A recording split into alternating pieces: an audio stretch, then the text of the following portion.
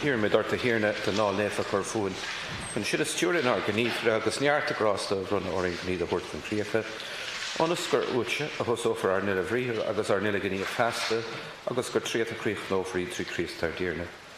Direct we beseech thee, O Lord, our actions by thy holy inspirations and carry them on by thy gracious assistance, that every word and work of ours may always begin from thee and by thee be happily ended. Through Christ our Lord. Amen.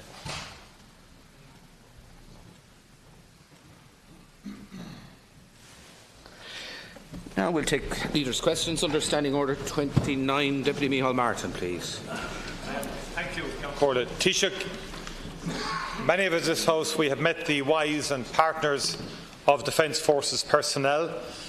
We have met the representative organisations of rank and file and commissioned officers, PD Fora and RACO. We have read the Defence Forces Climate Survey by University College Limerick, published last year. And today we read about the Orla and Niamh, 2 naval vessels, being unable to set sail due to crew shortages, and how reservists were drafted in to crew the Etna, major story in the Irish Times today. And if you look at all of that, put it together, the picture being painted is of a defence forces that is very seriously depleted, going through a severe retention crisis, shortage of specialist personnel in terms of bomb disposal experts and so forth, very low morale all round, poorly paid, and with very poor conditions of service. In addition to that, out there amongst defence forces, and being articulated by retired personnel, is a very real sense of a lack of respect and indeed contempt from government towards the defence forces.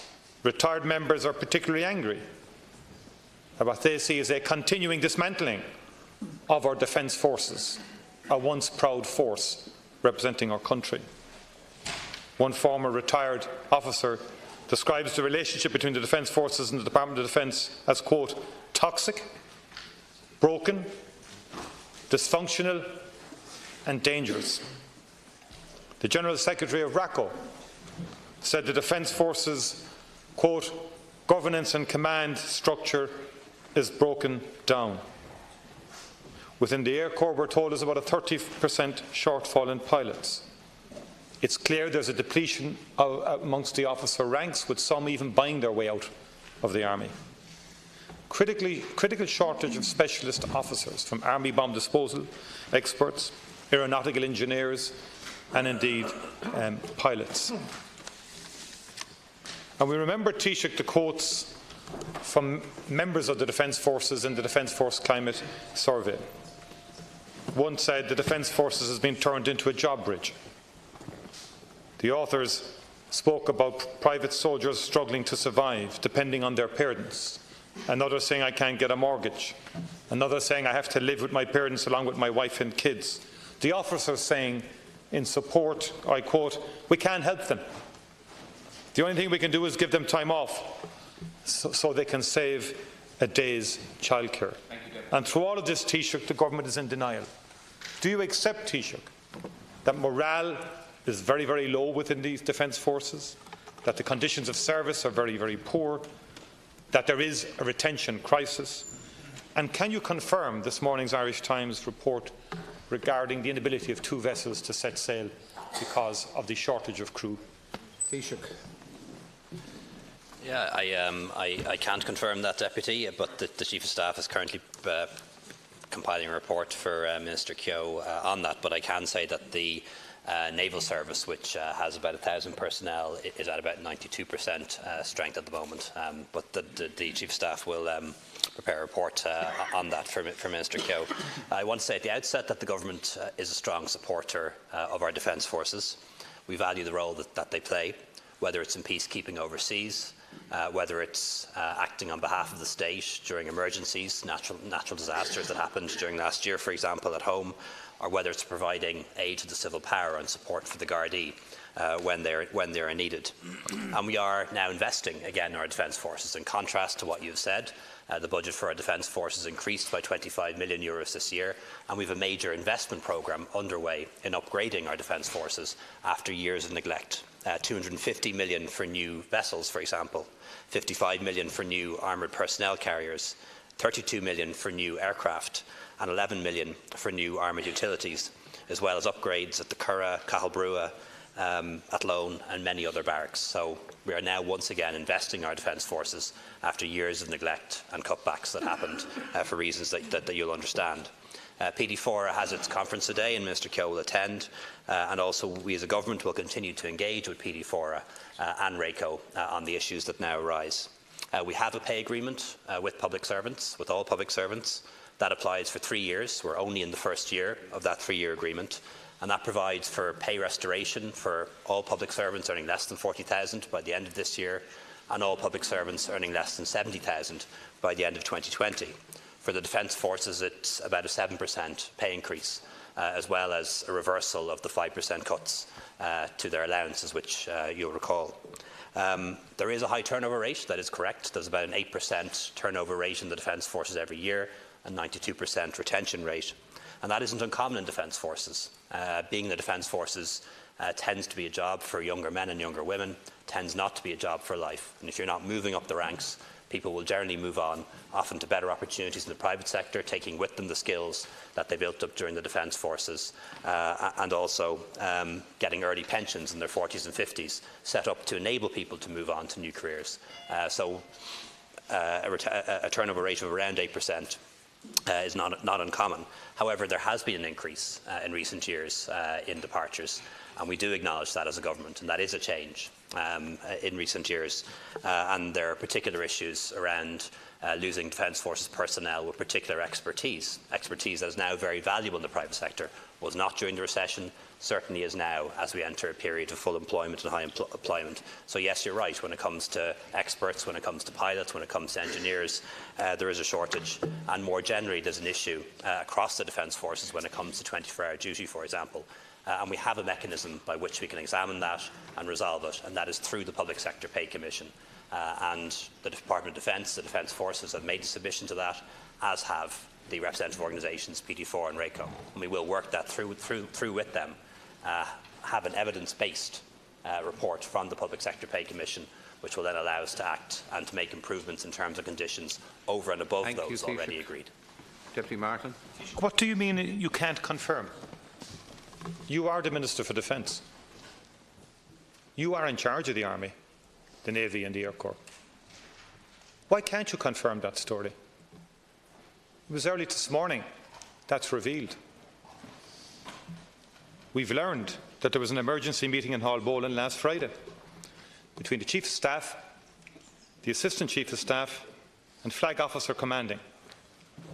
An emergency meeting on this. No denial from the Navy this morning, by the way. Carefully worded statement, but no denial. Why can't you confirm that? Did you not get on the phone? Did you not talk to the Secretary General of your department? And ask a very simple question. Did this happen? Is this the case? That 2 ships could not set sail because we couldn't crew them? You're failing the Army, Taoiseach. You're failing the Defence Forces. And you continue to fail them. The Defence Forces climate survey last year was a warning to everybody. This isn't about departures. It's not about high turnover. Lovely language, Taoiseach. Language which masks the reality of a critical lack of morale among Defence Forces, of an urgent need for a comprehensive response from government. Thank you, Deputy. And not just parking it and using Public Service Pay Commission as a way of dismissing them and saying, sure, we know you're not going to stay too long anyway. Shouldn't you all leave eventually? What kind of faith and respect emanates from that kind of language in our Defence Forces? It's a proud force. People have long careers in the Army, had long careers in the Army. You travel to locations around this country where families had pride in being members of the Irish Army and serving overseas. Deputy, now there is a crisis here, Taoiseach. And I want you to answer the House. Why don't you know? Why cannot you confirm? Why can't you confirm the story this morning? Because it's a serious issue. If it is the case that we can't crew our naval vessels. Taoiseach. I can't confirm it yet, Deputy, for the reason that I told you, because I haven't yet received the report from the Chief of Staff. The Minister of State has spoken to the Chief of Staff, and we're awaiting a report on that. There can be many reasons why a vessel may not be able to sail. But what I can say is that there are 1,000 personnel.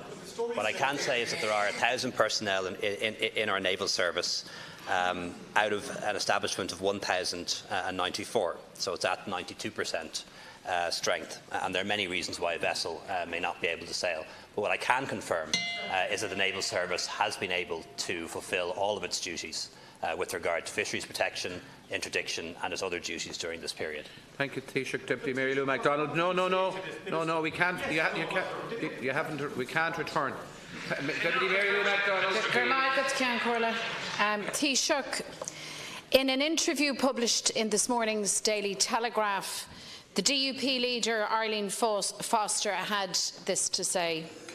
She said, "It has been deeply frustrating to hear people who voted Remain and in Europe talk as though we can't touch the Good Friday Agreement." She went on to say that things evolve, even in the EU context. She said there's been a lot of misinterpretation, holding the Good Friday Agreement, up as a sacrosanct piece of legislation. Taoiseach, such comments are not just unacceptable and wrong. I believe they are in fact dangerous and reprehensible. They reveal a reckless disregard for the peace process, for prosperity and for progress. It should be remembered, of course, that Arlene Foster left the Ulster Unionist Party in 2003 because of her opposition to the Good Friday Agreement, and it appears that the DUP leader has learned nothing in the 15 intervening years. It's entirely wrong to describe the Good Friday Agreement as a piece of legislation to be altered or changed on a whim. It is, in fact, an agreement between all backgrounds and strands of political outlook in the North and in the South. It is a fundamental component of the constitutional landscape of this country, and it is also an international treaty between this state and Britain lodged with the United Nations. It is, Taoiseach, the People's Agreement and not a chip to be bargained with. Perhaps the DUP leader needs to be reminded that this agreement was endorsed by the overwhelming majority of citizens on this island, by over 70% of the electorate in the north, by 94% of voters in this state.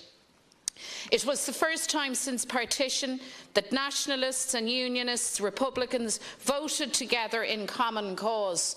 The second such instance, incidentally, was the Brexit referendum. The DUP rejected the Good Friday Agreement, they embrace Brexit, and on both counts they act in defiance of the democratic wishes of the people in the north. So I want to make this very clear, Taoiseach, that the Good Friday Agreement is not up for renegotiation as part of Brexit. It is, in fact, sacrosanct. And the best way forward for everyone on our island is not to dismiss the agreement, but to embrace it. So instead of play-acting and pandering to extremes, the DUP should fully commit to the implementation of that agreement rather than seeking to undermine it. It should stop denying citizens rights, and that, of course, would unlock the pathway to re-establishing the North's institutions. Last year it was agreed that the Good Friday Agreement must be protected in all its parts. So will you agree with me, Taoiseach, that this is not only absolutely essential, but it is non-negotiable? Will you agree with me that the Good Friday Agreement is in fact sacrosanct and will be protected in all of its parts? Thank you, Deputy MacDonald. Taoiseach. I want to thank Deputy O'Donnell for the question, and this is a very important matter. I think everyone in the House will agree. I want to say that the Government stands by the Good Friday Agreement and will defend its primacy. And we see our role as the Irish Government as being co-defenders of that agreement.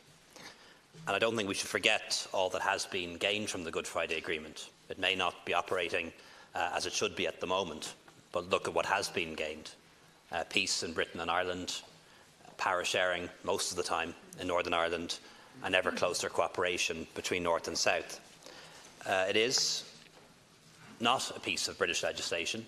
It is, as Deputy MacDonald says, an international agreement between the British and Irish government, as well as a multi-party agreement among the various parties. And it's an agreement that was put to referendum, adopted with over 70% support in Northern Ireland and over 95% support in this state back in 1997. While it may be factually correct to say that the Good Friday Agreement, just like any international treaty or agreement, could be changed, it could only be changed with the agreement of the British and Irish government, and could only be changed with the consent of the people of Northern Ireland, and indeed cross-community consent at that. It is not something that can be changed by any one political party or by any one government. And certainly, as far as this government is concerned, the Good Friday Agreement is not up for negotiation in these talks over Brexit. Thank you for that response, Taoiseach, and I wish to echo your sentiments in respect of the achievements of the last 20 years. And I think all of that should be acknowledged in spite of the fact that the institutions are currently not operational. I think it needs to be acknowledged also that in order for power sharing to work, in order for the institutions to be re-established, the spirit and the letter of the Good Friday Agreement must be embraced in its totality.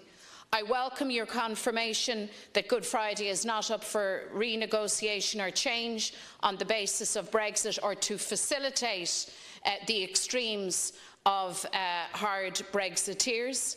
Can I ask you, Taoiseach, when you take to your feet again, to respond directly to Arlene Foster, to respond directly to the leader of the DUP, and to insist of her as a political leader that she respect the Good Friday Agreement, that she respect and in fact becomes part of the full implementation of that agreement. Thank you, Deputy Taoiseach.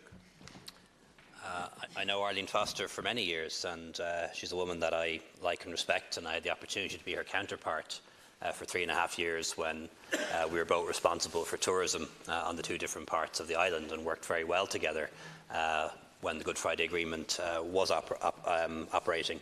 And I would say to any political party in Northern Ireland, or indeed on these islands, that we should all respect the Good Friday Agreement, and we should all work as hard as we can to make sure that those institutions are back up and running again. The Assembly giving expression to the democratic will of people living in Northern Ireland, an executive so the decisions are made, not by civil servants or politicians in London, or not made at all, made in Stormont in Belfast where they should be made, and so that we can get the North-South bodies up and running again. The bodies still operate, but the North-South Ministerial Council does not. And I think that's of great regret when we're talking about important projects ranging from the A5, which is important in connecting Derry and Donegal to Dublin and to Leinster, whether it's the North-South Interconnect or whether it's about all the issues that arise as a result of Brexit. I think we could much better manage those if we had those institutions up and running. And I would call on everyone to respect the agreement, to respect the decision of the people of Northern Ireland and Ireland to embrace that agreement and to make it work. Deputy Michael Collins, please. Thank you, Ciarán. Taoiseach, the boundary alterations between Cork City Council and Cork County Council has the potential of causing major financial strain on Cork County. Reports after reports were presented to the public over the past number of years trying to sell this plan, and when I and others read them closer, it was obvious it had the potential to have catastrophic consequences for West Cork and the whole of Cork County. I immediately called on my colleagues last year, the Rural Independent Group, to table a motion in the Dáil against this being implemented, and in spite of getting support from deputies from Kerry, Tipperary, Clare, Galway and Dublin, I got no support from any Dáil deputy from Cork. Fine Gael deputies, Fianna Fáil deputies, Sinn Féin, Independent Alliance all voted this motion down as leaders and deputy leaders cracked the whip and forced many to turn their backs on their own constituency for a promised compensation package that we were told would be put in place for 10 years for the county. At a meeting held in the council chambers on September the 13th last, where all the Oireachtas members were invited, we found out that a new wording for the package is now being proposed, and it looks like a compensation package will not be for 10 years, but instead be reviewed sometime in the first 3 years. Could happen in the first 2 months. And the City Council will not be compelled to pay compensation by law, which may well lead to a legal case between the two councils in the not-so-distant future, which will have further serious consequences. The people of Ballincollig in their thousands signed petitions against they being forced into the city boundary. Taoiseach, the people of Blarney and Tower look like being forced into the city boundary against the will of the people. The people of West Cork, where I have seen 7 businesses close in the past few weeks, are totally against the plan, but all kinds of democracy has been kicked out the window so they can force this plan down the throats of the people. The County Council voted unanimously against this happening, but again, this extension of the city boundary in Cork is being railroaded ahead, even that every politician who is honest in Cork knows how rural communities in County Cork are going to see a major loss in commercial rates, development charges and property tax. At a special meeting of the Cork County Council for all Oireachtas members on September 13 last, in Council chambers, the newly worded proposals, as it looks now, was being rejected by the Oireachtas members present as a shocking bad plan, and one that would have serious consequences for the whole of Cork County. In the 2 meetings held by the Cork County Council in Cork on this issue, to advise members of the Oireachtas on the consequences for Cork County, the non-attendance by Deputy Leader of Fine Gael Simon Coveney and Leader of Fianna Fáil Micheál Martin sent a clear message to me and to the councils who are present that 1. They ignore their councillors on the ground, and 2. They are in favour of the boundary extension, which basically throws the whole of Cork County to the wolves. The opposition to our motion 12 months ago proved that some senior people in parties forced the whip on their deputies to vote against our motion. In other words, forced their own deputies to vote against their own constituency, which was nothing short of shameful. Taoiseach, it is not too late. In my view, I ask you to personally intervene here where others haven't and sideline this boundary extension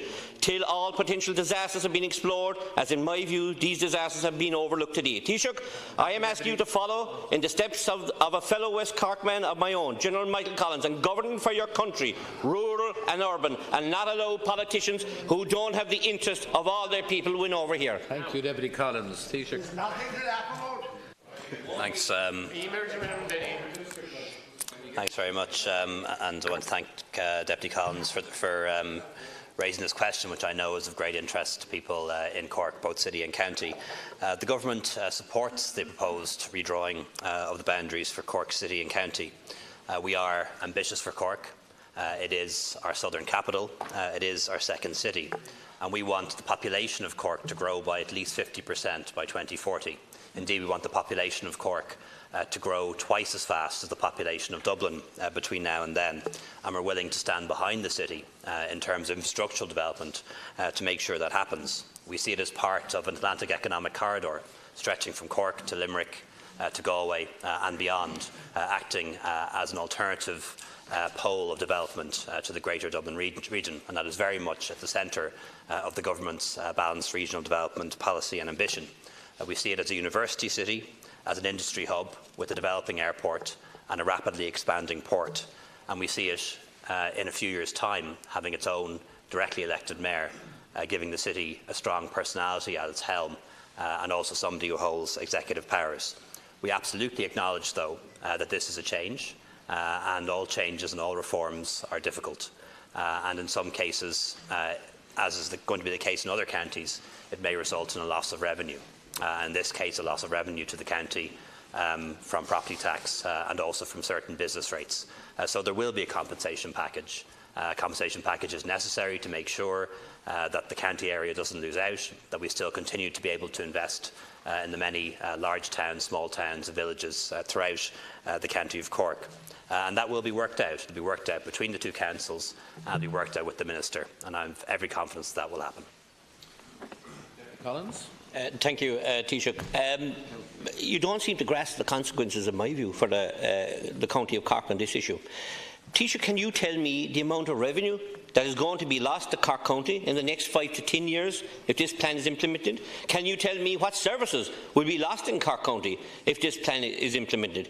Taoiseach, the Mayor of Cork County Council, as well as his colleagues, are travelling here to Dublin on Thursday to try to force through and get an understanding here from the politicians in here of the seriousness of this if this plan is implemented. Taoiseach, if you can't withdraw the plan, can you at least ring-fence into law that no review takes place of the package for the county for 10 years? And can you ring-fence into law that the council will have to pay each year, as the City Council have to pay each year, as was being previously proposed? Thank you, Deputy Collins. Taoiseach, to conclude on this matter. Yeah, in terms of services, it's not intended that any services will be lost. People who are living in Cork County will continue to receive services from their local authority that they receive now. In terms of revenue, there will need to be a compensation package that has to be worked out. It is absolutely the case that areas that are moving from what is now the county into the city, that as a result of that, commercial rates could be lost to the county, but also those areas will transfer as well, and the cost of providing the services in those areas will no longer fall to the county, it will fall to the city. So expenditure will fall as well.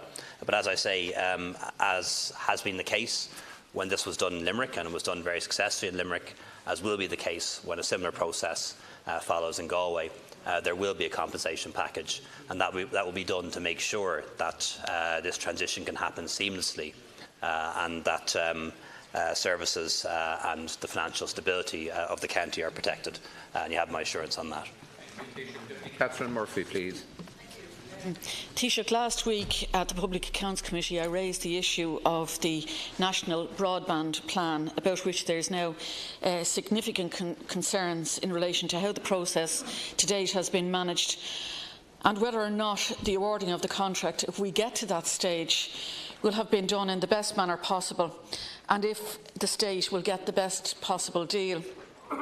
We know that there will have been no competitive tendering for what is one of the largest potential and most lucrative communications infrastructure projects in the country to date. Just last week, the Competition and Consumer Protection Commission was scathing about the potential monopoly within the waste sector, yet here we are in this process with only one bidder.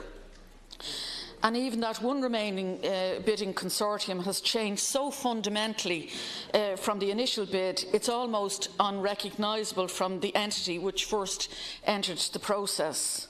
We had Air and Zero exit the process while ENET remained on as the leader of the remaining consortium. In July of this year, SSE pulled out of the consortium. ENET replaced SSE with the state-backed Irish Infrastructure Fund. Yet the consortium continued to morph, and just last month it emerged that ENET is no longer leading the consortium but is now a partner alongside other companies including Actavo, formerly known as SiteServe. So ENET, the original bidder, is now only one part of the consortium, which is now led by a private investment firm called Granahan McCourt. Taoiseach, surely you have concerns regarding the process and the substantial changes that have occurred within the bidding process since it was first launched. You must surely be concerned with the links that will inevitably be drawn between previous controversial contracts being awarded and some of the same personnel involved in this consortium. After all, it was Fine Gael in government when the Irish water contracts were awarded to a subsidiary of SiteServe, which is now the subject to a commission of investigation. It was Fine Gael who were in government when the second mobile phone licence was awarded to ESAT, which then became the subject of the Moriarty Tribunal. And it is looking like Fine Gael will be in government when the National Broadband Plan contract is awarded to a consortium within which the same high-profile business people are involved. Taoiseach, it is vital that this process for awarding the tender is above reproach. Would it not be better and more pertinent to ask the questions now, before any contract is awarded, to make sure that there is absolute public confidence in both the process and the outcome? My questions are you satisfied that the bidding process, where there's only one bidder involved, it will deliver broadband and best value for money? Do you have concerns regarding the sustainability of the remaining consortium, given that it has changed so much since it entered the process, and how stable will that be into the future? Thank you, and are you satisfied that the money spent thus far in the process have achieved the desired outcomes? Taoiseach. Thank you, Deputy. The National Broadband Plan aims to ensure that every home, every school, every business and every farm in Ireland no matter how remote, has access to high-speed broadband. Our ambition is to become one of the first countries in the world to be able to do that, to bring high-speed broadband to every home, every business, every farm and every premises in the country. As a project, it's probably the most ambitious project for rural Ireland since rural electrification, and it'll probably be the biggest ever infrastructural investment in rural Ireland. It is a project of that scale, of that enormity and of that importance, and that is why we have to get it right, and we're absolutely determined to get it right. It's not true to say that there was no competitive tendering. There were many bidders. We are now down to one bidder still standing. We would much prefer, of course, if there were more bidders. That is the way markets work. If there are more bidders, you probably get a better price, but we are now down to only one bidder for lots of different reasons. And the Department will carry out due diligence, first to ensure that the consortium is capable of delivering and getting the job done. That's the most important thing. That we get the best price possible, notwithstanding the fact that there is now only one bidder still in the process, and also to make sure that the process is robust and fair, learning from the mistakes of the past and the risk of legal challenges, which of course everyone will want to avoid. In terms of broadband more generally, I think it's important to acknowledge the enormous progress that has been made by this government of Fine Gael and independence since Minister Naughton became Minister. We have seen an expansion of access to high-speed broadband all across the country. It stood at about 52% when this government of Fine Gael and independence came to office. It's now over 70%. It'll be close to 80% by the end of the year. And that has been very much driven by the National Broadband Plan. Commercial investors knowing this was coming and getting in ahead of it and putting that infrastructure in the ground and providing it to homes. But that will still leave about 550,000 premises that will not be provided for by the commercial sector. And that is where government must intervene. Where the market cannot provide, government must intervene. And we see this as a project of enormous importance, probably the largest single infrastructural investment in rural Ireland, possibly the biggest one since rural electrification, and one that we're determined to deliver. Yeah, first of all, there's a number of questions you didn't respond to, but can I first of all echo the need for the broadband plan? I don't think anyone wants anything other than the plan to work, but the process has to be robust. I got a reply to a parliamentary question last November, and when I asked about the procurement process, and it was said it was still competitive because there was two strong operators in the telecoms field involved. I got another reply in February said there was still competitive tension because there was two strong competitors. There's now one bidder, and that one bidder is completely changed from from when the process commenced. It has been so unstable, and it's morphed into something entirely different. How can you give any guarantees that it will still exist in 6 months' time, or a year's time, or it will deliver? There is so many questions, or there's so many questions in relation to this broadband plan. Care has to be taken that there is public confidence in how the process works, because if the process is faulty, then the outcome is likely to be faulty as well. Taoiseach. Thank you, Deputy Taoiseach. To conclude, please. Yeah, I'm confident that the process has been robust, and I think the Deputy is absolutely right to draw attention to this. It is important that we get this right. This is an enormous investment, an investment that will run for 25 to 30 years. So it is important that we get it right. As I say, I've forgotten the exact term, but it's decide at haste and repent at leisure. But we need to make sure that that this process is robust, and we're confident it is. It is new, it is unprecedented. That is what makes it different to other contracts. This hasn't been done before. This hasn't been done by other countries, and if that in itself brings about an inherent risk, but that's not a good enough reason not to do it. The remaining bidder in the National Broadband Plan put in its final tender to the Department on Tuesday, the 19th of September, and over the coming weeks the Department's procurement team will evaluate that submission that was received at that point. and the Minister looks forward to receiving the output from that particular evaluation. As I mentioned, it's unique in terms of its level of ambition and vision, and the focus is to ensure that a future-proofed technical solution will allow this generation and future generations to participate fully in digital society. That concludes Leaders' questions. Announcement for information of the House.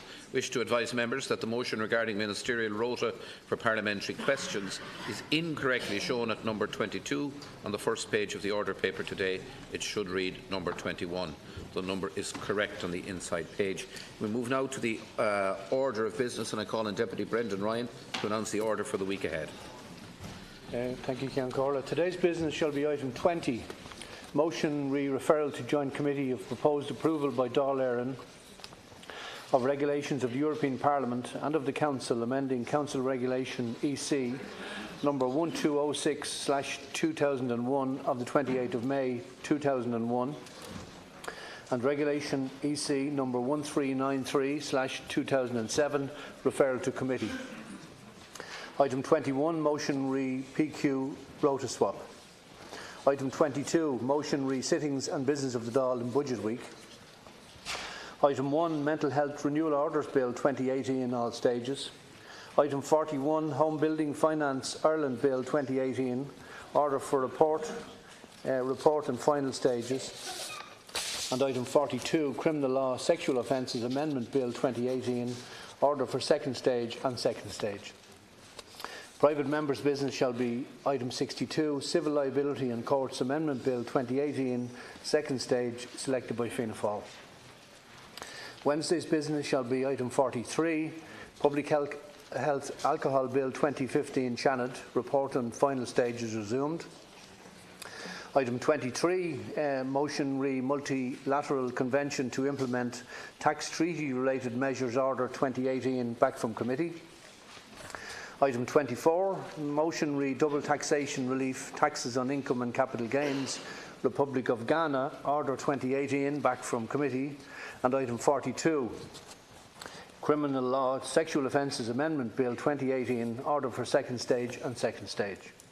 Private members' business shall be item 214, motion re-housing selected by Solidarity People Before Profit. On Thursday's business shall be item 24A, motion re-Ministerial Order Competition Act 2002, referral to committee, and item 10, Health Regulation of Termination of Pregnancy Bill 2018, Department of Health, order for second stage and second stage. And item 62, Civil Liability Amendment, Prevention of Benefits from Homicide Bill 2017, Deputy Jim O'Callaghan, second stage, shall be taken in the evening slot. Announcement of proposed arrangements for this week's business. I refer to the first revised report of the Business Committee dated the 27th of September 2018. In relation to today's business, it is proposed that 1. Items 20, 21 and 23 shall be taken without debate and that any division demanded shall be taken immediately. Number 2, the proceedings on item 1 shall, if not previously concluded, be brought to a conclusion after 85 minutes and any division demanded on the conclusion of second stage shall be taken immediately. Speeches shall be confined to a single round for a Minister or Minister of State and the main spokespersons for parties or groups or a member nominated in their stead, which shall not exceed 10 minutes each, with a 5-minute response from the Minister or Minister of State, and all members may share time. Proceedings on committee and remaining stages shall, if not previously concluded, be brought to a conclusion after 15 minutes by one question, which shall, in relation to amendments, include only those set down or accepted by the Minister for Health. Number 3, item 62 shall commence on the conclusion of the Mental Health Renewal Orders Bill 2018 or at 8 o'clock or 8 p.m, whichever is the later, and shall conclude within 2 hours, and the Dáil shall adjourn on the conclusion of private members' business. In relation to Wednesday's business, it is proposed that number 1, item 23 shall be brought to a conclusion after 45 minutes. Speeches shall be confined to a single round for a Minister or Minister of State and the main spokespersons for parties or groups or a member nominated in their stead, of 5 minutes each, with a 5-minute response from a Minister or Minister of State, and all members may share time. Number 2, item 24 shall be brought to a conclusion after 45 minutes. Speeches shall be confined to a single round for a Minister or Minister of State and the main spokespersons for parties or groups or a member nominated in their stead, of 5 minutes each, with a 5-minute response from a Minister or Minister of State, and all members may share time. In relation to Thursday's business, it is proposed that item 24A shall be taken without debate. Thank you. Thank you very much, Deputy Ryan. Now, there are 3 proposals just to put to the House today. Is the proposal for dealing with today's business agreed to? Agreed. Is the proposal for dealing with Wednesday's business agreed to? Agreed. Sorry.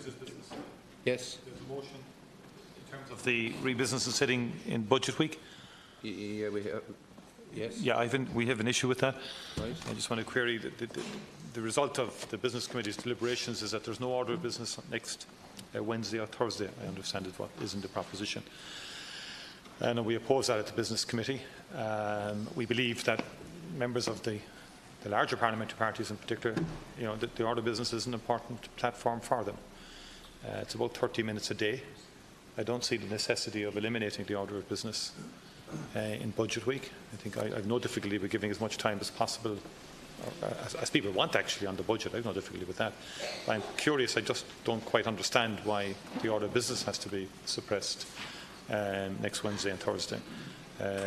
Or indeed, as a routine, I think topical should continue as well normally, but I think there's been some compromise affected on that. So I would ask for the Oireachtas to reconsider this. I think the order of business should be standard in sitting weeks of the House. I don't see the budget in itself as a reason why we should eliminate it, particularly on the Wednesday and the Thursday.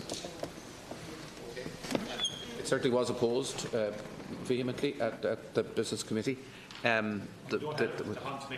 We don't. This committee, so the logic behind adopting the process, the proposals that's before us, is that this is simply replicating what we had done last year. All right. Oh no, that's fine.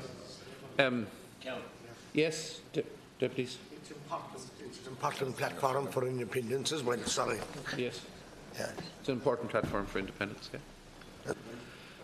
Well, we're second guessing what the. Do we want to have a? All right. Okay. Can be looked at, and we'll come back to you tomorrow with our proposal in respect of that. Okay. So we'll revert to you tomorrow. So. Item, and we'll revert to you on that matter tomorrow. Notwithstanding that, is the proposal for dealing with Wednesday's business agreed to? Agreed. And is the proposal for dealing with Thursday's business agreed to? Not agreed. Deputy Louise. Our party whip has written to you to request that additional time be made available this week, late sitting maybe on a Thursday and perhaps on a Friday, to discuss the regulation of termination of pregnancy bill. Since we had the referendum, 1,500 women have travelled. I think it behoves us to treat this with the urgency that the result demands. So we would ask that there would be additional sittings provided and that the Business Committee be reconvened to discuss that. We can discuss that as well as the matter raised by Deputy Martin. Was discussed at length at the Business Committee. And I thought there was more or less unanimity in terms of how we're dealing with this. I know I've had correspondence, yes, most definitely have had. And the Business Committee did agree to waive pre-legislative scrutiny at the request of the Minister for Health. But we will consult on that matter as well, and likewise revert to the House tomorrow. Is that okay? On promised legislation, Deputy Micheál Martin. Yes. Taoiseach, the report in the Irish Examiner today about 2 members quitting the Board of Governors in University College Cork because of lack of funding from Science Foundation Ireland, I think is particularly disappointing. I don't know whether you're familiar with the issue. Professor Kelly, UK-based biochemist, resigned last August due to what he believed to be an utter lack of transparency around the SFI process, and because UCC did not appeal the decision in relation to the infant centre, which was set up in 2013. Now, it raises very fundamental issues about research and sustainability. The team there already had received awards from the American Heart Association because of its groundbreaking work in preeclampsia, which is, as you know, a life-threatening condition. Now, in the overall context of patient safety and the patient safety legislation, it does defy, in my view, logic that we would be if you like, ending very, very valuable research of this quality. And Professor Kenny, Louise Kenny, who believes the decision was political, stated that they were not given a full explanation why the proposal was rejected. I would ask you to inquire into this, and if you can get some satisfactory responses for us. Taoiseach or Minister Daly? As I understand it, Science Foundation Ireland decides on how this research funding should be allocated, and they do it on a competitive basis. And when they do that, unfortunately, some universities and some research centres get funding and others do not. I do not believe there's any substance to any suggestion that there is political interference in this, nor should there be now. But I will ask the Minister to provide a report to the Deputy and for SFI to meet with the infant and to perhaps explain to them why they didn't get the funding on this occasion. Taoiseach, Deputy Mary Lou MacDonald. Taoiseach, this morning customers of a number of banks didn't receive child benefit and other social welfare payments due to a systems-wide banking issue. Now, I appreciate that this wasn't an error of government, but of course it caused considerable concern and anxiety for many who rely on these payments. Can you just confirm for the House, Taoiseach, that the systems error has been corrected, that people have in fact now received their payments, and when the investigation by the Department into this error might be finalised and made public? Thank you, Deputy MacDonald. Taoiseach. This issue, it was an issue with the EU payment system, but that has now been resolved. And all social welfare customers should have received their payments by now, or if not, should receive them during the course of the day. The Department is monitoring the issue, but if any customer is encountering difficulties, they're encouraged to contact their community welfare service or at their local entry office. Thank you, Taoiseach. Deputy Howland.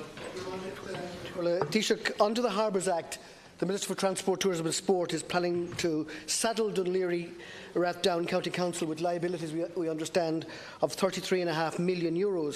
As sole shareholder, he's signing over Dún Laoghaire Port to the Council, which in and of itself is a really good thing. But the sting in the tail is that he's adding on to it liabilities of the port that are estimated at €33 million.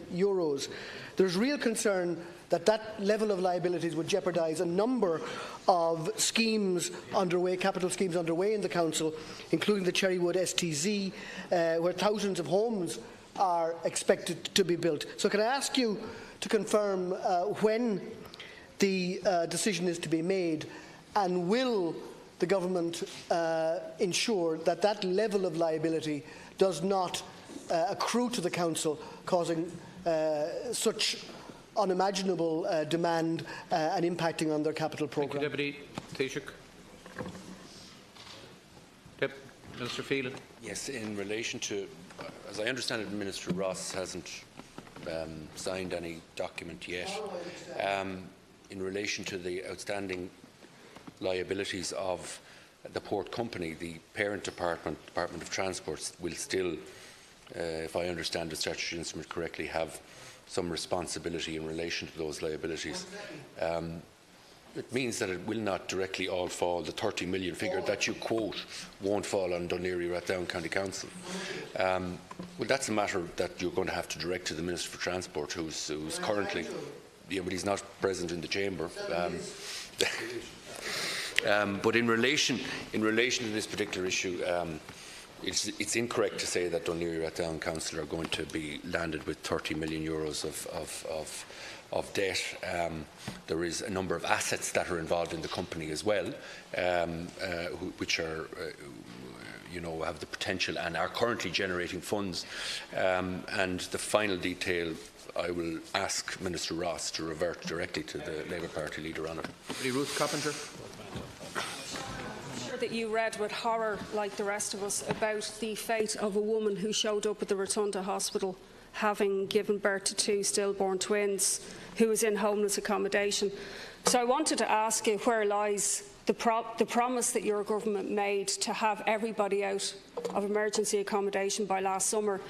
And specifically, what research is your government doing into the numbers of pregnant women in homeless accommodation? Because the My Name Is campaign have said last year. We spoke about the integrity of treating children as just statistics, but it appears newborns born into homelessness don't even make it as a statistic. You don't even keep records. One charity, the DePaul charity, said that they had 27 pregnant women sleeping in their homeless accommodation last year. They talked about these women getting up and walking the streets and then actually having to give birth and not knowing what their newborn child would. I've had experience of this with people myself. 18 in Dublin North Central also affected by homelessness, and 5 born into homelessness. This is an absolute outrage. We cannot say, I just want to be careful here, Count Corlin, nobody can say, way over time, I'm afraid. Okay, but just finishing this, nobody can say what caused this to happen.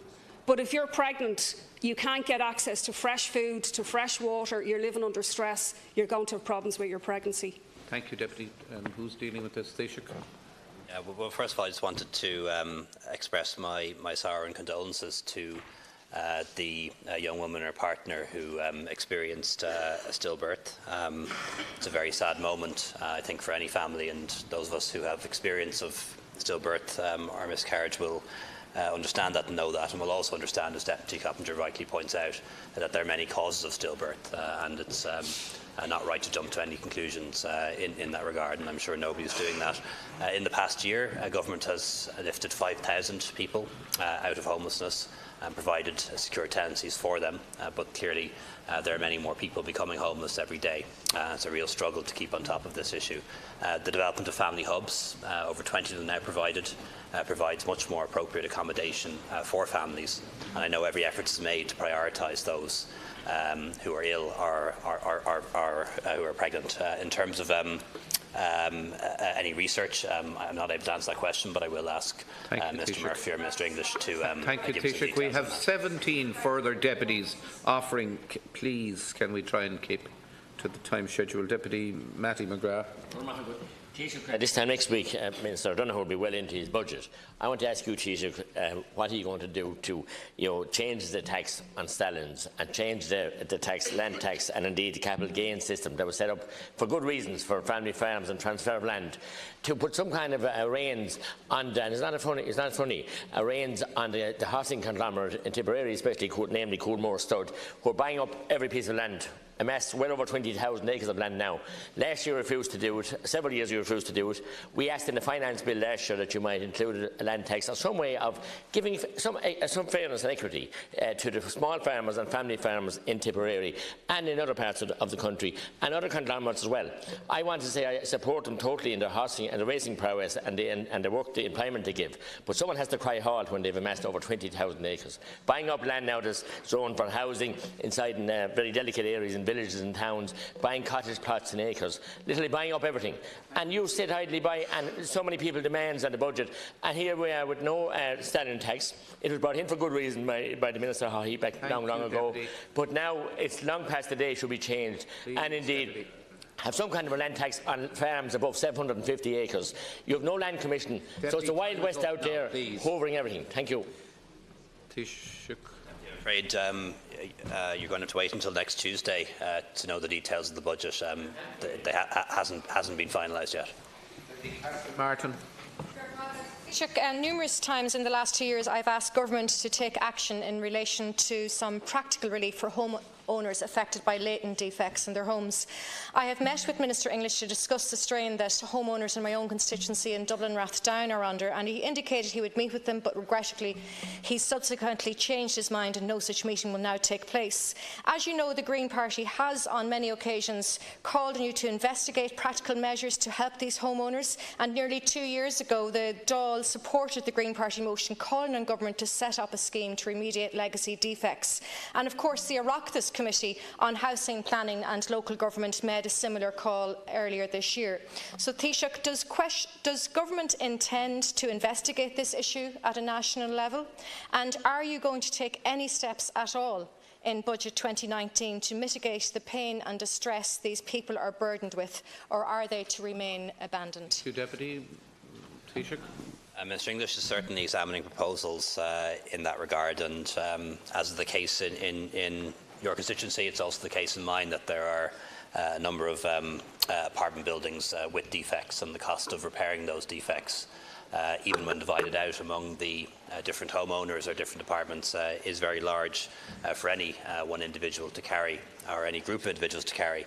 However, before we commit taxpayers' money, whether it's through tax incentives, write-offs or grants, before we commit taxpayers' money to the repair of private homes or private duplexes or private apartments, we need to have an understanding as to the kind of costs that we could be imposing on taxpayers in general and on the rest of society, and we don't yet have any calculation for that. Thank you, Taoiseach. Deputy Roisin Shortall.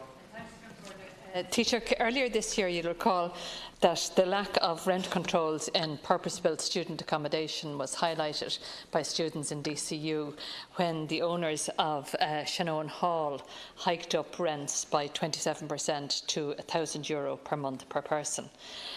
Now, at the time, Minister Owen Murphy gave a commitment that he would bring student rentals under the RTB in respect of rent pressure zones.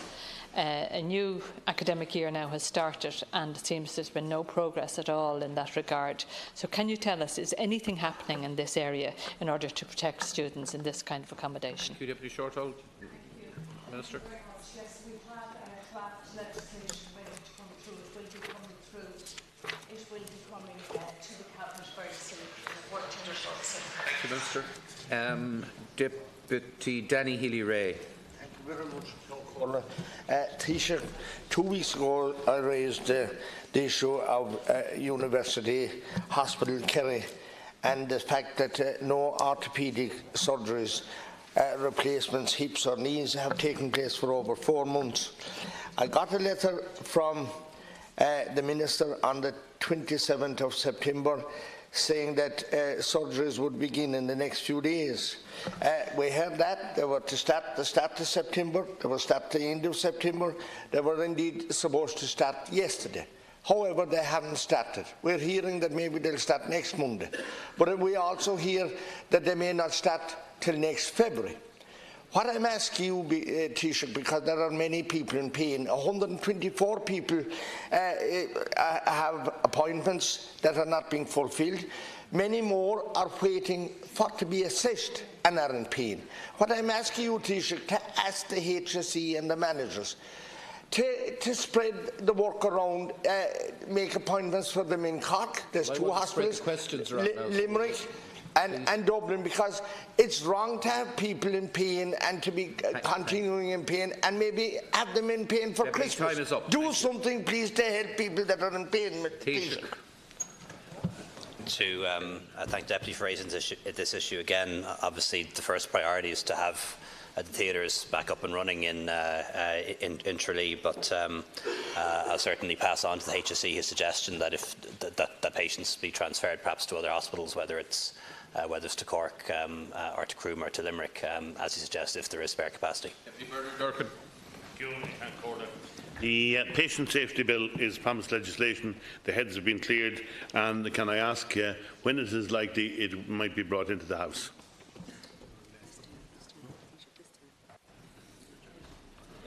It's due in, certainly due in this term. I think pre-legislative scrutiny has happened.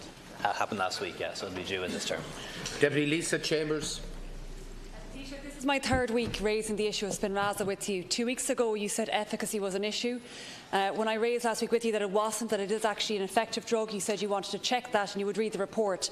Taoiseach, have you read the report, and can you now confirm to the House that the drug is effective, that efficacy is not an issue, it is solely down to cost? We have families waiting for a HSE decision. The Minister for Health has still not responded to the families, despite me asking you on 2 previous occasions to direct your Minister to do so. Will you now do so, Taoiseach? On the same matter, John Corn. Taoiseach, this day 2 weeks ago I raised the exact same issue with you, and I hope you didn't take it out of context, but I did ask that I hope that the government aren't hiding behind the bureaucracy of the situation, and specifically I want to make this point, that the programme for government commits that Ireland would try to get these drugs on a European-wide basis, And we're finding it on this side of the House very difficult to understand how other European countries that we're supposed to be working in alliance with have secured this drug for the citizens of their country. There are 25 children in this country in need of this drug, 2 of them in my own constituency, and the timing of it really matters. So I'm hoping, Taoiseach, that there will be an effort to have a speedy response to this issue. On this matter? It's not a case of giving a direction to the Minister. We as a House decided in legislation that whether drugs are reimbursed or not should not be a political decision, and it's not a political decision for good reasons. Whether a new medicine is licensed for use is a decision either of the HPRA here or the European Medicines Agency, and whether it's reimbursed or not is a decision made by the HSE National Drugs Committee based on best clinical advice. As I think I mentioned to Deputy Chambers the last time she raised this, is that it's not simply a case of whether a medicine is effective or not, it's about how effective it is. And I did read the report, and the report indicates that the cost of the medicine outweighs the benefits by 10 to 1 or even 20 to 1. So when you measure up the cost against the efficacy, it's 10 to 1 or 20 to 1. Which is unfortunately not a very good figure. You'd expect it to be in a cost to benefit ratio. You'd expect it to be more like 1 to 1. Unfortunately, it's 10 to 1 or 20 to 1.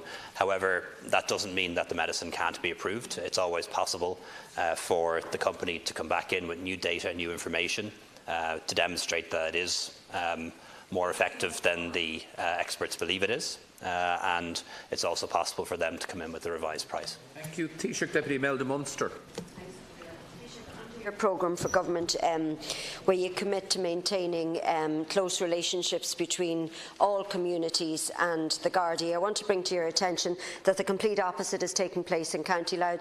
There's one community policing van that has to be shared between Drogheda and Dundalk, the 2 largest towns in the county. There's only 2 patrol cars to service the entire Drogheda area, including Clogherhead, Termonfeckin, Dunleer and Monasterboice. There's no uniformed inspector throughout the entire county. Now, it is reported that Gardaí have to walk, cycle or use their own cars when they're carrying out serious investigations or even house calling. And how do you propose that rural parts of the county would be patrolled or policed as we approach the dark evenings of winter? It makes a mockery of what your community policing is supposed to be about. Now, in your programme for government, you gave a commitment to fund Gardaí vehicles to the tune of 34 million. I'm just wondering, on behalf of the people of Louth, have you bypassed Louth, or can you tell me exactly when Gardaí in Louth can expect to receive that funding and investment in their fleet? Deputy Declan Brannock on the same matter.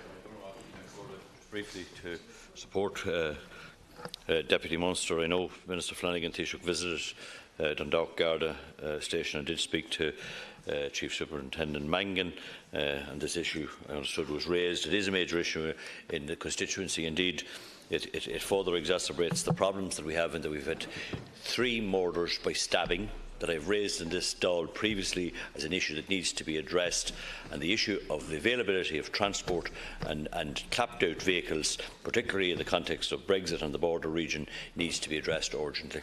You, Minister for Justice. I thank the deputies for raising this issue of some importance in the Louth area. Deputy Brannock is correct. I visited the region not so long ago. Can I say yes, that the amount of money invested by the government in the Garda fleet, in excess of 30 million, is very much on track. These issues are primarily issues for the Garda Commissioner in terms of operations. However, an unprecedented sum of €1.6 billion has been made available to An Garda Síochána in terms of their budget. My understanding from the Garda Commissioner is that in excess of 200 new vehicles have come on stream this year. I would say, as far as County Louth is concerned, that this is an issue that could well be pursued by the local community in the form of the Joint Policing Committee. I, however, keep in close contact with senior management team within An Garda, and I would be happy to pass on the concerns of the deputies. Thank you, Minister. Deputy Shane Castles. Ceann Comhairle, Taoiseach, 2 weeks ago I questioned the Minister for Communications on the independent report into the viability of undergrounding the Airgrid North-South interconnector power line traversing Meath, Cavan and Monaghan. and he told me that he was bringing a report to Cabinet. Can I ask you, Taoiseach, has a memo on that been brought to Cabinet, and can you let the people of Meath and Cavan and Monaghan know, does it back undergrounding as a viable option, or promote overground pylons as the best option? And finally, Taoiseach, was the memo endorsed by Cabinet, and was there any objections recorded by any Cabinet member to that report at Cabinet? The memo was approved by Cabinet today. The report, I understand, has been published already. If not, it will be published in the next few hours, and will now go to the Joint Oireachtas Committee for further consideration. Thank you, Taoiseach. Deputy Martin Hayden. Thank you. Well, you can read it. Take a while to read it. Can't give you an answer. Deputy Hayden has the floor, please. If I could ask about the Public Service Superannuation Age of Retirement Bill, which is to allow public servants work beyond the age of 65. This is an item that has been a cause of much concern and has been raised with me by a number of constituents, many of whom would like that opportunity, and those who are approaching the age of 65. I know this with the Shannon, but we'll be very keen for it to get back before the House as soon as possible if there is any update on it.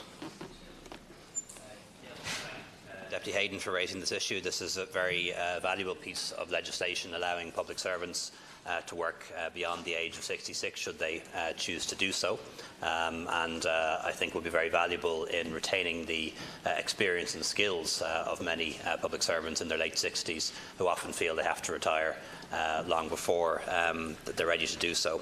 And that legislation is now through the Shannon. We anticipate it to be in the Dáil later this session, with a view to having it enacted before the end of the year. Thank you, Taoiseach. That concludes questions on promised legislation. We move now to item number 40, his motion regarding proposed approval by Dáil Éireann of a proposal for a regulation of the European Parliament and of the Council establishing the Internal Security Fund postponed division. Let's now deal with the postponed division relating to the motion. On Thursday, 27th of September 2018, on the question that the motion be agreed to, a division was claimed, and in accordance with Standing Order 72, that division must be taken now, and the clerk will ring the bells.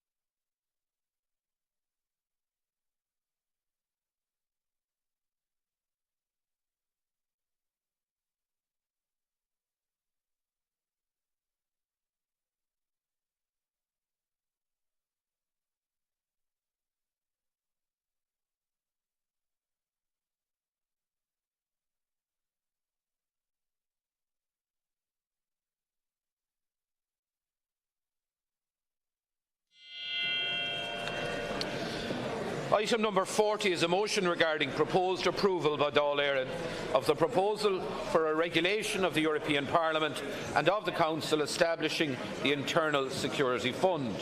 The question is that the motion be agreed to, and on that question a division has been challenged.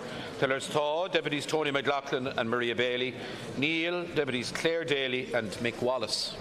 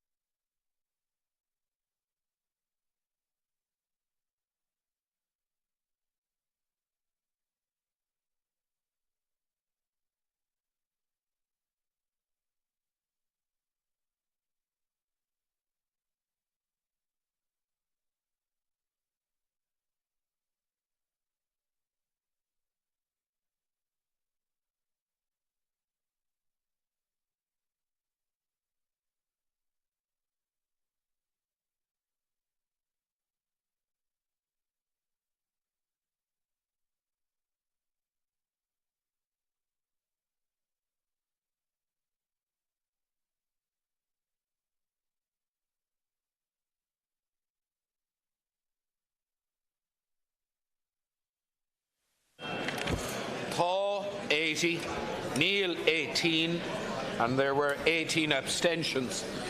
The question is carried and the motion is agreed. We move now to item number 17, which is the Prohibition of Fur Farming Bill 2018. I call on Deputy Coppinger to move for leave to introduce. Yes, I'll go into the middle, yeah.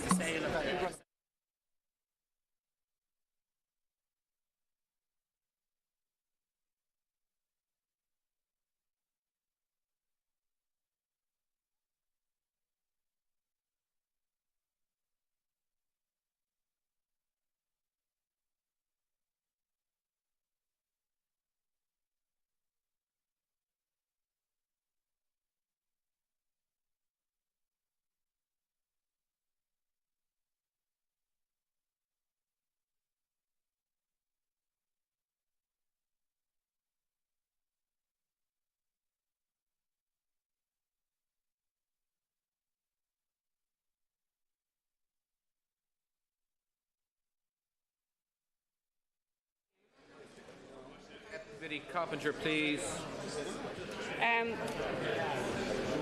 Count Corla, I'd like to move the first stage of the prohibition of fur farming bill.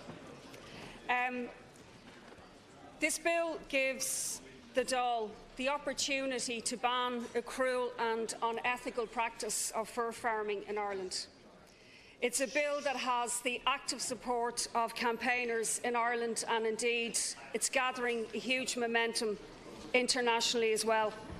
I'd like to thank the Irish Society for the Prevention of Cruelty to Animals, the Fur Free Alliance, the National Animal Rights Association, the Irish Council Against Blood Sports, Respect for Animals and many other campaigners who support this bill and are campaigning for a ban on fur farming in Ireland. And I'd also like to welcome people into the Dáil who are watching the beginning of this debate today, who've been waiting anxiously for this to be raised in the Parliament.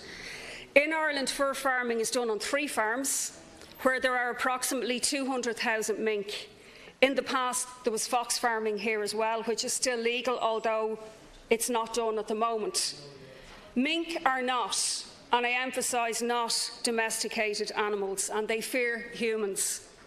All other farmed animals generally are domesticated animals who don't fear humans in their daily contact. The EU Scientific Committee on Animal Health and Welfare has described fur farming as inherently unethical and that it's not possible to stop it being cruel through regulation. Mink are native to North America and Russia. They're semi-aquatic and they live as solo hunters. In fur farms, they're kept in cages and away from what would be considered their natural habitat. Given they're ferocious hunters, during the presentation of the... Is that not a requirement? It's normal. just got so used to that kind of thing, didn't bother raising it.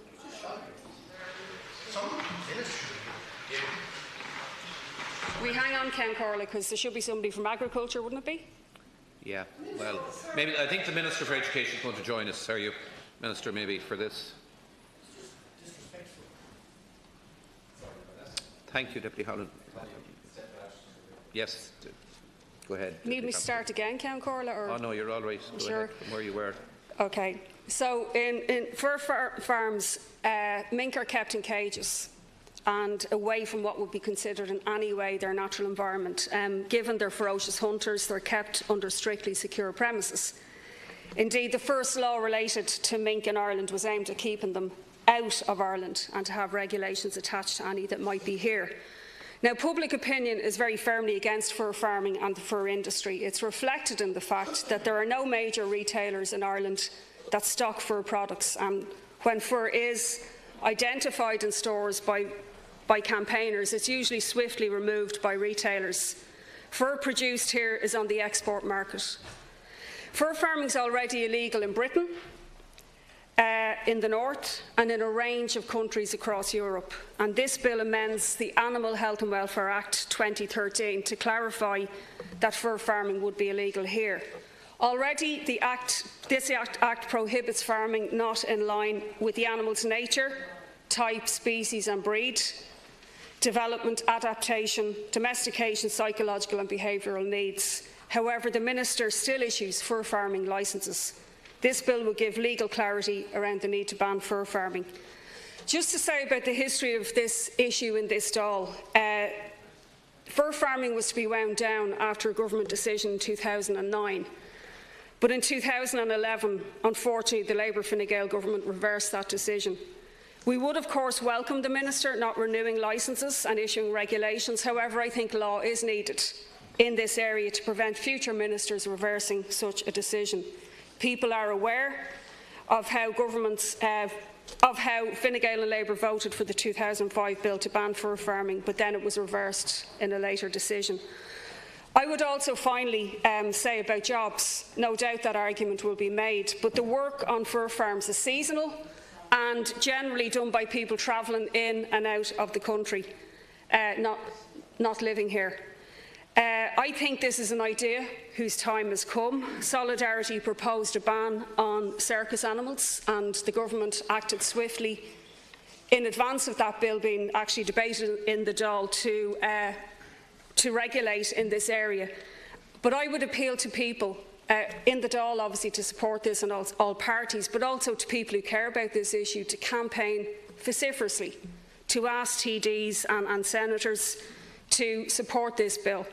It would seem that under this system, under capitalism, the cruel treatment of animals can be highly profitable, but any measures to stop cruel practices can challenge the profits of an industry, and I've no doubt the fur farming industry will retaliate, and therefore it's very important that people lobby their public representatives to support this bill. Is the bill being opposed?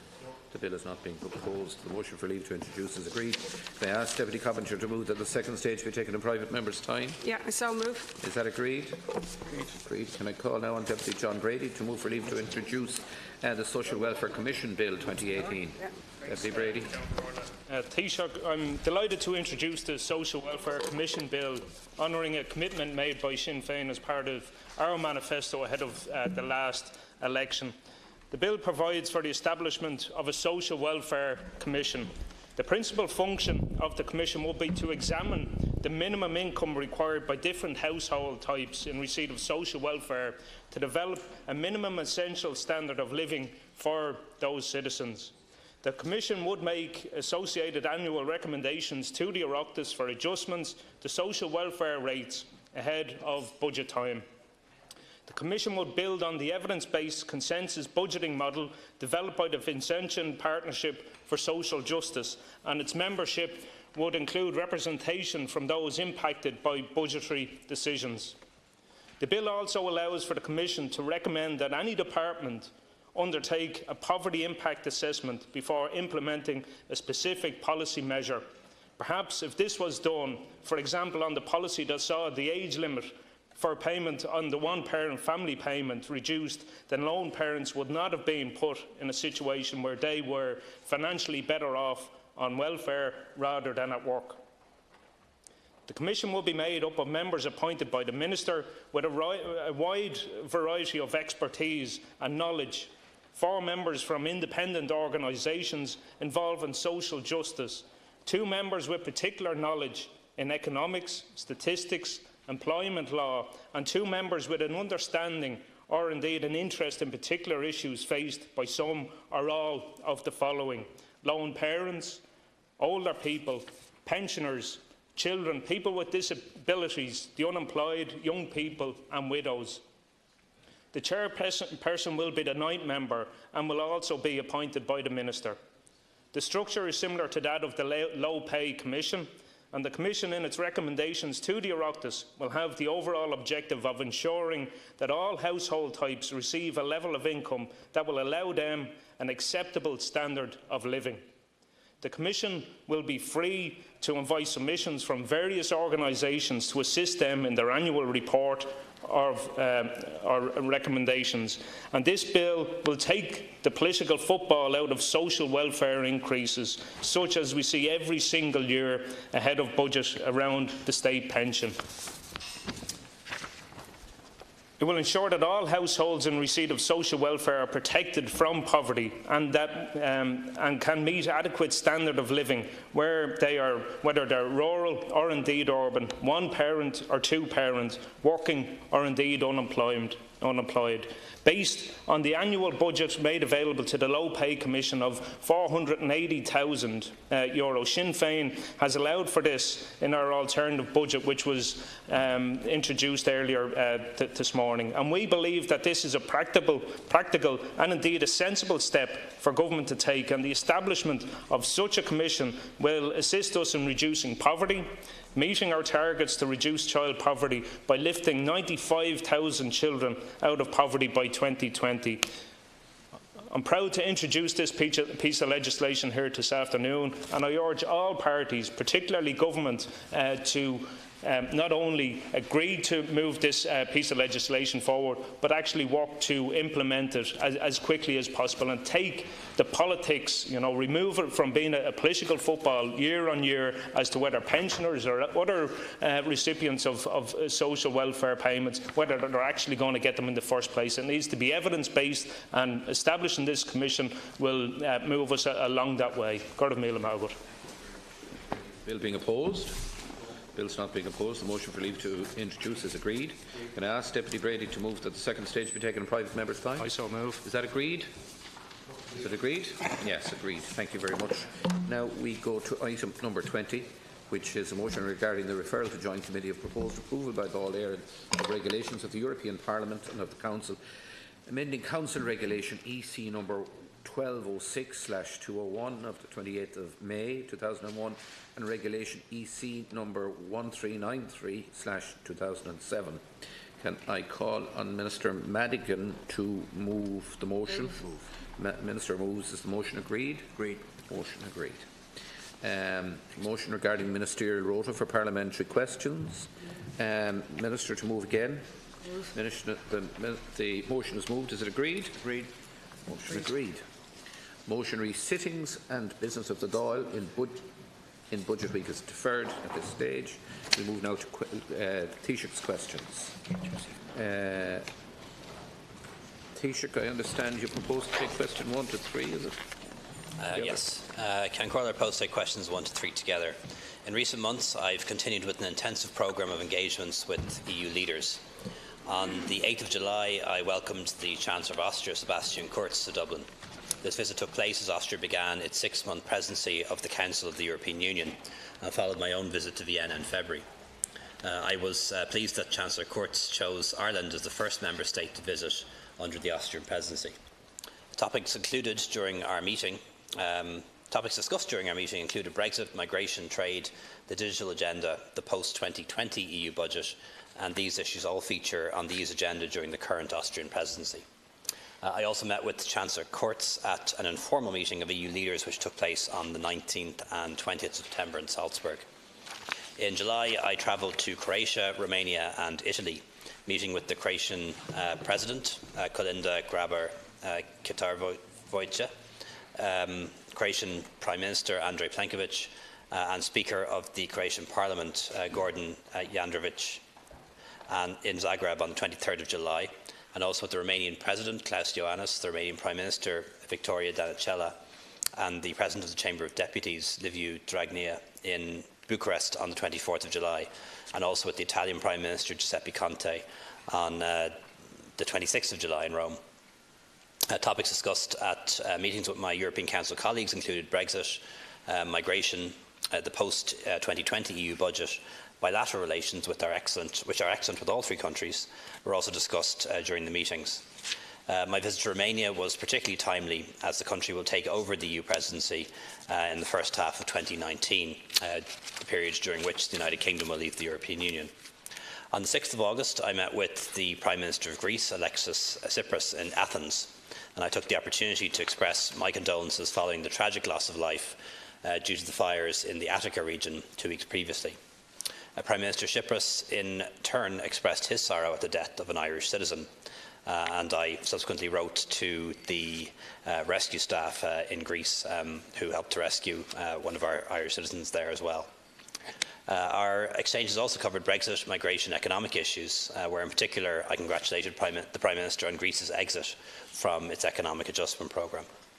I also briefly met with several of my European Council colleagues on the margins of my recent visit to the United Nations last Monday, including Prime Minister Oireachtas of Estonia, Joseph Muscat of Malta, and also the President of Cyprus. Ongoing engagement and further upcoming bilateral meetings are envisaged for the period ahead, and these will be confirmed when details have been finalised. I'll continue to take advantage of every opportunity to advance Ireland's interests with fellow members of the European Council.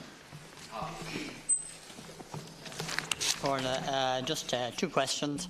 The Taoiseach obviously met with a lot of EU leaders over the course of the summer, and I've no doubt that they expressed support for Ireland in relation to the Brexit issue and the backstop on the border. Could I just ask a question in relation to that? The October summit is going to be important, but the general view is that a major decision won't be made until November, although I hear now that there's talk of another European Council summit in December, well, a scheduled one, but that decisions may, in relation to Brexit, may be left over till December. I think that would be a very retrograde step. The European Parliament has to ratify the withdrawal treaty, as indeed the other EU states. So could you comment on the timetable in that regard? I notice also migration was a big issue when you discussed various matters with these EU leaders. It is a big issue. It's a big challenge facing the European Union. I note what the EU has agreed in that regard at European Council meetings in relation to disembarkation platforms, control centres and reform of the common European asylum system, especially the Dublin regulation. And I note also that Ireland has opted in to relocation and resettlement measures. I think Ireland can learn from the mistakes of other EU countries. I think we need to manage diversity and implement successful integration policies. There's no room for complacency in that regard in respect of this country. And Taoiseach, can you assure me that we are pursuing successful integration policies in our country here in Ireland, and that we are managing diversity, because it's a huge issue in Europe. There's European Parliament elections coming up next year. I think migration is going to be a big issue in those elections, and I want you, Taoiseach, as Head of Government, to assure us that we're doing everything possible in this country to ensure the successful management of migration. Yes, Taoiseach, I know you didn't refer to your meeting with the British Prime Minister in Salzburg, which I presume happened, because I think it's becoming, yes, and the British Prime Minister is still an EU leader, hasn't left yet. It's becoming increasingly clear, Taoiseach, that the absence of a working Northern Ireland Assembly, and indeed executives, causing major problems in relation to the Brexit negotiations. Instead of having a cross-community democratic body speaking out for the people of Northern Ireland, and indeed the majority anti-Brexit majority, we have party agendas dominating. The appalling comments today concerning the Good Friday Agreement confirm the damage. In this case, Taoiseach, it would have been expected that the restoration of the Assembly and the Executive would have been an absolute priority for you. Yet the evidence is that for the first time the whole area seems to have been effectively subcontracted to the Minister for Foreign Affairs, and that you do not see relations between the government buildings in Dublin and Downing Street as central to the process. This is the only conclusion which we can draw from the irregular contact which you and Prime Minister May maintain. Earlier this year you went 7 weeks without speaking. Before Salzburg you went 10 weeks without speaking. You do not appear to have had a bilateral session focused primarily on Northern Ireland since the shambolic visit to Stormont in February, where you and the Prime Minister flew in to take the glory for a deal which never materialised. While Michel Barnier is indeed our chief negotiator on Brexit, Taoiseach, you are supposed to be our chief negotiator on Northern Ireland. Can you tell us what initiatives you intend taking to engage the British Government on this? Is it your position that irregular and short conversations display a decent working relationship or a real priority for Northern Ireland? So I think it should be at this juncture clear, even to Deputy Micheál Martin, that at the heart of the crisis and the hiatus in the institutions in the North is the fact that the DUP have not embraced the Good Friday Agreement. And you can only have a functioning system of power sharing where you have parties that are open to power sharing. You can't indefinitely suspend the expectations of an entire society and tell people to wait and wait and wait some more whilst one party, the DUP, refused to play ball. So those are the facts. Nobody regrets more than I the fact that the agreement in February was not taken over the line, but the responsibility for that rests at the feet of the DUP. Responsibility for the toxic relationship between the Tories and the DUP lies and rests respectively with Theresa May and with Arlene Foster. And I agree with the Deputy when he says that the North needs to be a priority for the Taoiseach, that the commitment needs to be strong, that the channels of communication need to be up, and I think that's fair enough. But I frankly don't think it's fair, and it's not dealing with the very, very challenging realities, to play a game of make-believe and to say, well, everybody is wrong in this scenario. The difficulty and the fault squarely lies with one party, and that party is the DUP. And we need to try and fix that. We need to resolve that. But we can only do that if we are prepared to say that out loud and to challenge Arlene Foster in particular in that regard. Taoiseach, can you tell us what she said to Chancellor Kurtz on the issue of migration? Did you challenge him? Did you challenge his partners in government? And as to our management of migration here, I think it's been fairly disastrous. I think one only needs to look to the system of direct provision to have proof positive that far from managing migration, in fact, we are failing spectacularly in that regard. Thank you, Ceann Comhairle. Can I begin by actually congratulating the Taoiseach in organising a series of bilateral meetings through the summer and beyond. I think it's an important ongoing process, and I think it's the right thing to do. I spent last weekend before last rather, at the British Labour Party conference, and I met with a variety of different groupings, small firms representatives and very large business representatives. Without any exception, all of them outlined the negative impacts that Brexit will have on the economy and on employment in the United Kingdom. And none of them knew how to actually even articulate this without fear of being overwhelmed with criticism. That's the background music in the United Kingdom right now. A lot of the focus politically, and I think it will be the same perhaps at the Tory conference underway right now, is on what will happen next year in, if you like, the final chapter leading up to the UK exit. What will happen in Parliament? Will there be a majority for this or for that? I tried, and I continue to try, to focus on the Irish backstop now. Because if there is no agreed legal formulation for an Irish backstop, we won't get to a vote in the British Parliament in terms of a withdrawal agreement, because there won't be one. So can I ask the Taoiseach directly, what is your understanding of the date when the British government will publish finally its legal understanding of what they politically agreed to in December of last year? We know that they've dismissed the Barnier interpretation of that, and Barnier is going to have another go at it. But we also understand from repeated commitments that the British government are going to set out its legal understanding. When will that happen? And finally, in the event of that not happening in advance of the October EU summit, that the British not setting out their legal understanding of the backstop, what will your response be?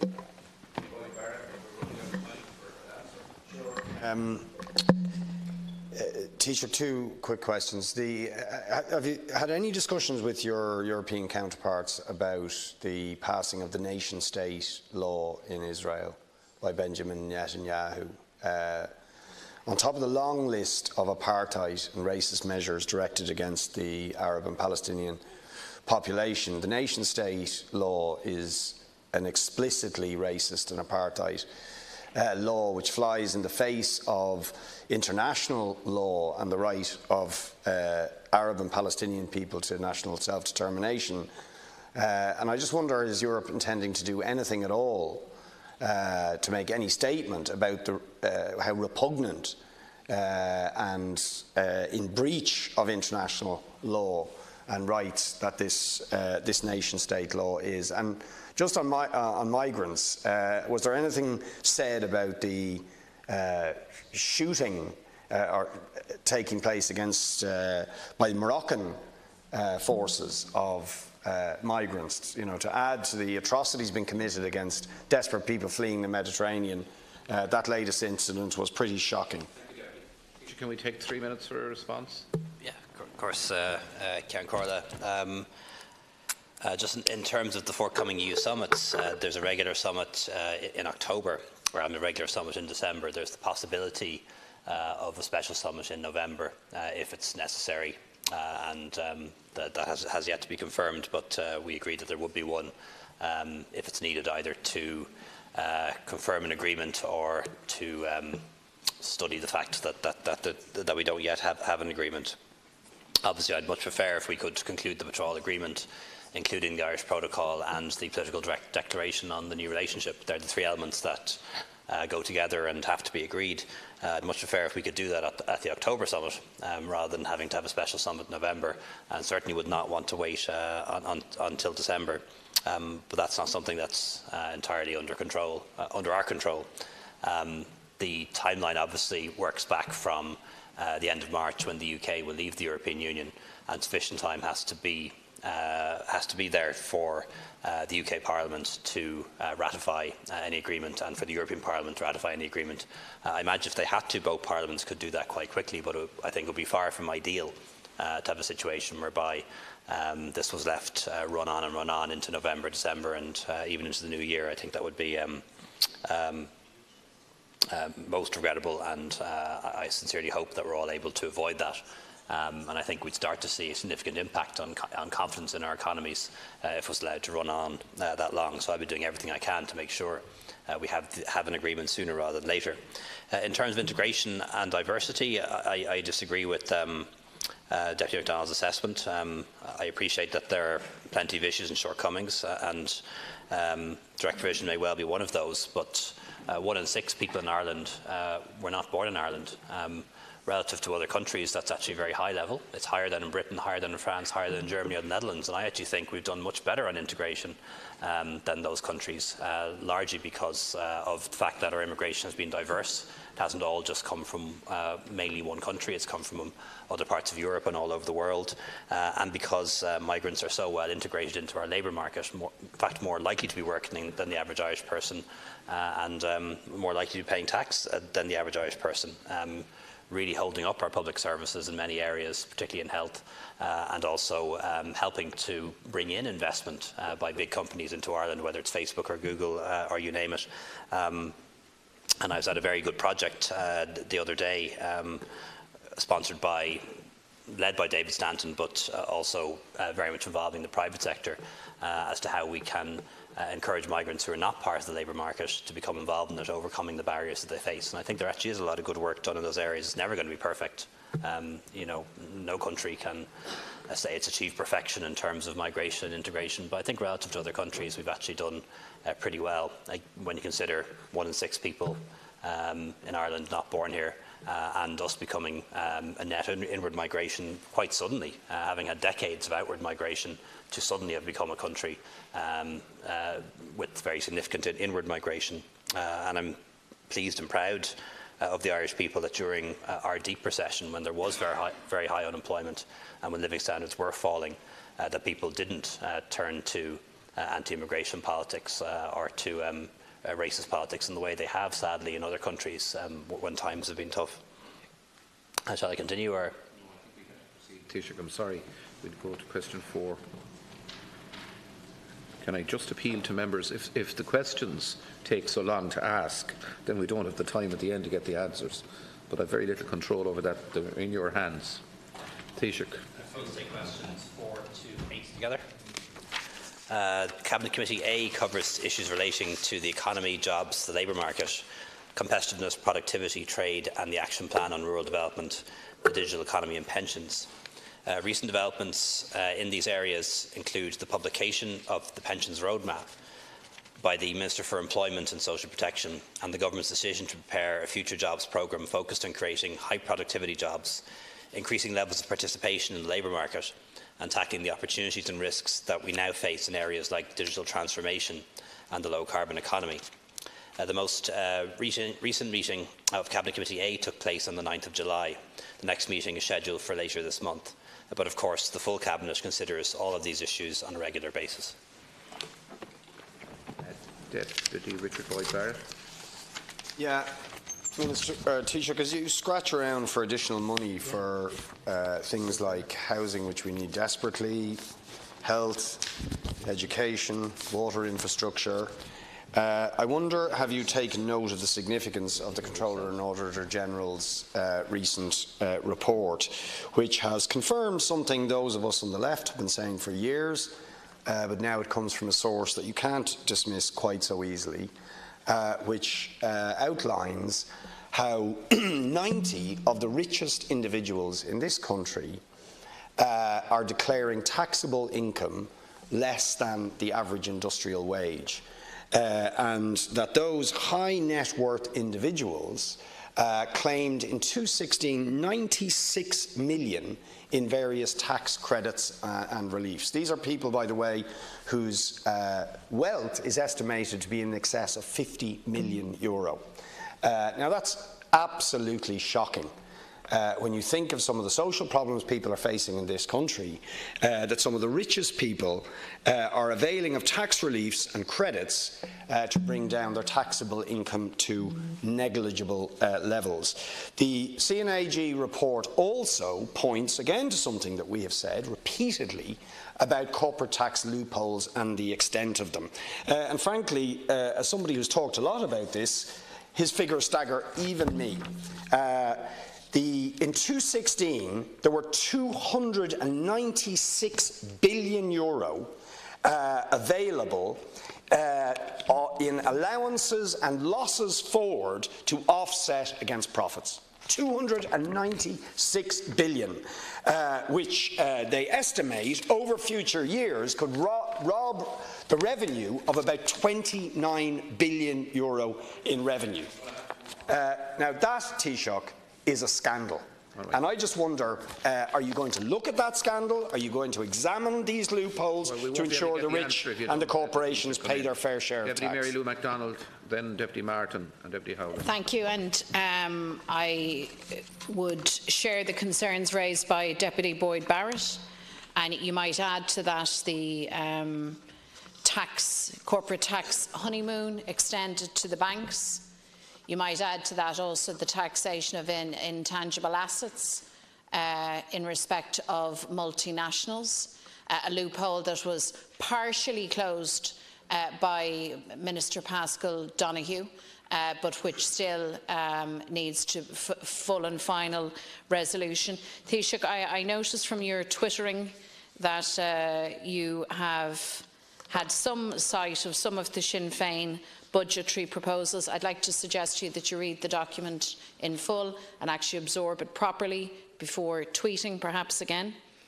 We have a range of proposals around investment in public services, tackling the cost of living, building prosperity. We set out in detail the choices that we would make within the fiscal parameters. And I realise that your choices are likely to be different, Taoiseach, but I would like to appeal to you that you actually study the proposals that we are forwarding, because as you have very often said in this chamber, nobody has the monopoly on empathy. Well, for sure, your benches do not have the monopoly on wisdom when it comes to prudent and sound economic management. Taoiseach, I'm sure you're aware that there are many signs of worrying pressures in the economy, as well as the huge social dimension. The impact of a housing crisis, which is now over 5 years old, is really having a significant impact on terms of inward investment, disposable incomes. So the exorbitant levels of rent are really reducing disposable incomes, lack of mobility, missed opportunity and so on. The impact of Brexit, I think there's growing signs that it's beginning to have an impact on consumer confidence, as well as potential disruption in the United Kingdom market. An important part of this appears, I think, to come from a sense of deflation, which has followed the complacency which arose because of the overselling of last December's deal, where once businesses were told that they had an ironclad assurance of the status quo and that the United Kingdom as a whole was leaning towards a soft Brexit perhaps, or a low-impact Brexit. Today, I think amongst the public there's a general degree of anxiety and higher level of fear than there would have been heretofore. The Copenhagen study, which remains the only the government's only attempt to quantify the impact of Brexit says that we're facing into a loss of over 7% of national income if we have a chaotic Brexit, a no-deal Brexit, and a 4% loss of national income if there's some form of a comprehensive free trade agreement. So a Canada Plus agreement would lead up to a 4% decline. Can you confirm, Taoiseach, that these projections remain the basis for Ireland's Brexit planning? And do you believe that the measures taken so far and their impact are of sufficient scale to respond to a loss of between 4 and 7% of national income? And you have to take into context there the divergence in our economy in terms of the domestic indigenous-based economy, which is heavily reliant on exports to the market, as opposed to our multinational base, which will probably prove to be more resilient. But nonetheless, the indigenous sector, particularly agri-food and companies that are on the west coast, northwest, Midlands, who export to Britain mainly, could be in significant difficulty in the event even of a free trade type agreement along Canada Plus. I'll confine myself, Ceann Comhairle, to 2 questions. The SRI have doubled their growth projection for this year to 8.9% of GDP. Has the government considered exactly what that impact will be on both the deficit projected for this year, presumably it will close it, and secondly on the fiscal space? And secondly, can I ask you in relation to the overspend in the HSE, by the end of June that was projected to be €300 million. It's now projected by year's end to be somewhere between €750 million and €1.1 billion. That is a this year budgetary item. How is that money to be found? Yeah, I had a chance to look at the CNAG's findings on tax, so I'm going to take a closer look at them over the weekend. I want to say at the outset that I believe everyone should pay their fair share of tax in Ireland. As a government, we've prioritised taking the lowest paid out of the income tax net altogether, and around 30% of people, the lowest paid in Ireland, no longer have to pay income tax. I think that's a very good thing. And our focus now is very much on reducing income tax for those on middle incomes. Those who in many ways often pay the highest burden of tax because the very rich can find ways not to pay, whether it's through legitimate tax incentives or whether it's through aggressive tax planning and tax avoidance in some cases. It's very often the middle who bear the largest burden of income taxation. That's why it's been our priority to raise the standard rate cut-off point so that fewer people have to pay that highest rate of income tax, and to ensure that people pay less income tax and USC. And while in any one budget it might only be €300 or €400 for a single person, or 600, 800 for a couple, when you do it over 3 budgets, that really starts to add up. You know, it starts to add up to over 3 budgets, €800 for a couple. And when you see the 3-year effect, and we've been doing this for 3 years now, and the 5-year effect of these taxation changes, it really does make a difference in the take-home pay of those on middle incomes. I do think it's important, though, to make a distinction between wealth and income. Wealth and income are not the same thing. We will all know from our constituencies, meet people, often elderly people, who own a house that is worth over €1 million, maybe have life savings, but their income can actually be very small. Their income may only be 15,000, 20,000. They might be on a modest pension, so they have a low income and don't pay much income tax, but they may have quite a lot in assets. And also there are people who own businesses, and businesses may well be worth 50 million, but against that there may be significant debts. And there are a lot of people who claim to be rich, but mightn't be that rich at all when you actually take into account the levels of debts and borrowings they have. And of course, you may have a business that's valued quite highly, but not have any income from that business. Businesses are loss-making. And you'll often see it as well with farmers, that on paper the farm may be worth many millions, but actually the income that the farmer derives from that farm can be very small. So it's important to understand the difference between wealth and income. In terms of corporate profit tax, a lot has been done in the last couple of years to close some of those loopholes, whether it's the double Irish, some of the loopholes and incentives around intellectual property, whether it's statelessness, and whether it's accounting changes. A lot has been done, and that's why we're recognised by OECD and others of being compliant and being transparent when it comes to our corporation profit tax, notwithstanding what others may say about us. And that is why you've seen this year a very big increase in the take from corporation profit tax. You'll see another very big one this month when the tax returns, exchequer returns come out, and you will see that escalate. And actually, we're now taking in a lot of money from corporations in terms of corporation profit tax.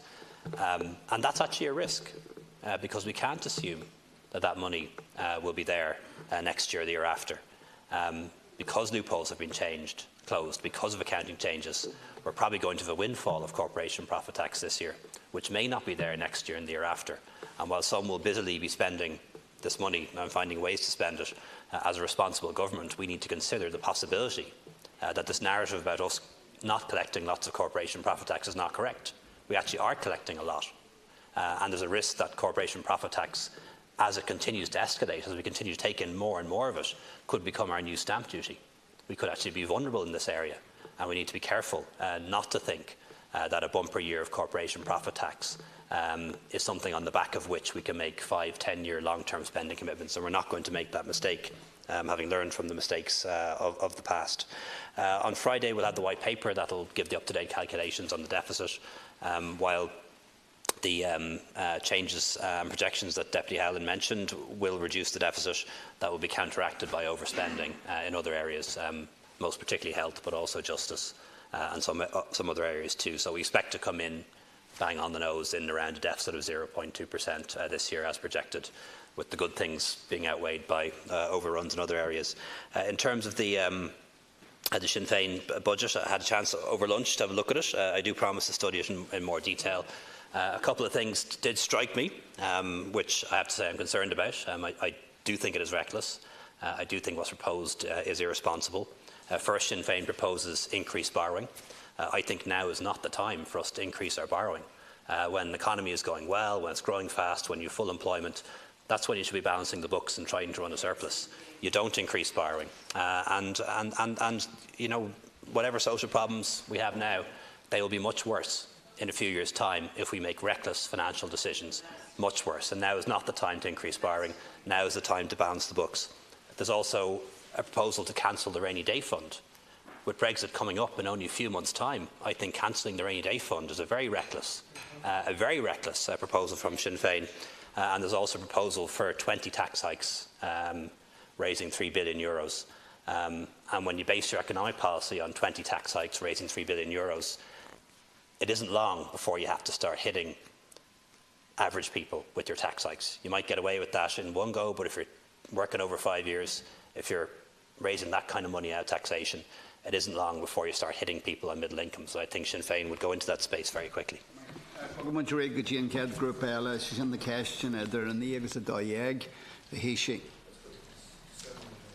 9 to 12. Questions 9 to 12 together. I met with Pope Francis during his visit to Dublin Castle on Saturday the 25th of August. The meeting provided an opportunity for both of us to discuss a number of issues, though regrettably not at any great length because of the short duration of our meeting. I welcome Pope Francis, who thanked me for the warm welcome he'd received on arrival. We spoke of the legacy of pain and suffering caused by the failures of the Church and State in Ireland, and we discussed how Ireland is still a country with strong faith, but that there is much to be done to bring about justice and truth and healing for the victims and survivors. I thank Pope Francis for his statements on climate change, on encouraging countries to accept refugees, and on international development. And we also spoke of Irish missionaries and how they continue their work today, and also about the Pope's home country of Argentina and the role of the Irish there. I used the opportunity during my speech later that day to expand on these issues and to express my strong wish that words needed to be followed by actions. I strongly believe in a greater separation of church and state, and I believe in freedom and respect for religion. And I hope that the visit of Pope Francis will be the opening of a new chapter in the relationship between Ireland and the Catholic Church, one where the Church is no longer at the centre of our society, but one in which it still has an important role to play. I think it's very beneficial that government should engage with churches and faith communities in a structured way. And on the 22nd of January 2018, I and several Cabinet Ministers met with representatives of the Church of Ireland, Presbyterian and Methodist churches in a formal meeting under the structured dialogue process between Church and State. This was the second in a series of meetings that I'll be holding with dialogue partners. We discussed important social and economic issues facing Irish society, including Brexit, education issues, the Eighth Amendment, international development. And on the 31st of August, I and some of my colleagues held formal meetings under the structured dialogue process with representatives of the Catholic Church, led by Archbishop Eamon Martin.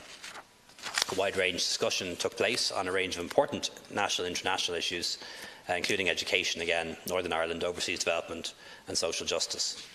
Some of these issues were discussed at these meetings were very challenging, and they are issues on which people have deeply held views and on which some consider to be a matter of conscience.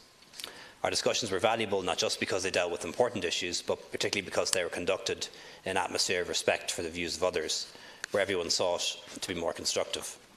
Like public reps generally, I meet church leaders informally from time to time in the course of attending official or public events. In particular, with the recent visit of Pope Francis, I attended several events that were also attended by representatives of various religious groups.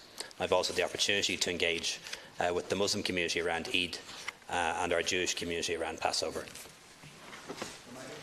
Then you be Cassie again and Jack Damon Ryan. Thanks very much indeed, Taoiseach.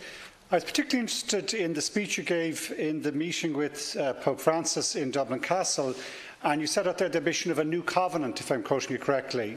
And I think later on in the speech you kind of made the point, for example, our hospital services, saying that you're looking for one based on a civic and scientific ethos, which I agree with.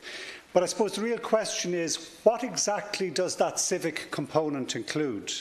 And I hope it does and can include people of religious faith and communities, because they bring a lot to our society. They should not be central, they should not have control over the state in any way, but they have a contribution to make. I'm interested to know, hear from you, how you think, where would that covenant be constructed?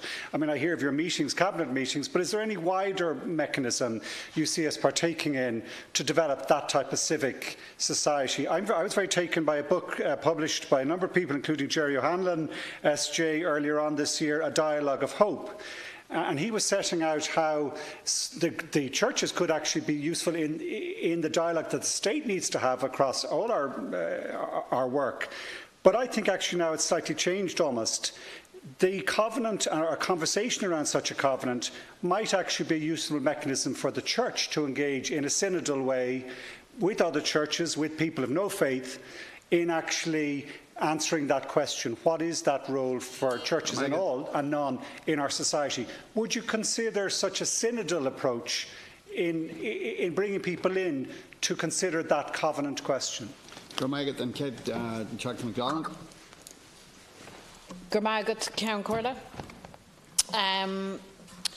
Taoiseach, I raised with you last week or the week before the issue of the Tuam mother and baby home, and you reflected the fact that you had visited the site in a personal capacity. I understand you've made a commitment to meet with Catherine Corliss and with the survivors. You might just inform us if there has been any progress made on such a meeting. When the Pope visited, Minister for Children Catherine Zappone met with him, spoke with him, gave him a letter relating to the abuses carried out in mother and baby homes. And of course the Church has a responsibility in a case to answer in that regard, but so too does the state. I want to put it to you, Taoiseach, that the burial site at the Tuam mother and baby home must be secured, the remains exhumed, and every effort made to reunite the remains of the babies and children buried there with their families. That is the government's decision to make, and I think it's the right thing to do. I want to urge you to meet with some urgency Catherine Corliss and the survivors. They want to meet with you before Minister Zappone concludes her work. In respect of Minister Zappone's letter, she stated that she was of the view that the Church should contribute significantly to whatever decision is made. She stated that contribution should be done willingly, unconditionally and quickly, I want to know, Taoiseach, if there has been a response from the Pope to Minister Zappone's letter, and if so, what has that response been?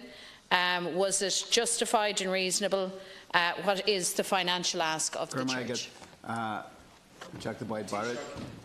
In your speech to Pope Francis, you talked about a new chapter in the relationship between Ireland and the Catholic Church. Now, the message in the repeal referendum and maybe in the visit itself, and the far lower than expected numbers going to see the Pope, I think clearly indicate, as you mentioned there, that the relationship the majority of people in this country want is a separation of the institutions of the state from church and religious doctrine. So the question is your vision of that going to be different from the old relationship when it comes to critical services, who runs them, what services they provide, particularly in areas like health and education? In particular, I want to ask you about the National Maternity Hospital, which I've asked about and others have asked about and are deeply concerned about. Peter Boylan wrote an alarming letter in the Irish Times in August, where he pointed out that the Sisters of Charity who are saying that the St Vincent's will have to uphold the values and vision of Mother Mary Aikenhead, founders of the Religious Sisters of Charity, and the Irish Catholic Bishops' Conference published in their Code of Ethical Standards for Healthcare that Catholic health facilities will not provide assisted fertility treatment, artificial contraception, morning after pills, surrogacy, abortion, a referral elsewhere for abortion, sterilisation or gender reassignment surgery.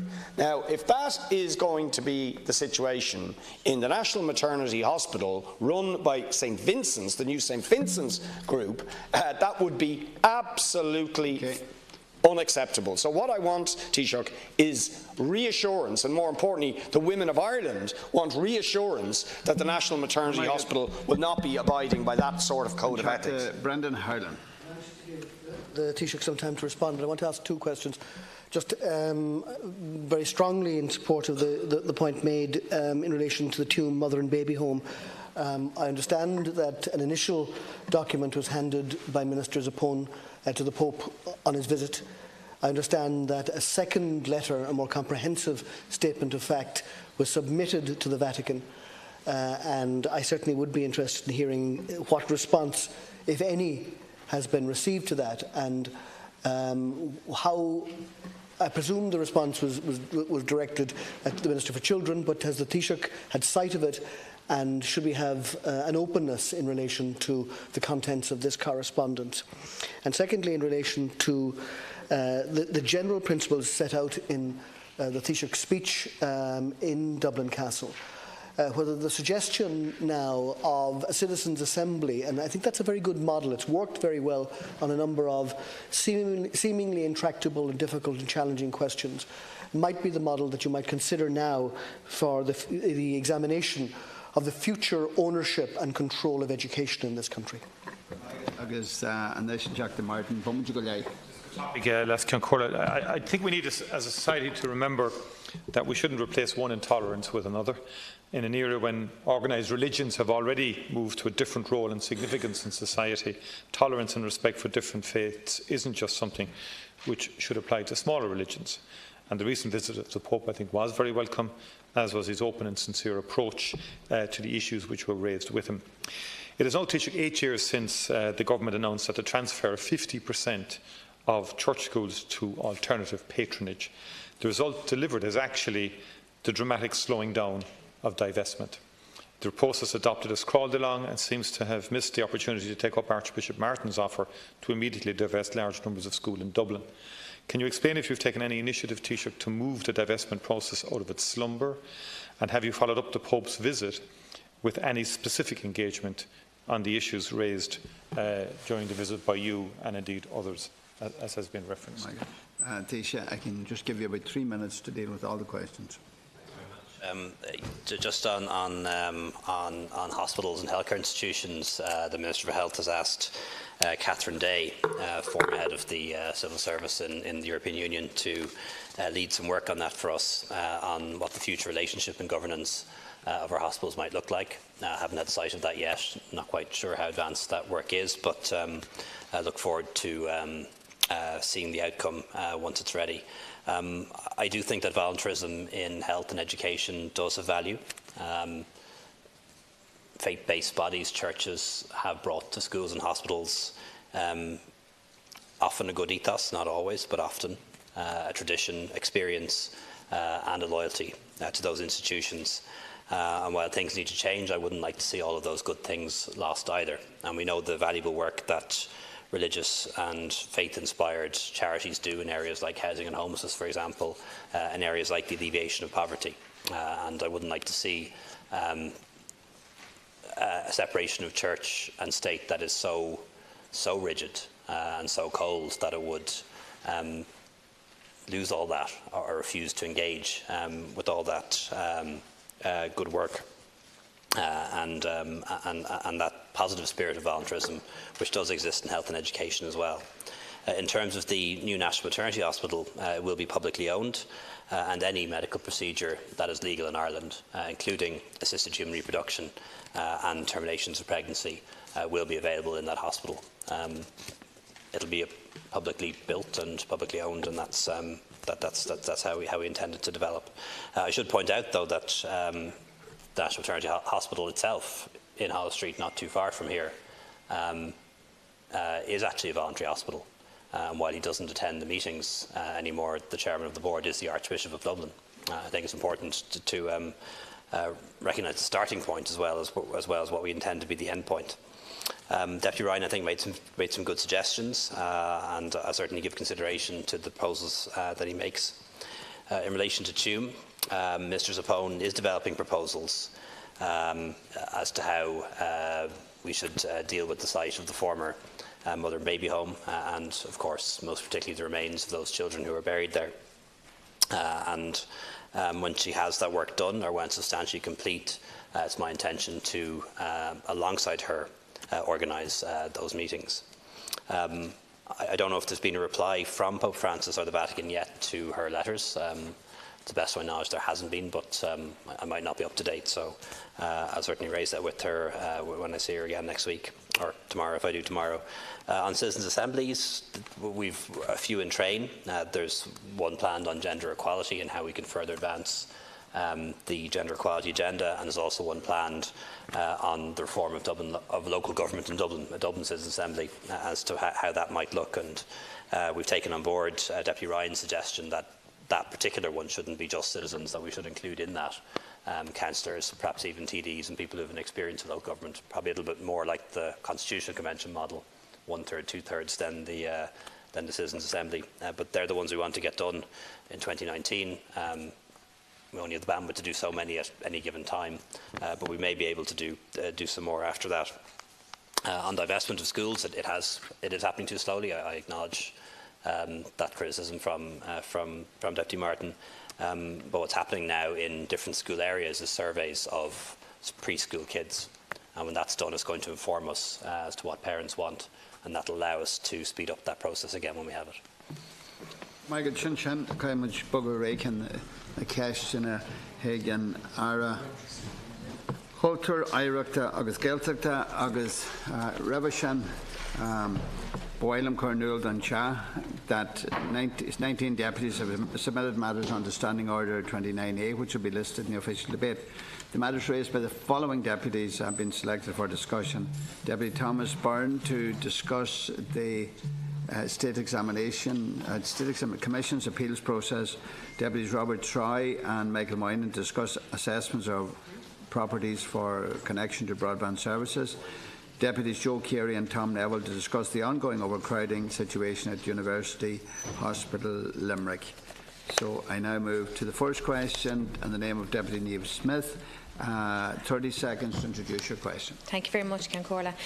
Minister, I wonder if today you could give us your roadmap and your commitment to double expenditure in arts and culture over the next 6 years, and if you'll make a statement on the matter.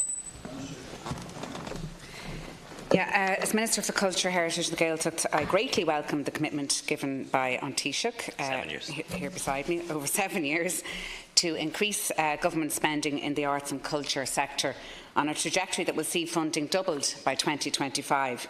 And my department and I continue to work rigorously with the Taoiseach and all of my government colleagues towards delivering on this commitment. And a first and very significant step in the delivery process has been Project Ireland 2040, which gave explicit recognition to the importance of our culture, language and heritage to a sustainable development over the next decade and beyond. And this recognition is underpinned by the unprecedented commitment by government to invest €1.2 billion in our culture, our language and our heritage over the 10-year implementation of the NDP. And in April of this year, I was delighted to launch my department's sectoral plan investing in our culture, language and heritage. And this plan sets out significant investment on a phased basis over the next 10 years, prioritised across 3 areas. So we've €785 million for culture, €295 million for heritage and €178 million for our language. And this level of investment will transform our cultural and heritage infrastructure right across the country and goes a long way towards honouring the commitment to double government spending on arts, culture and heritage. In terms of current funding, allocations fall to be determined annually as part of the estimates process. And in 2018, total current funding for my department increased by 11.5 million, or just under 5%, to 248,659 million, including an additional 2.8 million for the Arts Council, an additional 1.7 million across all of the national cultural institutions, and just under 1 million in additional funding for the Heritage Programme, and an extra 1.4 million for the 20-year strategy for the Irish language. So the cumulative impact of these funding increases is further testament to the commitment to double government spending in this particular sector, and budget estimates 2019, as you know, are due to be presented on 9th of October next, and I can assure the Deputy of my ongoing commitment to achieving the best possible result for the arts and cultural sector, obviously taking into account the parameters set out in the Summer Economic Statement and the mid-year expenditure report published by the Department of Public Expenditure and Reform. Thank you, Deputy, for your question. First supplementary. Thank you, Minister. I'm sure you're very familiar with and probably have met with the National Campaign for the Arts, and I did have the pleasure of hosting them here in Leinster House to make a presentation on their pre-budget submission. And I suppose, as an umbrella organisation who represent all the art forms right across the country, there is a concern and there is, I suppose, a worry from them in terms of how that roadmap is being set out by the government and the stated objective of doubling that investment, because doubling that investment is the commitment, and that's a real promise that the artists took with all sincerity on your own part. The concern might be that, and is from the National Campaign for the Arts, that there is a dilution in terms of the commitment by combining capital with current expenditure. So while the announcement in relation to capital investment through Project Ireland 2040 is very much welcome, there is no point in having stages without actors, galleries without art, or exhibition spaces without exhibits, Minister. So therefore, I would ask you and call on you that there is a firm commitment, and the commitment is to double the expenditure on arts through current expenditure for arts and culture over the next 7 years. Okay, thank you. There's 1 minute. Margaret Lascian Corla, I can assure the Deputy, as I mentioned in my earlier statement, that I am doing all I can to achieve the best possible result with the Minister Donoghue in terms of current spend. As I said, you know, it's allocated on a yearly basis. Just to say, for example, that the current spend for 2017 was 237 million. It went up to 249 million for 2018, so that's an increase of 5%. The capital was 51, that went up to 54 in 2018, and that's 5.8%. It is important that we recognise the work that the Arts Council do, that there's also the cultural institutions. There's a lot of work going on in terms of the National Library, in terms of other project developments under the NDP. And at the end of the day, we also want to support the endeavours of Creative Ireland in terms of enabling the creative potential of each child, the enabling culture and creativity in every community, investing in our cultural infrastructure, and having Ireland as a centre of excellence for media production and unifying our global reputation. But we have seen a steady increase over the years, and I'll be doing everything I can, Deputy, I assure you. Final supplementary. Thank you, Minister. That is comforting, and as I said, the current expenditure and the doubling of the current expenditure is where it's at for the artists and for the National Campaign for the Arts. You alluded to the Arts Council yourself, and we know it plays a very pivotal role in terms of the delivery and I suppose getting the funding out to the artists themselves.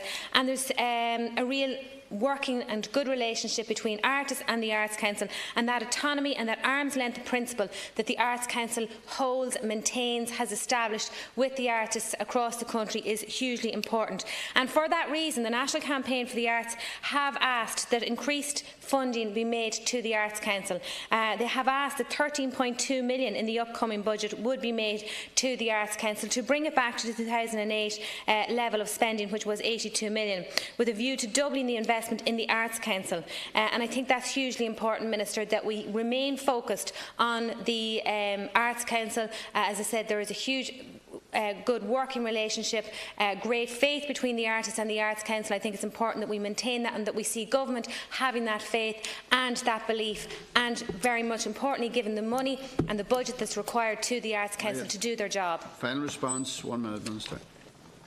Thank you, Deputy, and for outlining the good work that the Arts Council do.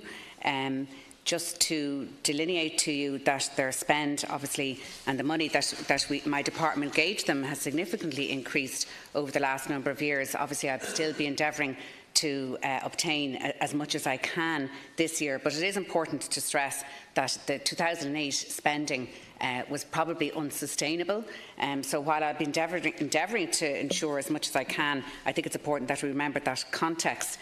The National Development Plan itself is limited to capital investment and doesn't consider the current funding for artists and arts organisations, which is distributed by the Arts Council. And that said, there are vital links between the Arts Council's work and the delivery of my department's Culture and Creativity Investment Programme under the plan.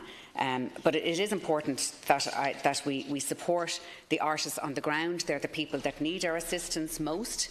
That is something that's very close to my heart in my role as Minister, but there is an arm's length principle there. What I have to try and do is secure as much as I can for my department in order to implement our commitment to double funding over the next 7 years, and within that will be an allocation to the Arts Council, and I'll be doing what I can to endeavour to do that.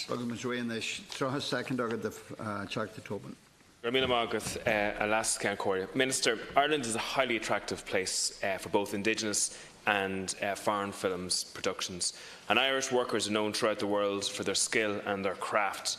It is our objective as a party to build and strengthen and improve the experience of all the stakeholders within the sector and to grow it further. And to this end, back in July, an all-party Oireachtas committee carried out significant research on the film industry in Ireland and developed a report with 11 key recommendations in order to reform the industry. It identified some significant difficulties that needed to be reformed. And my question to you is, what steps has the Minister taken to implement those reforms? 2 minutes. Margaret Lascan Corla, firstly I'd like to thank the Deputy and the members of the Joint Oireachtas Committee on Culture, Heritage and the Gaeltacht for their work and the work they undertook to produce the report on the development and working conditions in the Irish film industry. And I note that this report was launched last July, just a few weeks after the Government published its audiovisual action plan, and both the committee's report and the action plan have similar objectives in that they both seek to develop and improve employment in the Irish audiovisual industry. And the committee's report highlights the fact that Section 481 is a key and central component within the Irish film industry, and that it should remain central in the industry into the future. And likewise, the Audiovisual Action Plan identifies Section 481 as a critical support for the Irish production sector, generating jobs and providing a strong value proposition for the public purse. But there is significant overlap across recommendations of the Action Plan and the Oireachtas Committee report, Deputy, which you're probably aware of, particularly in the areas of Section 481, as I said, and training. And one of the key inputs to the Audiovisual Action Plan is a report by international audiovisual consultants Alsberg SPI with Nordicity, which identified the challenges faced by the Irish audiovisual industry and provided policy responses. And one of the consultants' key recommendations was the establishment of an oversight steering group charged with the overall implementation of the plan's recommendations. And this steering group has now been established and has already met twice since the action plan was published last July. And the group includes representatives of all government departments and state agencies with involvement in or the audiovisual industry. And I'm pleased to report that the report of the Oireachtas Committee was discussed at the recent meeting of the steering group, which took place on the 27th of September. And this included discussions regarding the importance of Section 481, compliance of the industry with aspects of tax and employment law, the holding of specific conferences and workshops to consider the development of the industry, including the need for an appropriate forum to consider employment issues. And further work has been carried out on all of these initiatives and announcements, and in relation to them will be made in due course. And the steering group will, of course, report to me at regular intervals. And I'd like to thank the Deputy for his question. Yeah, and as you say, the committee did say that Section 481 was a central part of the industry, and most of the elements within the industry would indicate that. But that doesn't mean that Section 481 is perfect or without fault whatsoever. And recently, as you know, Minister, Mel Gibson's attorneys are accusing the producer of The Professor and the Madman of seeking to swindle Ireland's tax authorities. And allegations have been made that expenses have been inflated in the film so that the amount of tax relief achieved by the film is higher than it should be. So therefore, it means that the workers and the taxpayer of this country would be at a loss if those particular allegations are true. So if they're true, it means that Section 481 is not rigid enough. I know there has been a review of Section 481 by another department just recently, and maybe you could tell the Dáil what the results of that review were. Does it seek to close those particular loopholes? There was also in the report the finding that the €73 million of Section 481 are concentrated within 12 companies. And again, this was felt a very uneven spread of that particular tax relief, and that actually that relief might actually be militating against jobs coming to Ireland due to the oligopoly nature of the Irish producers sector. And the committee called for an international comparative study, and maybe the Minister would commit here today to an international comparative study with regards how to strengthen Section 481. That's certainly something that we can consider, Deputy. Just in relation to Section 481, I'm not going to comment on any specifics that you mentioned. That's a matter for the Revenue and others to investigate that.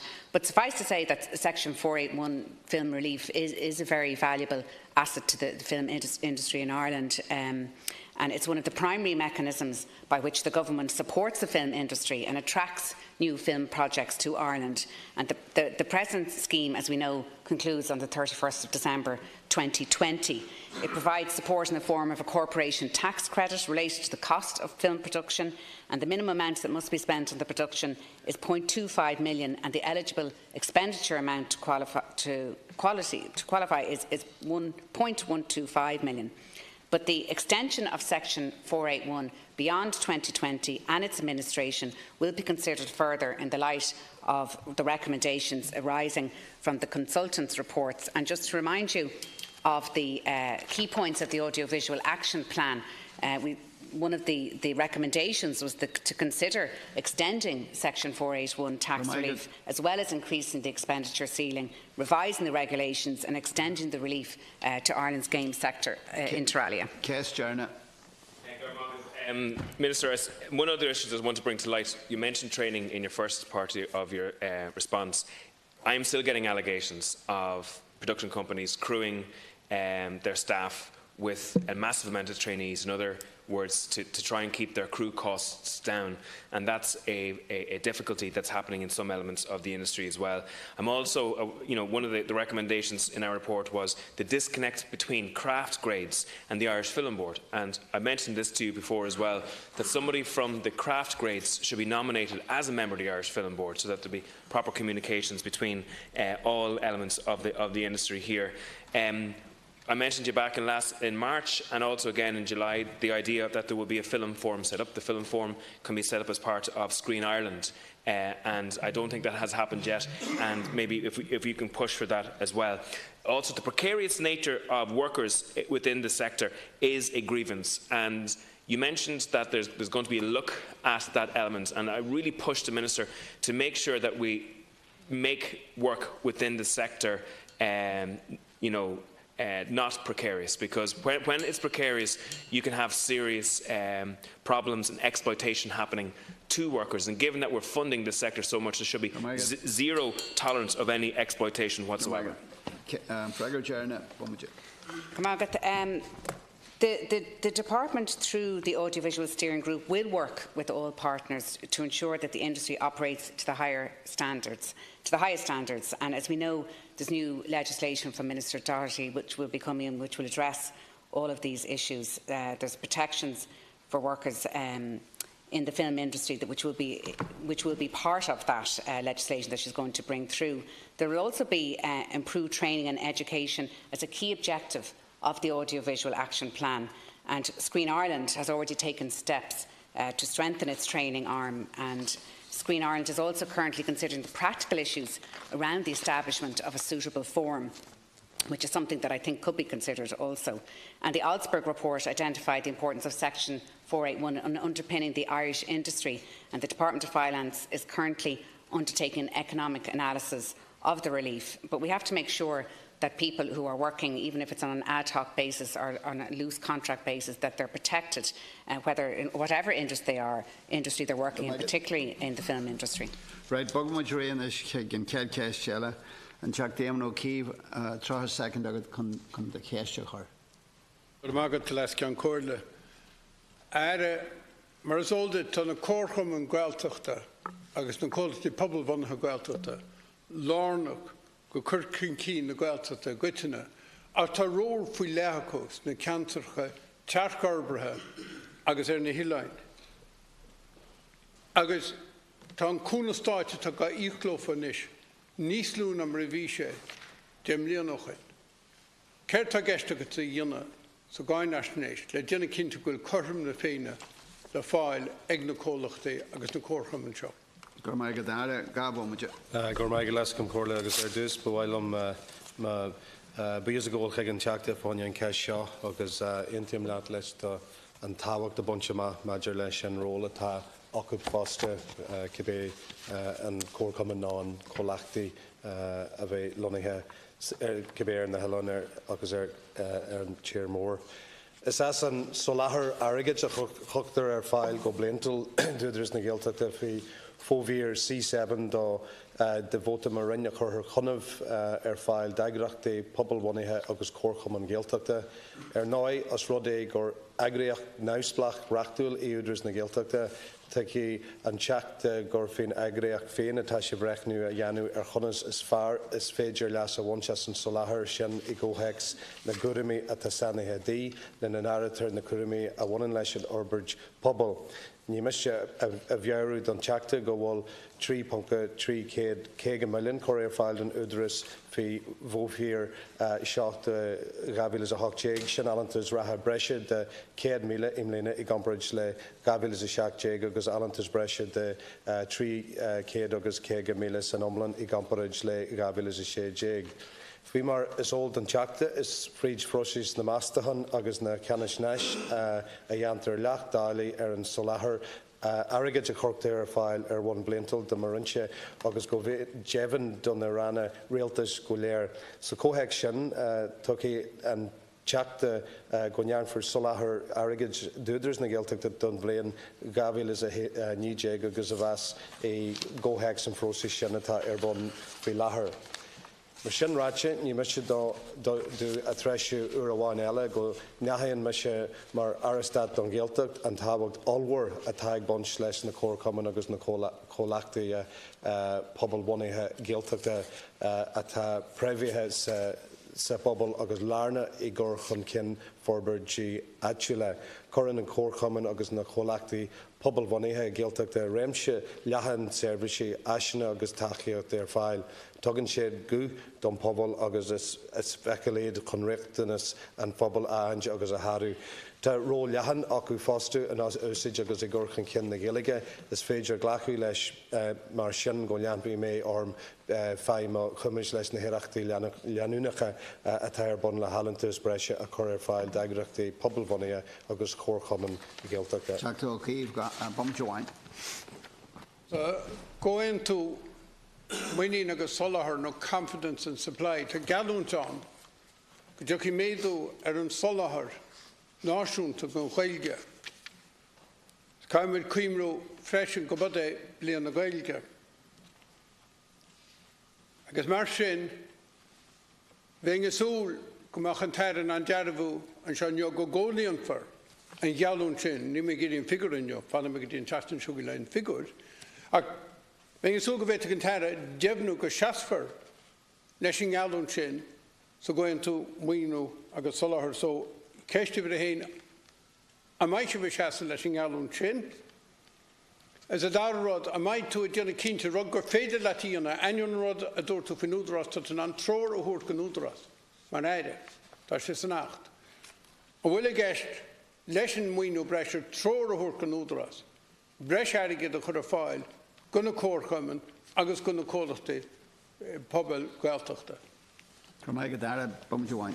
Ein tíimlacht sé níos mó rudí salíir an seach an seo thugann ach mar sin ráite bhí cruideann agan le ar sin seir Joseph Madigan agus lom héan le Pascal Donoghue an seach na siú hart agus bhí muid ag chur fíor brú leis an talamh ag bunse maidir leis na rudí ratha agus go háirithe aniu fuidir an ceist a bheith bunse aniu maidir leis an cóircumann agus na cólachtaí cóleachtaí a bheith tú ag rá fuidir bhí me sé ag chur brú ar an tara Pascal Donoghue agus tam cinse fásta maidir leis an muinneann agus solahar idir fina fáil agus fina géal agus an bliana siú hart le bhí anrach hanig tosaiste maidir leis an úsáid capital le údras na Gaeltacht agus fuairmuid tachaíocht úte ag an am sin agus bhí sin go bra.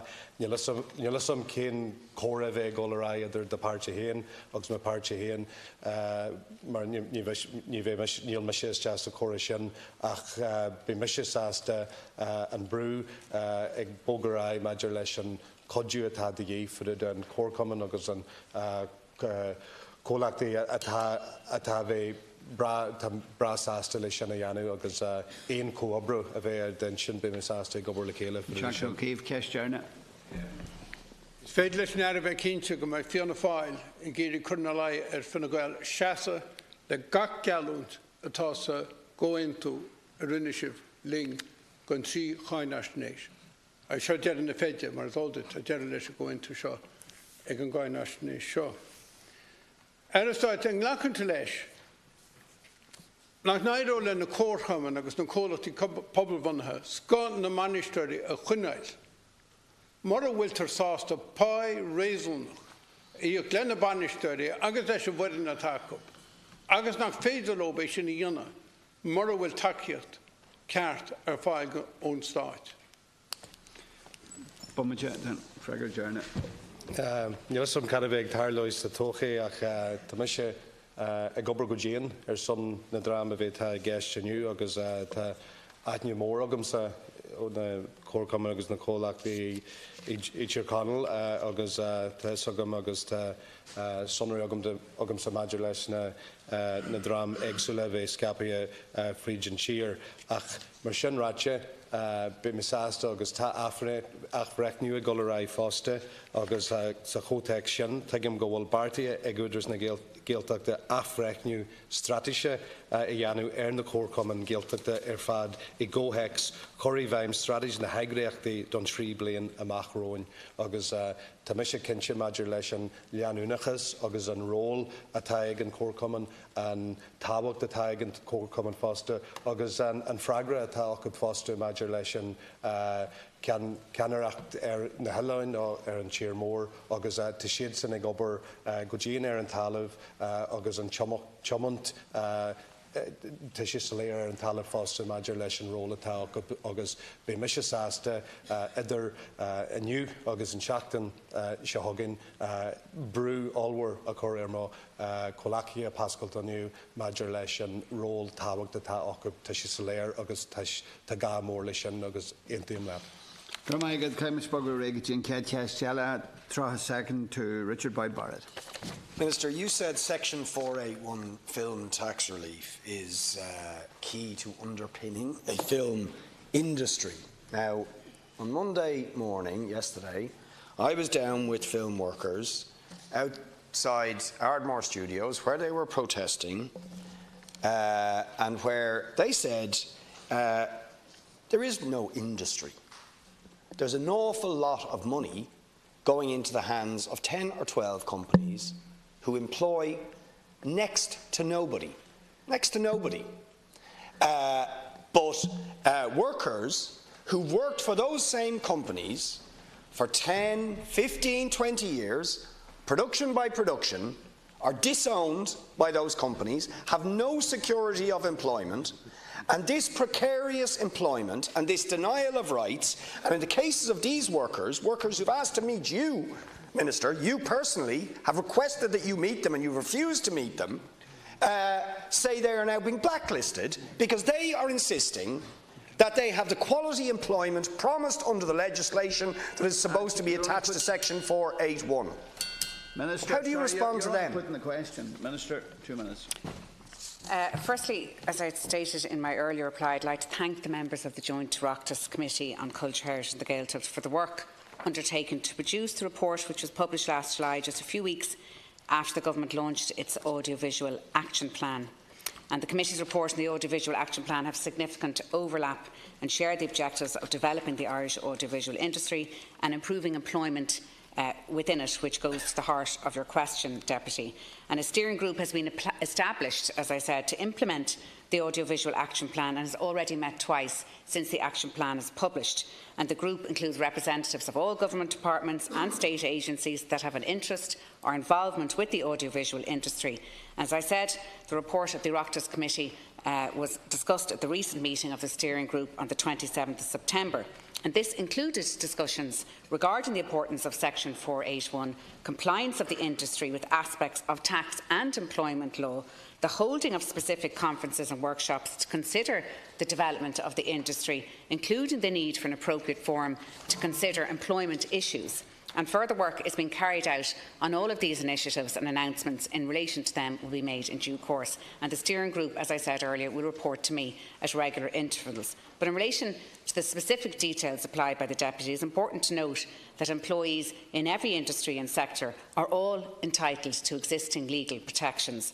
And furthermore, I would like to draw attention, which I alluded to earlier, to the legislation being brought forward by my colleague, the Minister for Employment Affairs and Social Protection, the Employment Miscellaneous Provisions Bill 2017, which will improve the security and predictability of working hours for employees on insecure contracts and those working variable hours.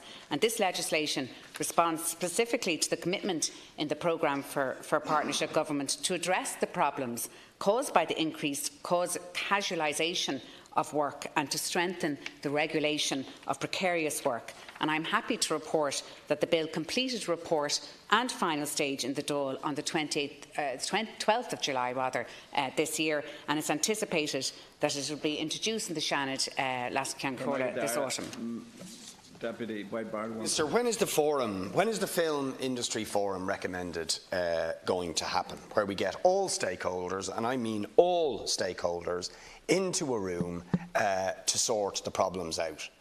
And we need to look at things like a very serious matter. You know, when Mel Gibson starts suing a company that's produced a film stating that the producers benefiting from Section 4.8 Tax 1 relief are essentially defrauding that tax relief by artificially inflating costs and expenses and milking the taxpayer, that's a very serious matter.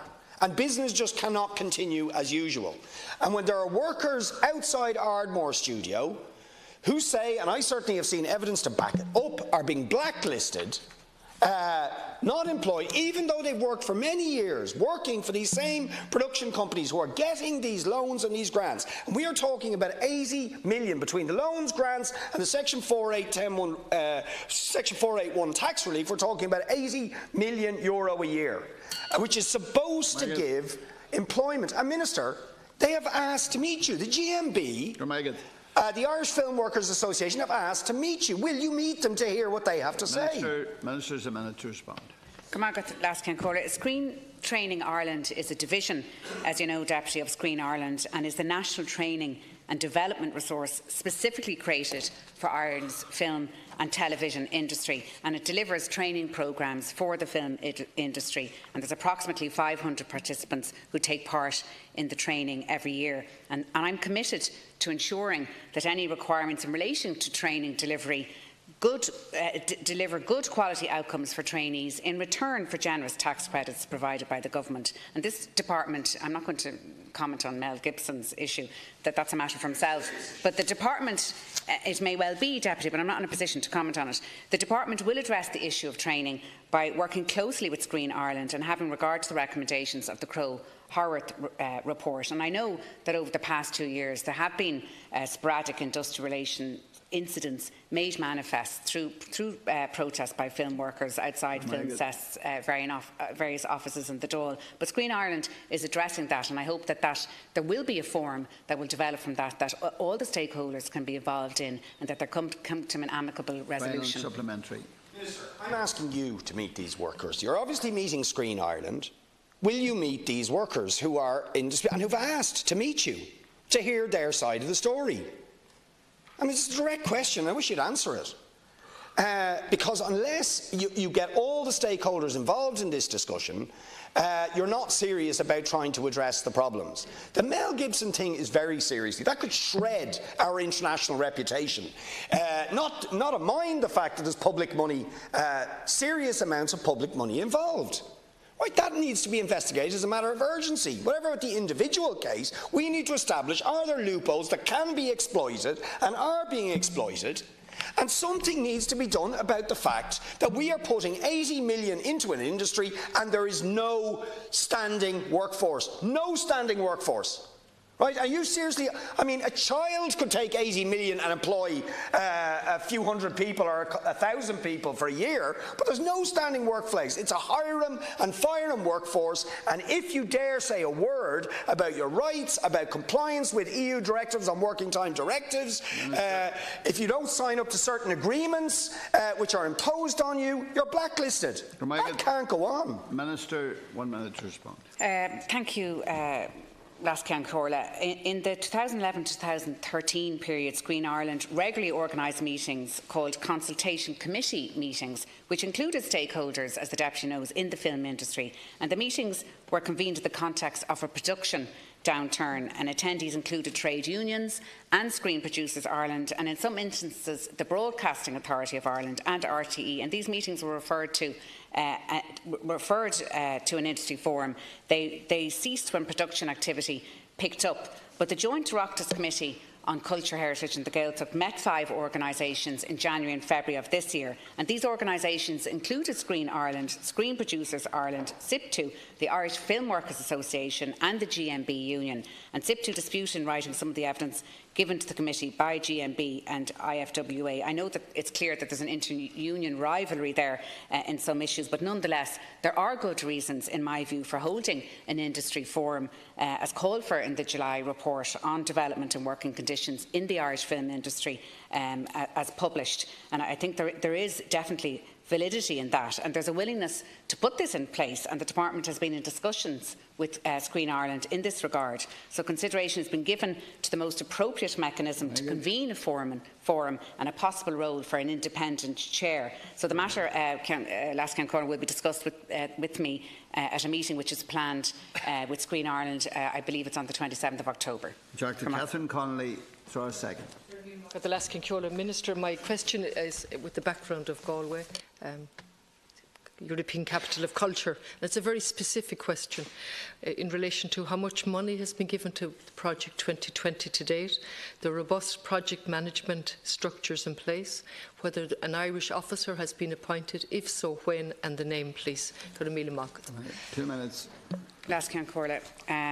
Thank you, Deputy, for your question. I assume you're referencing Galway 2020. The Government has committed 15 million towards the funding of Galway 2020 as European City of Culture, and as outlined in my response to parliamentary question number 21, which was on the 21st of June, Deputy, my department provided a first tranche of funding in 2017 amounting to 250,000 to Galway 2020 towards certified expenditure already incurred by Galway 2020, and a performance delivery agreement to set out the mutual responsibilities of Galway 2020 and the Department of Culture, Heritage and Gaeltacht, and the terms of the drawdown of the funds under the agreement is currently being progressed by officials in my department, and they're working very closely with the Galway 2020 team to put in place the agreement, as well as support them in their work to deliver a strong culture programme in 2020. And in this regard, officials will be meeting with senior management from Galway 2020 on the 9th of October, which is next Tuesday, and I would expect that the agreement will be signed this month. And the stepping down of the Creative Director in May, and more recently, as you know, the Chief Executive, has been a cause for concern. And you probably, I'll talk to you maybe in supplementaries in relation to the new Chief Executive that's been appointed, Deputy. But it did create uncertainty around mechanisms for the delivery phase of the project and didn't assist the finalisation of the performance delivery agreement. But both myself and my officials are engaging on an ongoing basis to assist in resolving the current difficulties. And in this regard, I met personally with the chair of the Galway 2020 board on the 13th of September to discuss recent developments, including the stepping down of the CEO, who, as I said, has only just today been replaced, and cultural leadership plans. And I advised the Chair that I wish to see the leadership matters resolved quickly and as soon as possible in order that Galway 2020 can move forward to focus on the delivery of what we believe is going to be an ambitious and exciting programme for the year. And while I share the concern regarding the recent difficulties that most feel, I'm confident that the issues can be resolved, and there are significant public resources being provided for it this year. Margaret Lascan-Corler. I'm glad you're expressing concern, Minister, and I want you to clarify who has been appointed today. Now, the question I asked was, further to previous questions, how much money to date has been given? You've referred back to 250,000 at a particular time. The concerns haven't arisen today or yesterday. The concerns are going on for quite some time, and a number of key personnel have exited with serious questions in relation to the manner of that exit and whether money was involved in terms of packages. In relation to the content, it's not my job today to go into the content. It is my job to ask about robust management structures, which you haven't answered. And we know from the debacle of the Paula Cinema that there was a lack of governance and a lack of management from the department. There's a post-project review planned for that in the coming year. Lessons apparently have been learned and more will be learned. So I'm asking you specifically, what has delayed the performance delivery agreement? It was due immediately after my last question, which is some time back. Why hasn't it been signed? Who has been appointed today? What about the Irish language officer? These are very simple, practical questions which will help to instil confidence. So if you could answer them, Minister, I'd appreciate that. Couple of cases to Ganara. Margaret Lascan-Corla. So Galway 2020 announced today the assignment of Patricia Philbin to the Galway 2020 team, and she follows the departure of the CEO. Ms Philbin has been seconded from Galway City Council. She is the new CEO, where she was the Director of Services in Galway City Council. She has accepted, and she said in her press release, which was issued today. She's very excited about working with Galway 2020, and it's a project that's been close to her heart, and she's looking forward to working with the team on making it an exceptional year for Galway County and Council. To answer your specific questions, Deputy, the performance delivery agreement is being drawn up by the Department in consultation with Galway 2020. Obviously, the resignations that occurred slowed down the process. I'm, as Minister, expressed my concern at the time to Aileen McGuinty when she came in. She accepts that there has to be this has to be expedited, and the delivery agreement sets out the respective roles and responsibilities of the department in the provision and expenditure of the grant, the key deliverables, performance indicators, attach the drawdown of the grant, as well as the monitoring and reporting arrangements to be put in place. But as we move into the delivery phase, it is signing contracts with organisations, artists and performers, and it's expected that it will announce many of the contracted performances under the programme at a showcase event in November of this year. In relation specifically to the funding, the Department provided, as I said in my earlier statement, a first tranche of funding of $250,000 in December 2017 towards certified expenditure already occurred for Galway 2020. I'll finish in the next. Thank you, Minister, and I appreciate you taking a hands-on approach in as much as you can, but you're not answering my question. I come from a bilingual city, Cahir. I've asked you a very specific question about the Irish language officer. Well, it would have been helpful if you gave that in relation to governance structures. If we've learned anything, even the most recent debacle in relation to the President's establishment and expenses, what we want are robust structures that we can rely on. It's okay meeting with the chairperson and having personal meetings, and that's very good. But along with that, we need robust management structures that we can look at. We're in a position on the Public Accounts Committee where we're retrospectively looking at a project that became a debacle in relation to the Paula Cinema, a public building that's now under a private entity. And what's happening here is we're all very proud of Galway. We're all very proud of the multicultural city that it is and the status of bilingual. But this is not coming across from Project 2020. And recently, they failed to give a spokesperson in Irish on a radio station. And I'm standing here now reluctantly raising these matters because I'm a proud Galwegian who's very, very happy that we've got this status. But I'm certainly not going to remain quiet when I see a number of people walking out a door, no questions being asked or replied to properly. And now I'm asking you, are you confirming that no money other than the $250,000 has been given over, please? I can confirm that, Deputy. The majority of the government committed funding will flow over 2019 and 2020, with the remaining amount in 2021. And these final funding figures will be agreed with me in the current period. It's difficult to answer all your questions under the time constraints, Deputy, and I'll endeavour. I can get you a full written response to your questions, and I appreciate your concerns and I understand your concerns. And I certainly want Galway 2020 to be a success, and there has to be robust structures put in place, and I'm determined that that will be there. In relation to an Irish language officer, senior management at Galway 2020 are in the process of finalising a job spec for the Irish language officer, which is going to issue shortly, and the recruitment of an Irish language officer is part of the delivery phase of the programme currently progressing. The bid book, which sets out the draft planned programme for the year as part of Ireland's bid to the European Commission for the European Year of Culture, identified language as one of the three key themes of the European Year of Culture. And as Irish is a key element of Galway's cultural identity, it's important that the project has an Irish language officer. And the process to appoint the officer, as I said, is now taking place. It's also important to say that the EU also has a role in this in terms of their monitoring, and they are monitoring on a regular basis the spend that is occurring in relation to the success of Galway 2020. The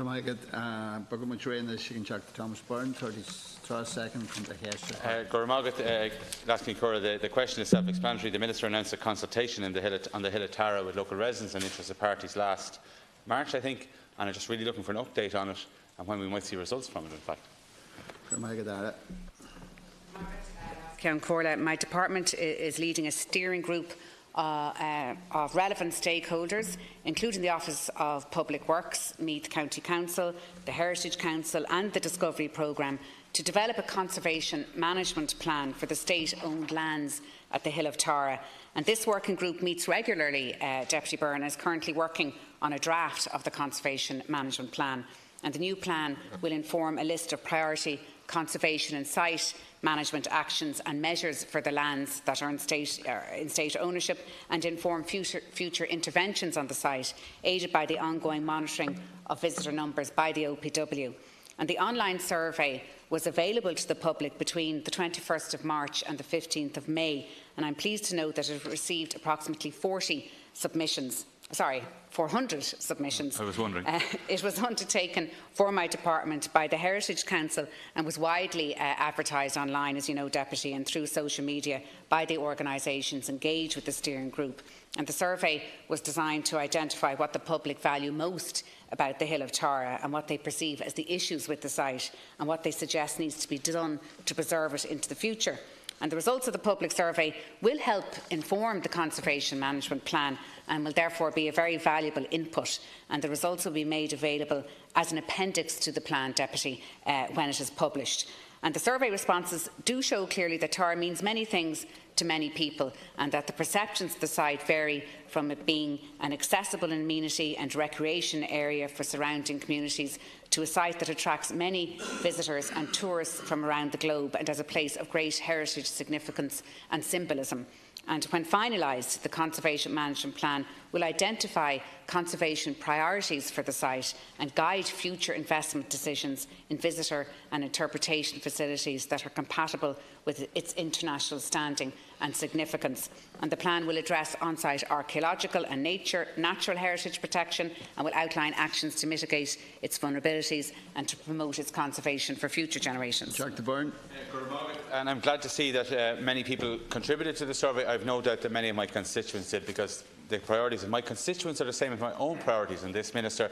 First, as you mentioned, to recognise the international and Irish importance of this particular site, and also to recognise it as a community of people since the dawn of time, and continues to be such a community of people as well. What we're not looking for, Minister, is a repeat of the Tara Screen landscape conservation plan that happened before, that generated so much anger in the local community without any benefit whatsoever for the site. But what people are looking for most, Minister, is, apart from the preservation of it, which you need to do, and you need to do urgently, is for basic facilities to be placed at the Tara site, which are simply absent from it at the moment. And these facilities include items that your department of the OPW would be responsible for, and others that the Meath County Council would be responsible for. And I do welcome the fact that there is a steering group, that it is being led, but it cannot become a talking shop. It must deliver results for the Hill of Tara and for the surrounding community, who love it and who know it best.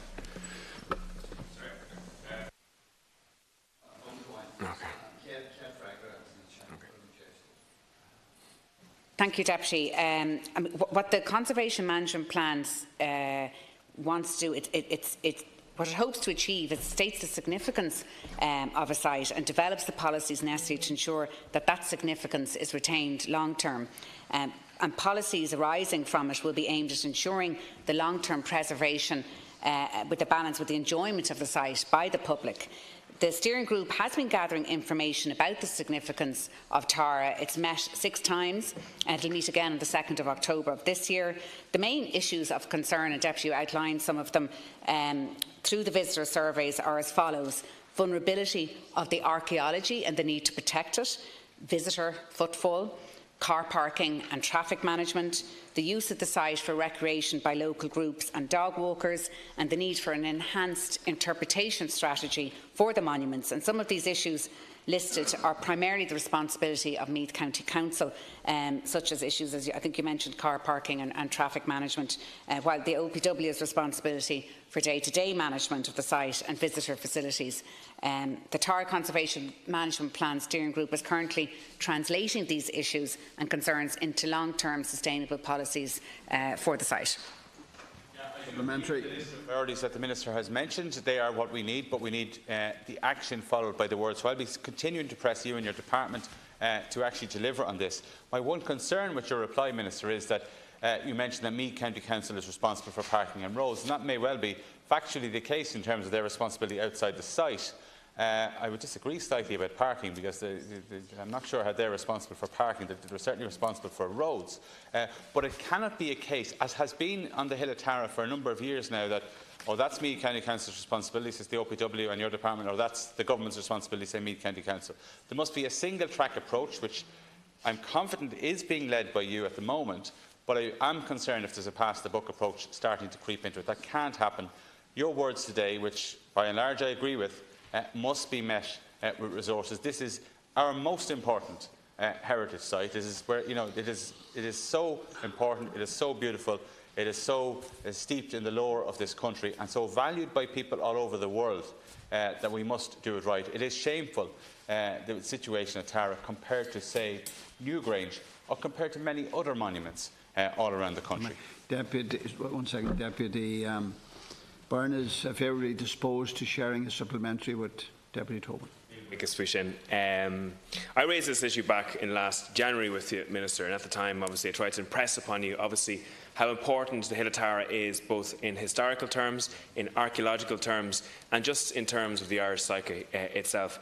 And, a quarter of a million people go to the Hill of Tara every year. 1,000 buses go to the Hill of Tara every year.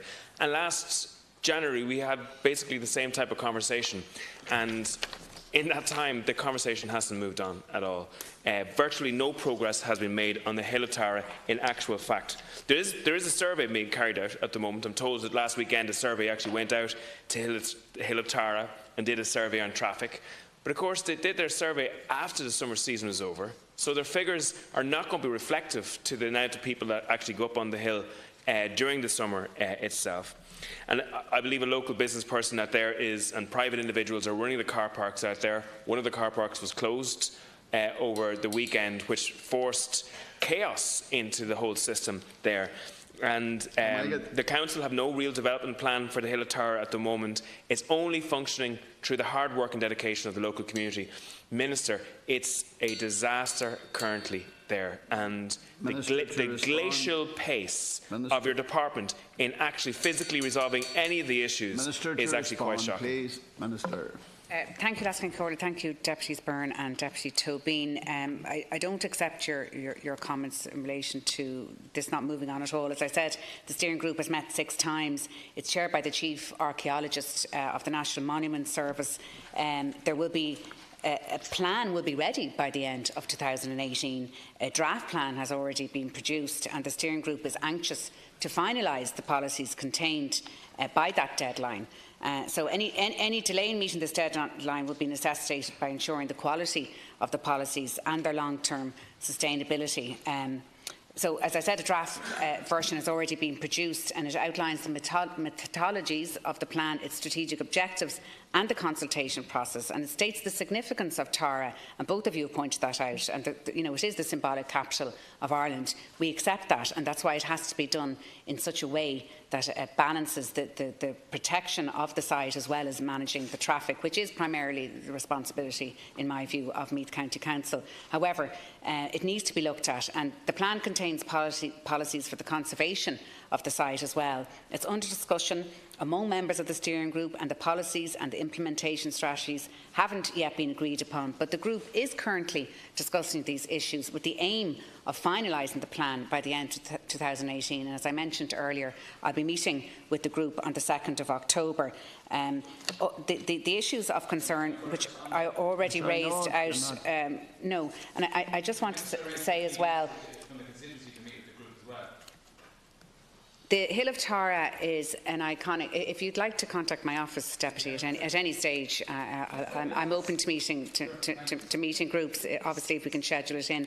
The Hill of Tara is an iconic and a unique place, and is the centre of a pre-eminent kingship and one of our ancient royal sites, but it has to be protected. We have to look after the people that live there, as well as protect the sacredness, if you like, of the site. That's really important. But we have moved on, and we are making progress. The next question, Deputy Brendan Smith, 30 seconds. Thank you very much, Laskin Corley. The River Éireann and the Éireann River and Lake system from Belturbet to Killikeen and Killashandra, County Cavan, is a huge natural resource. The potential of that waterway is not being realised to any significant extent. As the Minister knows, feasibility studies have been carried out into the possibility of making that stretch of waterway navigable. Minister, you indicated to me in the last reply to a parliamentary question that Waterways Ireland would engage with Cavan County Council and local interests into the possibility of developing a blue way on that particular stretch of water. You might indicate to me how are those plans progressing? And I'll ask Concord, I have also a second question that's on the related subject as well. Well, is it 66? Guys, number 6. It's not linked on the Minister's file. Thank you, Deputy. Waterways Ireland is responsible for the management, maintenance, development and restoration of some 1,000 kilometres of navigable inland waterways, principally for recreational purposes. And Waterways Ireland manages and maintains the navigation on the River Erne in County Cavan as part of the Shannon Erne waterway. And Waterways Ireland public jetties are provided in both Belturbet and Kilconny, and forgive me if I mispronounce that name, and the navigation channel is provided with navigation markers and signage as and where required. And the upper limit of the managed navigation on the River Erne is currently just below Erne Bridge between Belturbet and Kilconny. And whilst there is no specific legal obligation on Waterways Ireland to deliver a navigation plan for the Loch Outer complex, the preparation of a draft navigation plan was initiated in line with the organisation's overall recreational remit in 2008. Waterways Ireland initiated a strategic environmental assessment of this draft plan to establish a new navigation on Loch Outer from Belturbet to Kilishandra. And the strategic environmental assessment process indicated that considerable environmental and hydrological assessment would be required to complete any proposed Loch Outer navigation plan. And the expenditure necessary to carry out this work is estimated to be in the region of €300,000, and the result is likely to confirm the initial assessment that significant environmental impact will occur to the designated loch habitat, and a works project would not be permitted under current environmental regulations. There may, however, be potential in the waters of the loch area being promoted as a distinct blueway. And while I understand from Waterways Ireland that they have no plans to develop a blueway in the loch, Blueways Ireland, which is a group that includes the National Trails Office, Canoeing Ireland and a range of other state bodies involved in or with an interest in the development of blueways, is currently considering the establishment of blueways beyond the Waterways Ireland network of inland waterways. So to this end, Waterways Ireland has met with the Chief Executive of Cavan County Council, the council officials and elected representatives concerning blueways developed successfully on the Waterways Ireland network to advise on possible ways forward. So Waterways Ireland is happy to support Cavan County Council with advice should it decide to develop a blueway, Deputy Smith, on the River Erne from Belturbet to Killikeen and Kilishandra. Deputy Smith is 1 minute.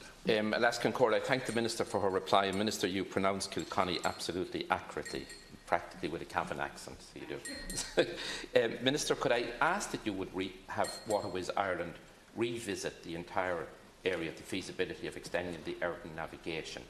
I remember very well being told in the late 1980s that it wasn't feasible from an engineering point of view to restore the then Ballyconnell-Ballinamore Canal, which became the Erne Shannon waterway and which has been phenomenally successful, as you know.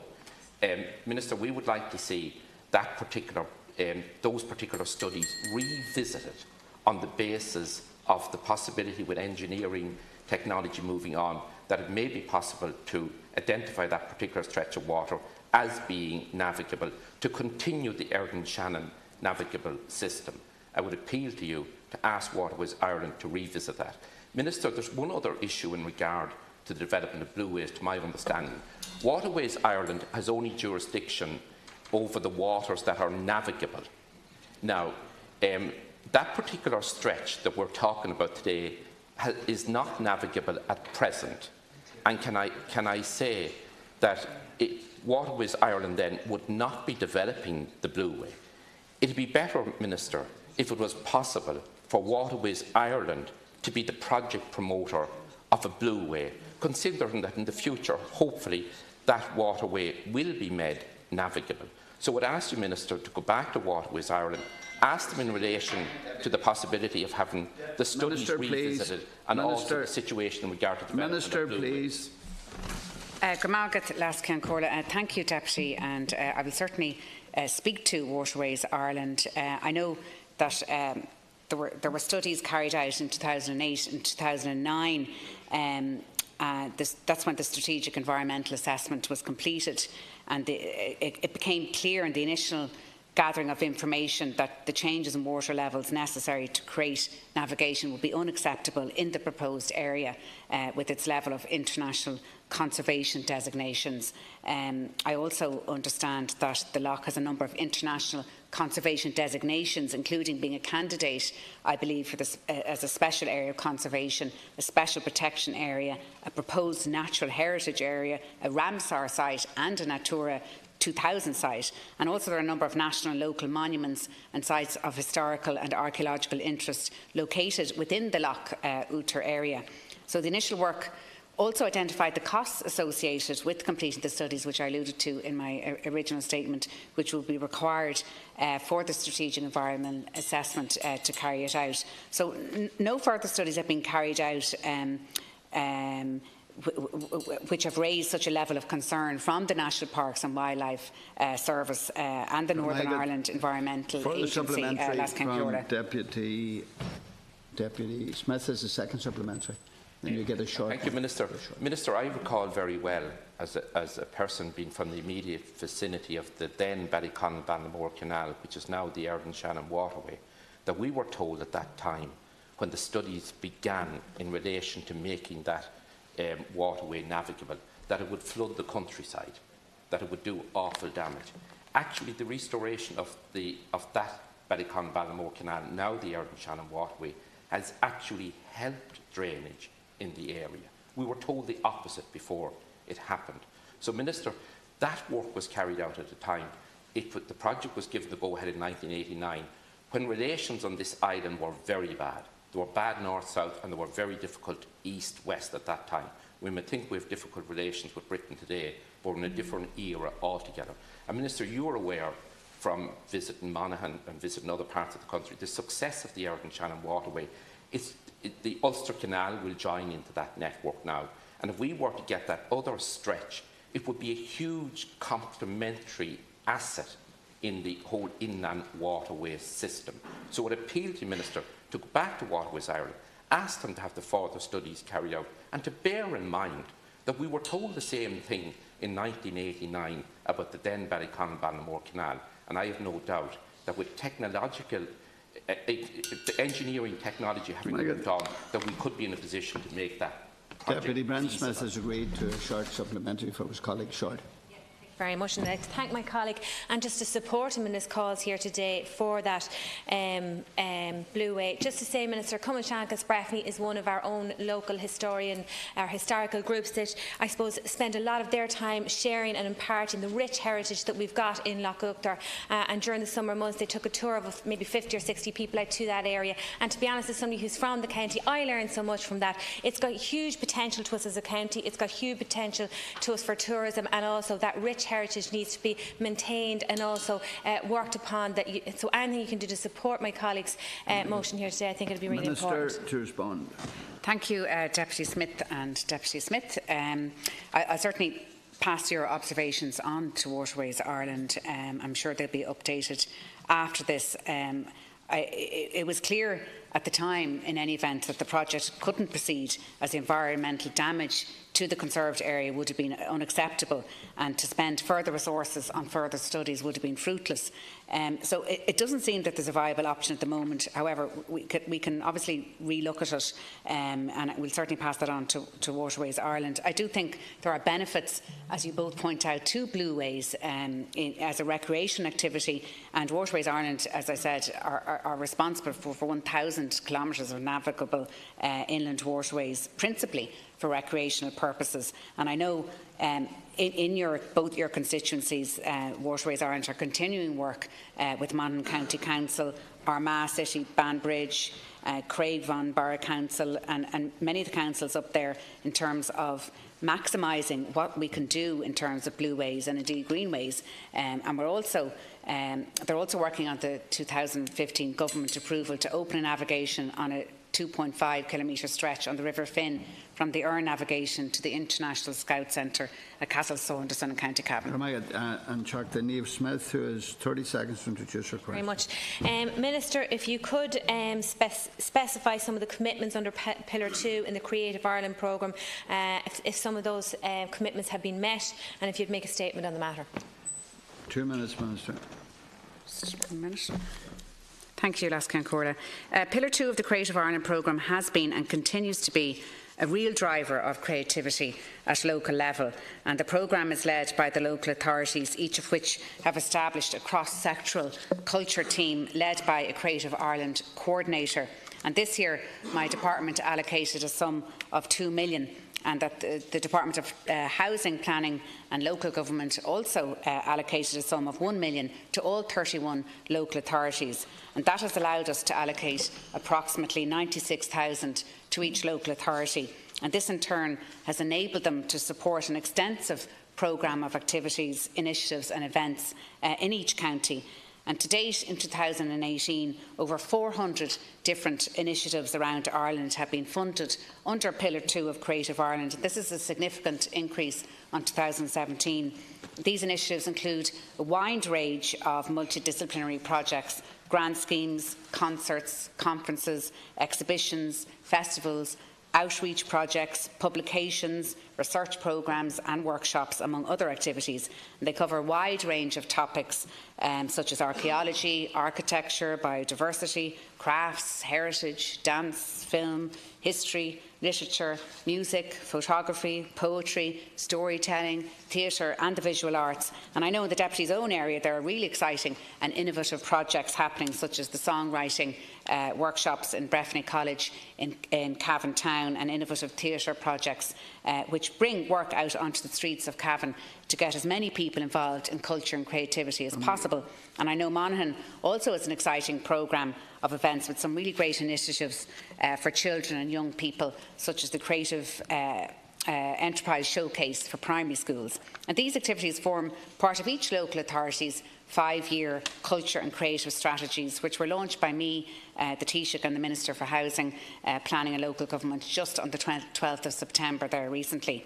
These strategies highlight the critical role our local authorities play as providers and enablers of culture and creative experiences in communities across Ireland, with all of the vitally important social and indeed economic consequences that follow, and with collaboration and shared purpose at the heart. Will be an official report. Okay, thank you. Deputy Niamh Smith. Thank you, Minister. We have spent many an hour or two in here discussing and debating the merits in terms of how much of the Creative Ireland budget was actually spent on advertising. But that said, Minister, I'm very interested in what has been achieved in practical terms, in terms of, you mentioned conferences, you mentioned courses, you mentioned festivals and grants and so on and so on. But I wondered if you could just get into the specifics of the commitments in the programme. In Pillar 2 of Creative Ireland programme is entitled Enabling Every Community, and under that pillar there are 6 specific commitments, one of them being Crinne na Costa. Now, Minister, as you know yourself, the Crinne na Costa was hugely successful, I would say, in its first term, and it was something I thought was intended to be rolled out every year. However, it was scrapped, and in its place we brought in Crinne na Nog, an event to celebrate creativity for children. So I'm just wondering, Minister, in terms of what has actually been achieved in practical terms, could you also maybe set out the roadmap in how these events, these projects, these concerts, these conferences are actually being measured in terms of what they are achieving? What is your measuring tool to see, are they achieving the criteria and the objectives set out by Creative Ireland in the first place? Minister. The Pillar 2 of Creative Ireland is extremely important, and it's important that each local authority uses the monies that they receive in a robust way and in a way that is imaginative. And certainly these are the programmes for Cavan and Monaghan, and both the chief executives from Cavan County Council, Councillor Madeline, argue and also the Chief Executive, Councillor Cathy Bennett in Monaghan County Council, set out their ambitious targets for their culture plans, which we launched there recently. The Cuireann na Cósca that you mentioned, we spent $1,250,000 on that in 2017. This year we had Cuireann na Nóg on the 23rd of June. There was additional funding of $650,000 given to the local authorities. The local authorities must account for how they spend the monies that we give to them. And I think every year this is growing, and it involves all of the community and many moving parts to get children involved, the elderly involved, and everybody to be creative and to explore their imagination and their innovation in terms of culture. Question, Deputy Smith. Thank you, Minister. Minister, can I just ask you, are you satisfied that what Creative Ireland is doing and what it's doing through its local authorities doesn't in any way undermine the Arts Council's job and the Arts Council role in all of this? I've spoken with many artists, and there is a concern, and I have said this to you before, that there is a concern that Creative Ireland maybe doesn't have the arm's length approach that is respected and understood to be happening within the Arts Council. And I would just go back to the question again, because in all of any sort of funding streams that are there or available to anybody, you're in your own role. The most important thing in delivery is also measurement, to analyse what has happened, to analyse the project that's been delivered and see is it meeting the objectives, meeting the aims and meeting the criteria of what it was set up to do in the first place. So again, I go back to what is your measuring tool to see the Creative Ireland and these other and the pillars as part of that are actually achieving what it set out to do. And just to say, it's very clear as in this particular department, in terms of the legacy programme of Creative Ireland, that it has been a success in terms of the 5 pillars to enable every child access to tuition in music, drama, art and coding. That's the first pillar, as you have delineated a question specific in relation to enabling creativity in every community, and each local authority has produced a culture and creativity plan. They did that last year. We have the breakdown for the spend for Cuireann na Cósca, as I said, was $1,250,000. The local authority partnership last year was $1 million, and the Department of Housing gave $1 million, so they got $64,000 each. We will increase that. The citizen engagement, for example, was $900,000. We have a breakdown of that. There's the events and the festivals and partnerships, they're $490,000. We have digital content at $400,000. International was $200,000. Administrative was $500,000. Ultimately, the grand total was a total of $5 million, which was last year. But it's an all-of-government initiative, primarily delivered through existing structures, and the Arts Council has its role. There's no competing there. The Arts Council is at an arm's length. It's up to them how they spend their money. There's also the Film Board, the relevant government departments, the local authorities, but the objectives are delivered, and the Arts Council gets funding every year to deliver their objectives, making great artwork, for example. The next question approval to be given to Deputy Hayden to take Deputy Deering's question. 30 seconds. Minister, I want to ask about the timeline for publication of the Heritage Ireland 2030 plan. The publication has been subject to some delay. You might outline the reasons why and how close we are now to progress on that, a plan that is very important for our built and cultural heritage. The Minister's 2 minutes. Thank you, Deputy Hayden. Heritage Ireland 2030 is a new national heritage plan for Ireland, which is currently being developed by my department, and it will provide a coherent national heritage policy, recognising its importance to local communities and global visitors alike.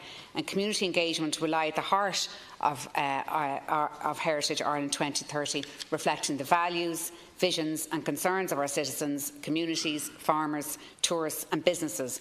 And it will provide the opportunity for stakeholders to engage with our heritage, building on the priorities and key investment targets set out in investing our culture, heritage and language. And a steering group headed up by my department has been engaged in consultation with key stakeholders throughout the year to gauge and inform thinking on the broad pillars of the Heritage Ireland 2030 plan and to help to frame the public consultation process.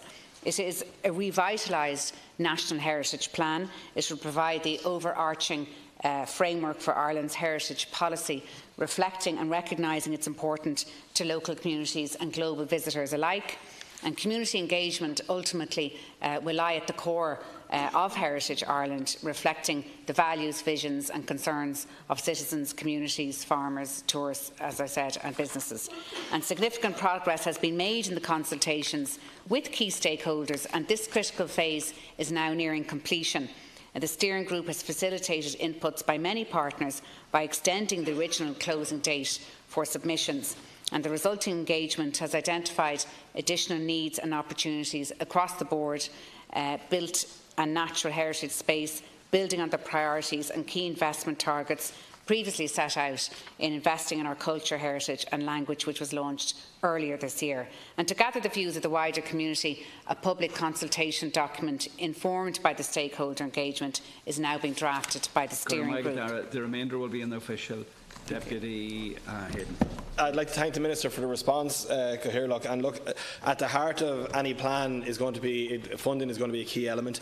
And as we provide more money under Project Ireland 2040, good schemes like the Built Heritage Investment Scheme will require increased investment as we emerge from the last decade, because those schemes are very good, but they haven't really been able to do what we would like them to do due to a lack of funding. But Minister, similar to that, resources in schemes is crucial, as is investment in the key staff who deliver them. So most local authorities would have one heritage officer and one conservation officer. They do great work. They're extremely busy, and they're really critical in terms of the community engagement piece. They are well placed on the ground to work with community groups. My experience of dealing with graveyard committees and other small voluntary groups, the community-led groups do a lot of that work, but the heritage officer or the heritage professionals in the council tend to be that link. They're very busy as it is, and I do think consideration in any increased funding will have to be considered to giving them extra resources as well and staff to make sure they can do the great work that they do in working with the community groups to do the work on the ground. Thanks for observing the time. Thank you, Last Ceann. I don't disagree with the Deputy on that. I think resources are critical in terms of implementing the goals and objectives that we have for any plan, particularly an ambitious plan like Heritage 2030. Just in the Deputy's own constituency in Kildare, just in relation to the built heritage, there were in 2017 there was 71,680 in funding given towards that, and the structural fund was 53,000. And in 2018 was 50,000 for the built heritage and 66,000 for the structural risk fund, just for your own information. Overall, we've provided funding of 3.3 million for 431 projects across the country in 2018. Some of these have already been completed, but the vast majority are on site at the moment, and there are sites bustling with activity across every local authority in the country, where you can see specialist heritage trades and crafts being put to good use in saving and restoring our historic buildings. And these two schemes have funded 920 projects since the start of 2017 across every local authority in the country. 767 under the Built Heritage Investment Scheme and 153 under the Structural Risk Fund. The Historic Towns Initiative was also rolled out nationwide for the first time in 2018, and 6 towns have shared in $1 million in funding via the Heritage Council. Thanks for that. I would like to acknowledge the role that the Structural Risk Fund in particular has played in villages and towns like Castledermot, Kilcullen and Kildare Town in addressing very significant deficits, and the heritage officers work closely with those local community groups, and it's been really successful. And it just goes to show, when you do have money and investment put in there, how well it can go. And I do think your department engaging with the heritage of professionals in every county they're key stakeholders, and if they haven't been consulted, they should be part of that public consultation or a consultation process of its own. In terms of the small built-in cultural heritage projects, they're great, but if we look at where we'll be in 2030 and we look back, it'll be hard to identify how successful the plan has been by all the small schemes. And I think it's really important that consideration is given to some large-scale flagship projects. And an example that I can think of in Kildare would be the Curragh Plains, a 5,000-acre expanse that covers everything in built and cultural heritage, you know, an outwash plain where St Bridget's threw her cloak, from the race of the Black Pig to Donnelly's Hollow to the Little Curragh. There's so many stories there. It is an area that we are extremely proud of in Kildare. Many Kildare people use for recreational purposes. It's a huge tourism attraction, but it's not well managed at the minute. We need an active conservation and management plan, and a flagship project like that would be a key one that I think we should try and incorporate in Heritage Ireland 2030. Final response. Thank you, Deputy. I didn't know that about St Bridget's Cloak and the Curragh Plains. I think I note your comments about that and integrating that into perhaps an overall strategy for Heritage Ireland 2030. The consultation is a critical part of the development of this document, and as I said, key stakeholder input has already been gathered in the form of written submissions and face-to-face meetings with organisations such as the Heritage Council, whose input is crucial and critical to informing the plan, and I'm very grateful to these organisations and bodies who have contributed so extensively. And the process is almost complete, and I understand there were bodies who were still engaged as late as last week. And I'm sure all here will agree that it's very important that they're allowed time, the time they need to make their contribution. And the open public consultation process will begin in November this year, and this will include invitation of written submissions, social media engagement and a series of regional public workshops, which will culminate in a national discussion day, which I hope will take place in February 2019, and publication of the final plan will take place before the end of 2019 and will reflect the outcome of all of these consultations. We move on to 69, and it's not linked to any other question. Deputy Richard Boyd Barrett. Minister, you're well aware there's a huge campaign and amount of public concern about the Lugalaw estate in the Wicklow Mountains, an absolutely unique piece of our cultural heritage, which is up for sale, where under its previous owners, the De Broom family, public access to Lough Dan and to the areas surrounding was guaranteed.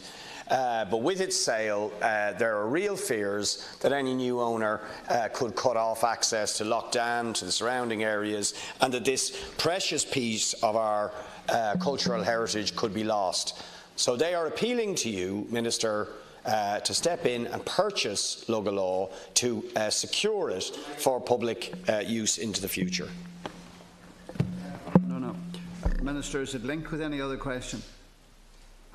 Don't believe so. It should have been linked, but it's not linked. So perhaps with the approval of Deputy Boyd Barrett, we can get in what's the supplementary with your approval, because I think if members put down questions and it's not linked here, and I think it should be, Minister. It's not linked to 107. It's not linked, no. But if you read 107, it's a similar question. Yeah. If you could just, if you could keep it tight though, because I've got a question after that. I think it's up to Deputy Boyd Barrett. I mean, it doesn't make any difference. That's okay. No, well, it is. You take the question, and with your approval, we'll give a supplementary to Deputy Burton. Deputy Burton, with your approval. Thank you, Deputy Boyd Barrett, for your question. As outlined in my response on the 18th of September, I know that we previously discussed this question in the House. There's no change to my department's position. The sale and any apportionment of the property into lots is a commercial matter for the vendor, and through the National Parks and Wildlife Service, the department, or my department at the moment, manages a property portfolio in respect of national parks and reserves of approximately 87,000 hectares.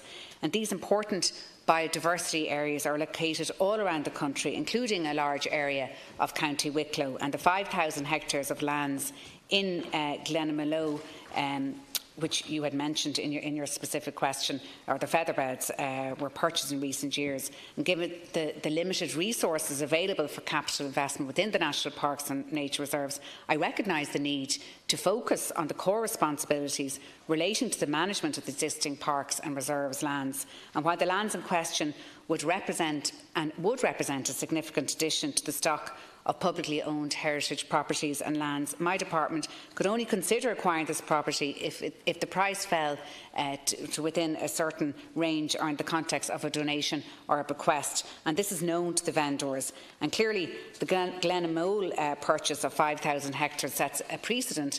And although the circumstances pertaining are very dissimilar, it is certainly a market factor. And as the Deputy will no doubt appreciate, it would not be appropriate of me to seek to negotiate indirectly or publicly. And suffice to say that I'm absolutely aware of the public good value of this property, and my department's relationship with the Guinness estate here and more generally has been very positive. It's one of mutual respect and good neighbours, and indeed often working together on shared issues of interest. And these include herd management and husbandry, habitat oversight, filmmaking, signage, visitor accommodation, trail maintenance and designation management. And indeed, for the most part, the boundary between the private estate and the national park is invisible to the visitor and tourist, with pre-eminence being given to the idyllic shared lake, land and mountainscape. And my officials remain in constructive contact with the agents for the vendors in this matter. Thank you, First supplementary, no. First supplementary. Okay, second here. Yeah. Okay, look, Minister. To be honest, we need more assurance than that. And the people, there's a big campaigns, big petitions going. It's been raised a number of times in here. It would be completely unacceptable if this area essentially was fenced off as private property and became inaccessible. There would be uproar. And any sort of restriction on access to Loughdane and to that vista would just really be totally unacceptable. Now, so we need assurances you're going to do something about it.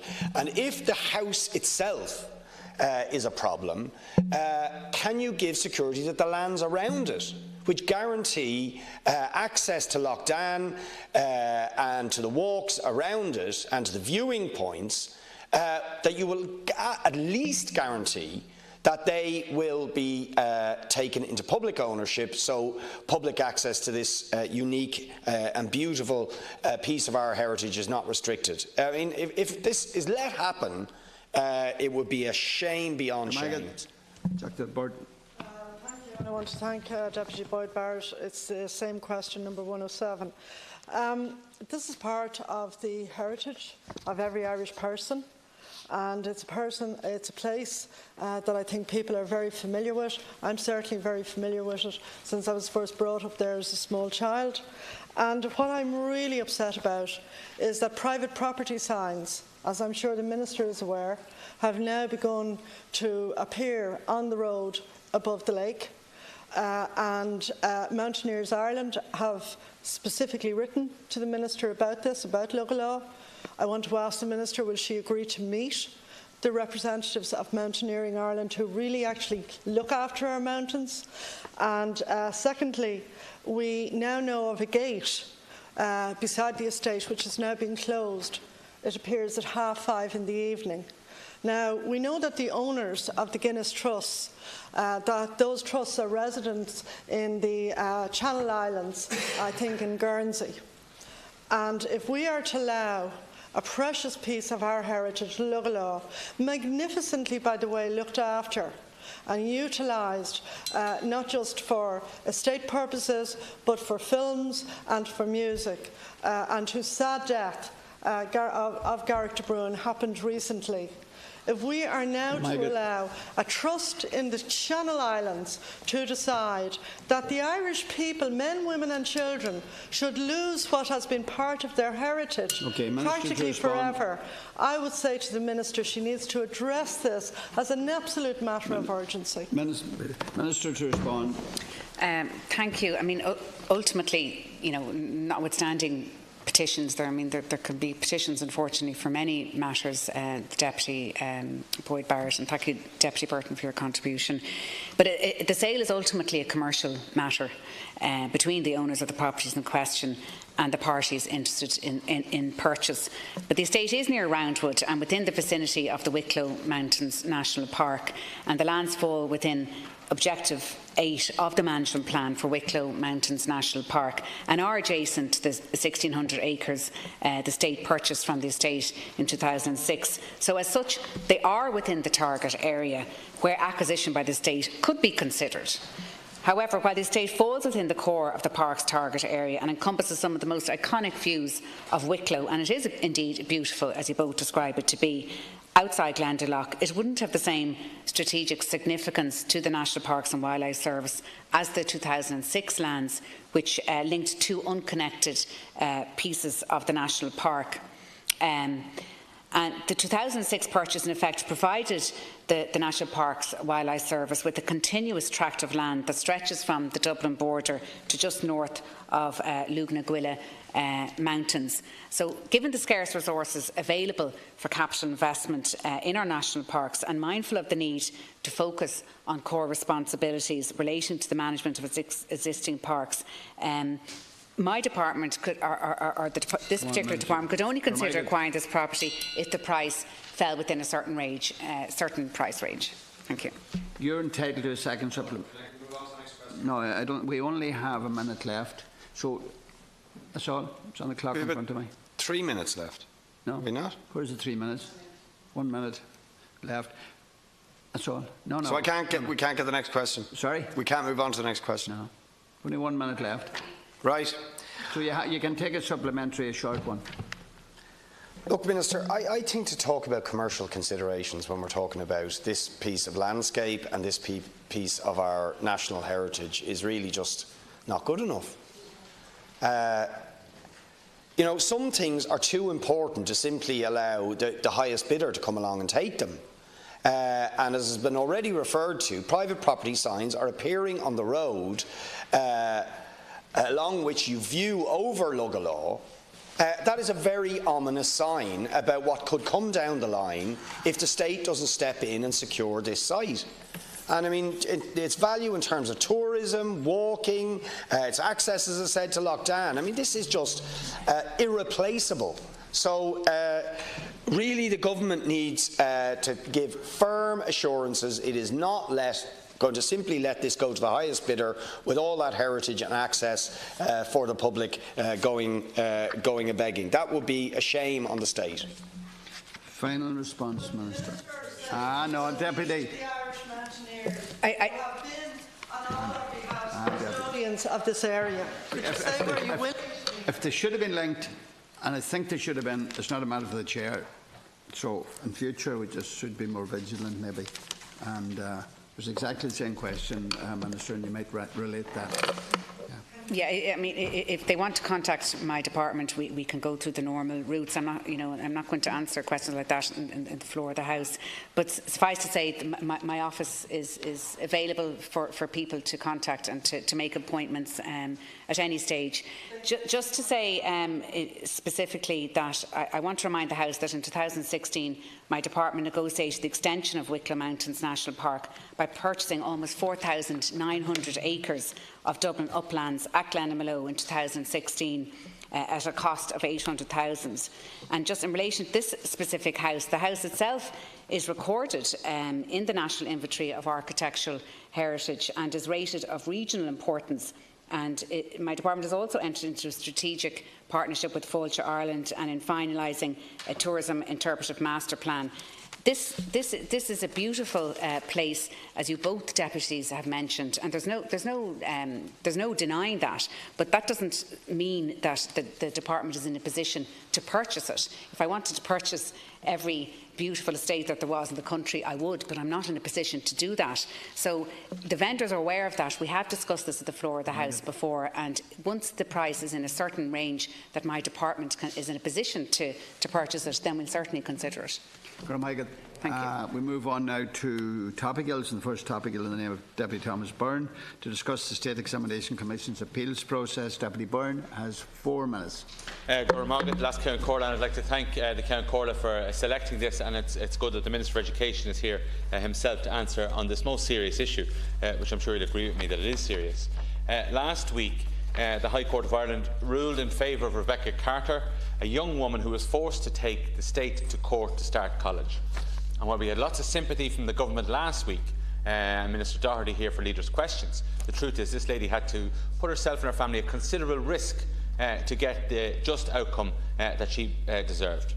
Thankfully, Rebecca has since started college, but the case has left a number of serious issues which have to be resolved. And I think it's important to set on the record some of the issues which came out during this particular court case. There are, as we know, approximately 54,500 students at the Leaving Cert this year. The State Examination Commission, I am told, issued 383,764 grades from about 600,000 individual scripts. The proportion of appeals lodged against grades issued this year is very low, comprising of 9,092 scripts from 5,200 students, so about 10%. When one includes appeals of oral exams, the number of items I believe to be correctional appeal is about 15,000. So even though less than 2% of scripts go to appeal, 10% of students but only 2% of scripts, it took 40 days and takes 40 days to recheck the appeals, as opposed to 54 days to mark the entire Leaving Certificate this year. This is a system that's not fit for purpose. There were 1,652 examiners correcting the scripts at first instance.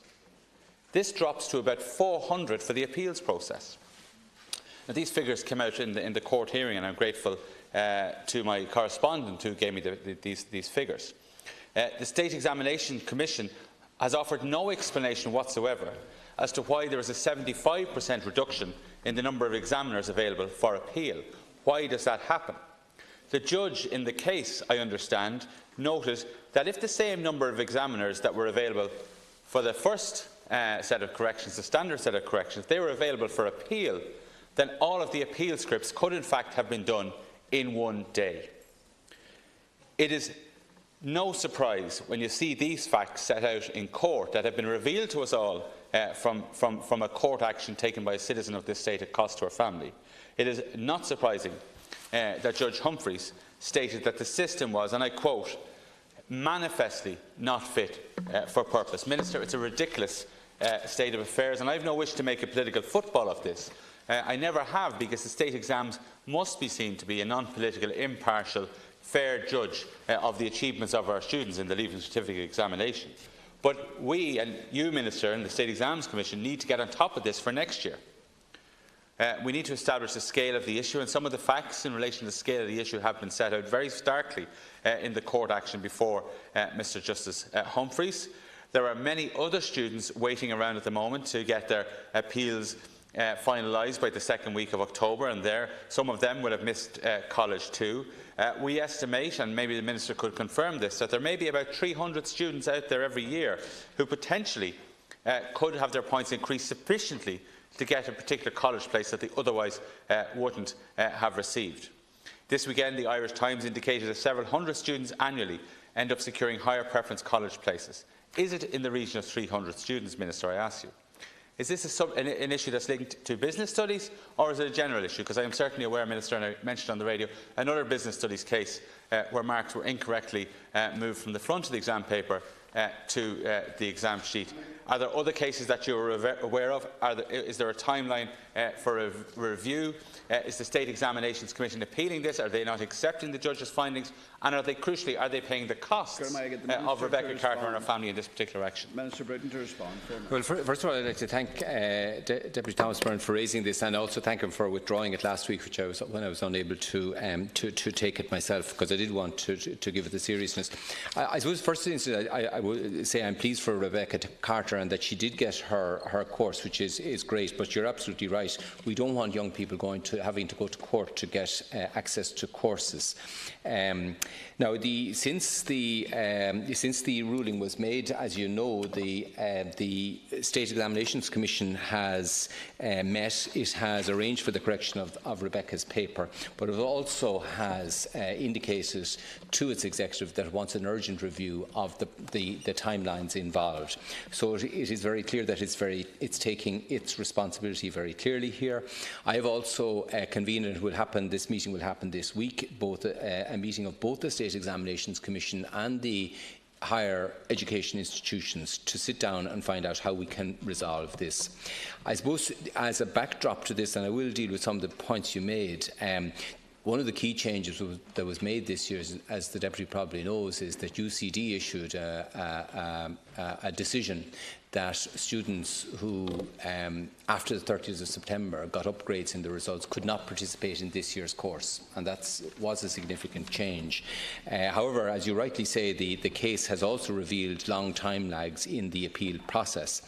The State Examination Commission is independent, and I think we will need to look at those time lags. Some of them start from the process that they do after the 15th of August. They issue all the scripts all back to the schools for examination, and they give until, I think it's the 5th of September, for a decision to be made as to whether the case would be appealed.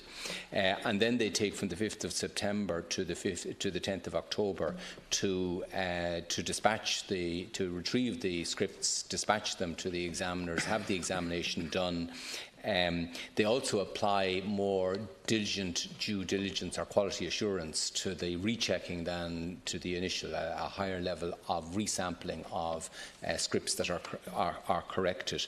But clearly, while it's absolutely right that they have a robust system, we have to foreshorten the time. I suppose another factor that has been at play here is that increasingly colleges are starting their terms much earlier than they used to. There was a time when colleges didn't start and the schedule was in line. But I think UCD have a reasonable point to make that a student starting a course 6 weeks into the course is going to have missed something. So we need to resolve this. I suppose I have to recognise the independence both of the colleges in determining their admissions policies and the SEC, and that independence is something that I think the public rightly value. But notwithstanding that, I think we can do a lot better here. I think we can foreshorten that. In terms of the turnover of results, you're right.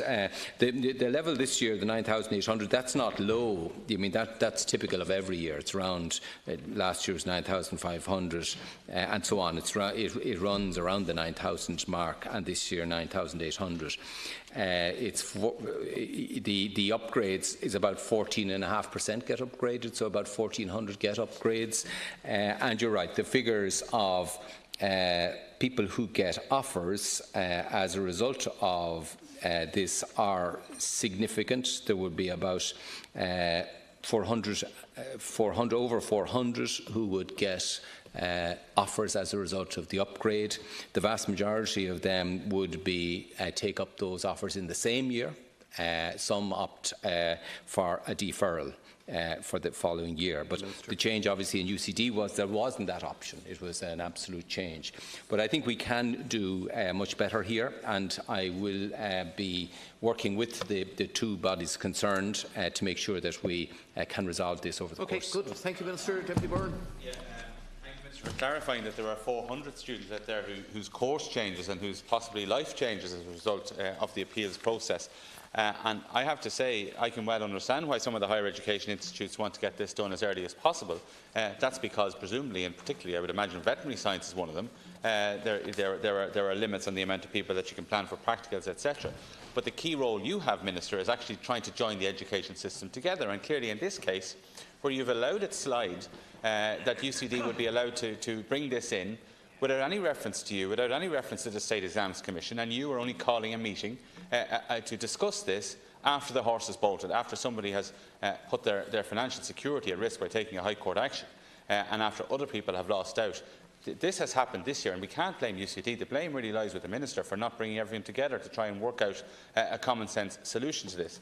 But it does seem to take too long to deal with these appeals. It seems to be an administrative process that has been allowed to slide, that is just it happens every year. This is the way we do it. We're independent. No one can interfere with us. But that has to end.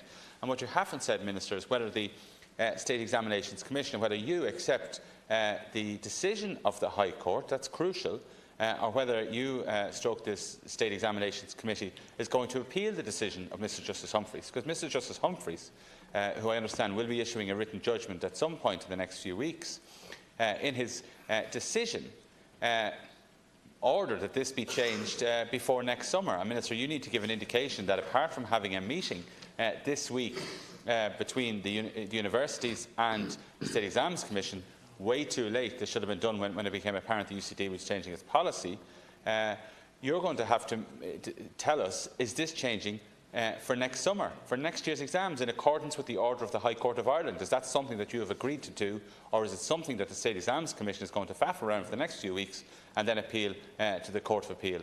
Let us know, because students need to know, universities need to know, and we need certainty, and we need an exam system that people can have confidence in. And unless you accept, I suggest, Minister, the judgment of Mr Justice Humphreys, there will be confidence shattered in our state examination system. Thank you very much, Deputy Minister, to conclude on this. First of all, I'd say I don't accept your contention that I should have directed the State Examinations Commission. The State Examinations Commission is an independent body, and it's been established as such.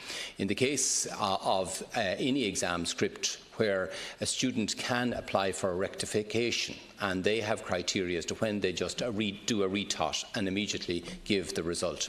In other cases, they do not give a rectification where the issues are more complex and it needs to look within the paper and have an evaluation of the paper. It's absolutely right that it's the State Examinations Commission should make that decision, not me or I mean, well, look back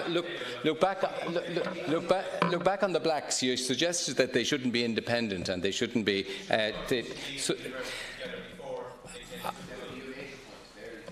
I think you did, and I think if you look back on the record, you will see what you said. I mean, the question of the board has obviously accepted the court judgment. They have done the recheck. They have issued a decision to their executive. They've made a decision that their executive should review these unacceptable timelines.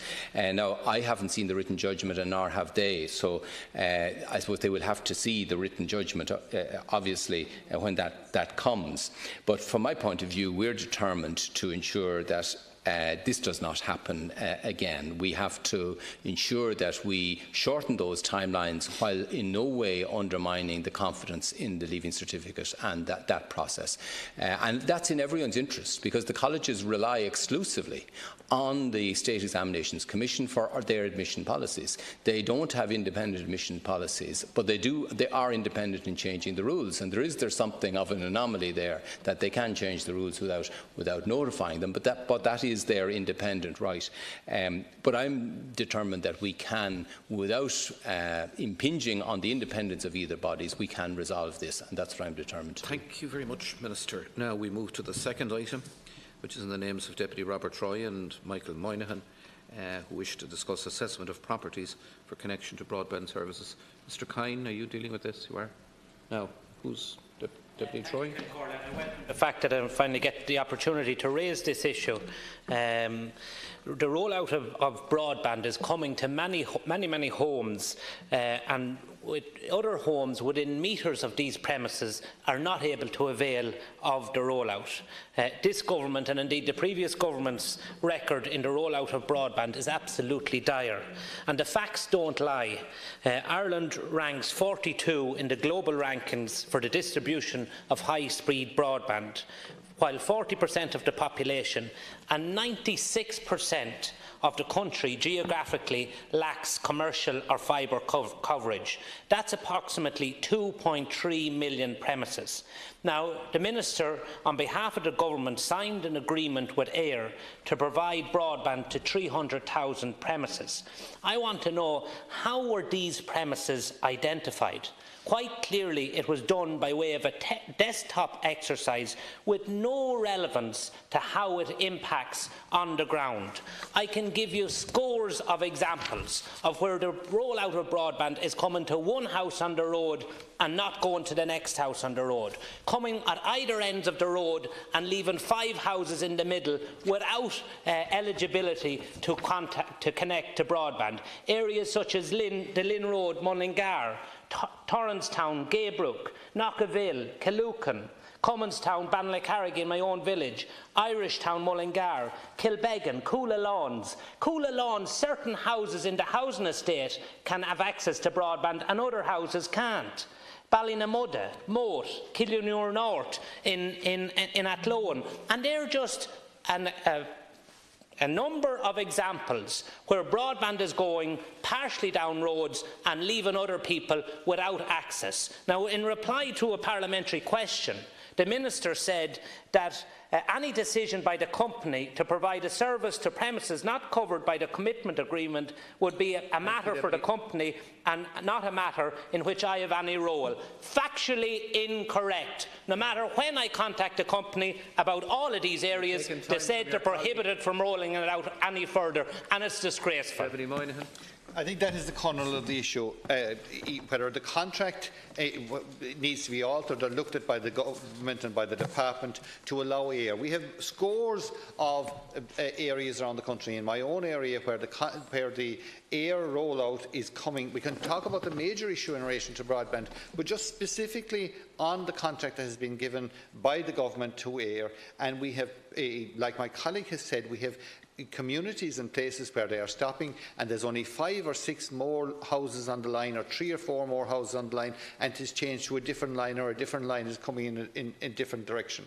We have places like Banteer, Knocknagree, Buin, Cullen, Newmarket, Turleys, Lisrobin, Boherbue, Ballinora. These are places where they are specifically coming to a particular location, and we contacted the department. The department are saying it is AIR's responsibility to extend it. We contact AIR, and AIR is saying that they're prohibited from going any further because of the contract that they have given by the state. Now, somebody needs to tell us who is blocking it, who is stopping it, and how can it be changed? Because it makes absolutely no sense whatsoever from a logistical point of view, from a common sense point of view, to look at roads or look at communities that are being divided absolutely and completely by this. And I think that the Minister needs to look at it, and they need to make sure that there is flexibility within the contract to allow the company to complete a particular section of road, whether it is only 3 or 4 houses or 2 or 3 houses, and in some instances where there is different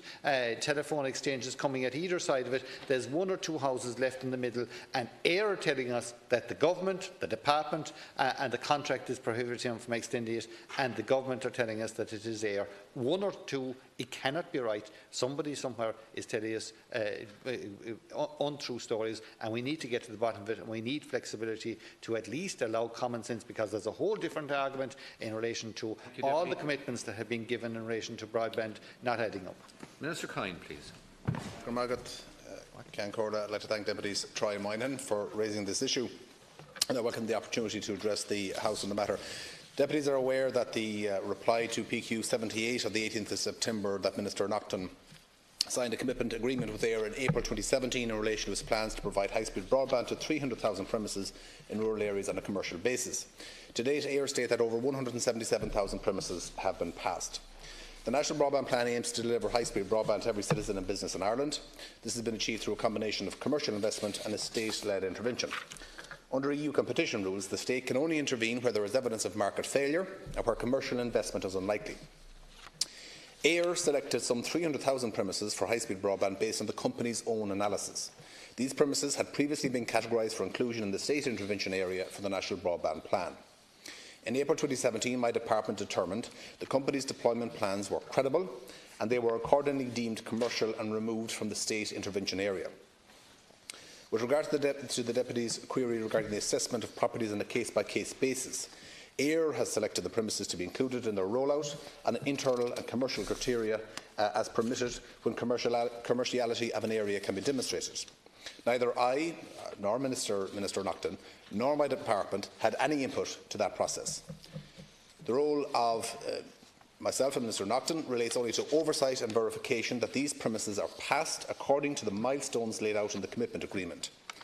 AIR has stated publicly that it is not in a position to include additional premises on a case-by-case basis, and this is entirely a matter for the company, as all commercial decisions are matters for private operators in the market. I appreciate the frustration felt by people who see the deployment by operators across the country but who are themselves still waiting for a high-speed broadband service. For those premises not served through a commercial investment, they will be included in the state intervention area, which will build a high-speed broadband network in those areas not served by the commercial operators.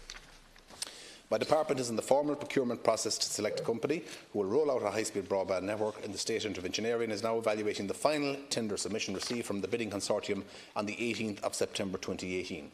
This is a significant milestone as the National Broadband Plan procurement process enters its final stages. In conclusion, I can assure the House that every day more and more people in every county in Ireland are benefiting from access to high-speed broadband as a direct result of Government's action on the National Broadband Plan.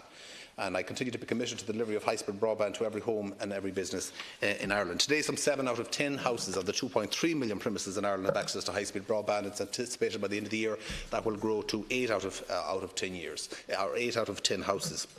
It is important, as I said, the milestone that's there. It is expected that a tender will be signed with the final bidder before the end of this year. Will roll out to start the intervention area, all 540,000 houses of those from 2019 on. That will take a period of time, and it is expected from early 2019 that every house will be told exactly when they will be connected. Regarding the the process that AIR selected the houses. I share the Deputy's frustration. I've made representations as a constituency TD to AIR in relation to houses left out, the line being extended up a road and not going any further. So I share the frustration that all members have, and the areas that you've identified. I can identify areas myself as well. We also accept that because of the push with the National Broadband Plan, because the pressure applied to the commercial operators, that AIR have agreed to sign with the Department a commitment contract that will deliver 300,000 connections. So we must also appreciate that for all the people left out, there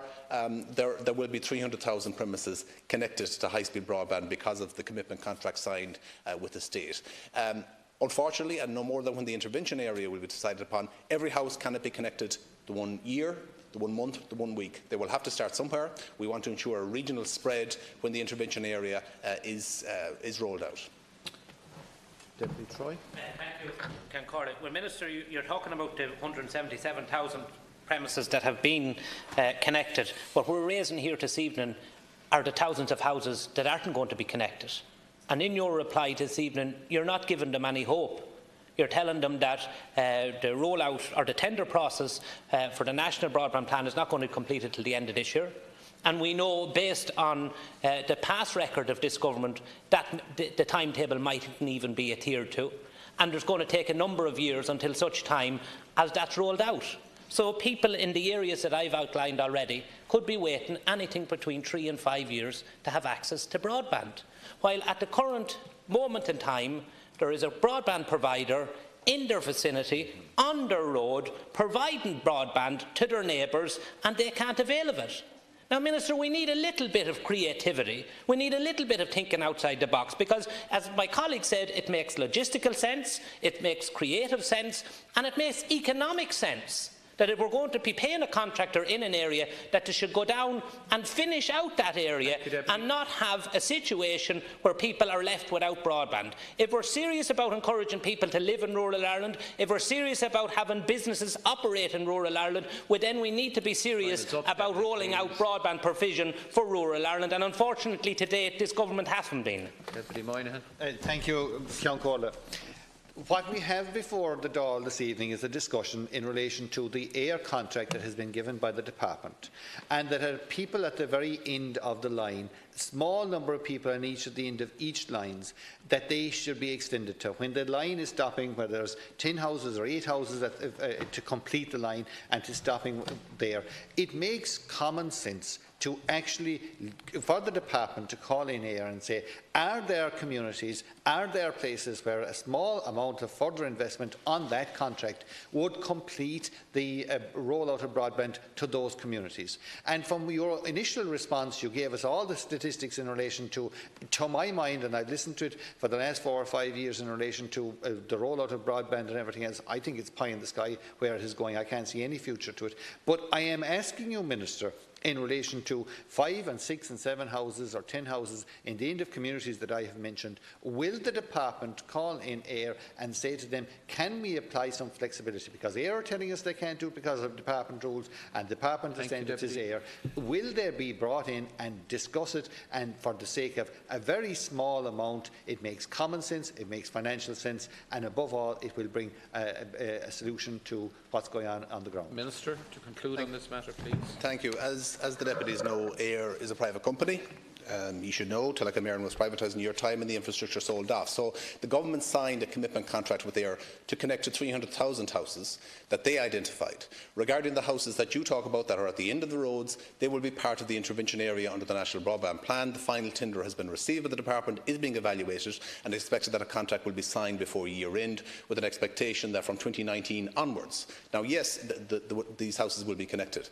I cannot give you a timeline for every individual house, but it's expected that from 2019 every house will be able to know when exactly. In terms of where in the intervention area, those houses that you talk about, who will decide where they will be connected or where they will start? It would make perfect sense to me, and possibly to yourselves, that those houses where air go halfway up a road, that would be continued on as part of the intervention area under the contract. That's not for me to decide. That's for the tender to be evaluated, and I understand that they will look at the best technical and engineering solution to the rollout. The most important thing is that we have a geographic spread, that all areas are covered, and that there is a timeline, that there is certainty for those houses not presently connected. From my understanding, again, there is no process for the inclusion of premises and areas deployment on a case-by-case basis that my department is involved or aware of. But that AIR is entitled to deploy outside the areas planned under the 300,000 deployment, as any operator would be. They publicly indicated very strongly that they are not in a position to do so on request. They can make decisions on a commercial basis. That's what they're saying. They can make decisions on a commercial basis. But the government has signed, and they've given a commitment to the 300,000. So they have to ensure that those 300,000 houses are complete. What they do after that on a commercial basis is up to themselves. But those houses that haven't been covered on a commercial basis will be covered under the National Broadband Plan intervention area. To the third item, which is in the names of Deputy Joe Carey and Deputy Tom Neville, who wish to discuss the ongoing overcrowding situation at University Hospital Limerick. Deputy Carey. First of all, I wish to express my thanks to you, Count Corla, for selecting this important issue for debate this evening. Overcrowding at the A&E department at UHL continues to be a major problem. For the past 2 months alone, there has been a staggering 900 patients on trolleys, the highest recorded in the country. There are many contributory factors to this, including the fact that some surgical theatres and consultants are not available 7 days a week. But the major issue is a lack of acute bed capacity in the region. In fairness to management at UHL, they've put forward 2 projects to significantly boost the bed capacity: a 60-bed modular unit and a new 96-bed block proposal. The 60-bed modular unit was recently granted full planning permission by Limerick City and County Council. However, it's extremely regrettable that this vital project has been stalled because of a planning objection by a resident of Dáil in Limerick. This project is of critical importance to health provision in the Midwest region, servicing counties Clare, Limerick and North Tipperary, as it will improve patient flow throughout the hospital. It will improve patient comfort, patient safety, privacy and patient dignity. It's outrageous, in my view, that one individual can hold up a project of such importance. I've taken up this matter with the Minister responsible for planning, Minister Damien English. It's my view that the strategic projects such as this should be lodged directly to Bord Pleanála. While I have no wish to deprive people of the right to appeal against planning decisions, it's my view that it makes sense to give Bord Pleanála the right to deal directly with applications for major public service projects. As such, an approach would streamline the process and allow people to have their views considered without compromising the public interest. Minister, what's your position in relation to this particular project?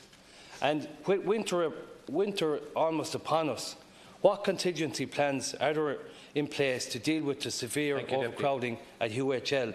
And finally, I strongly believe that more can be done and more needs to be done with the smaller hospitals in the region, including at Ennis, Nina and St John's.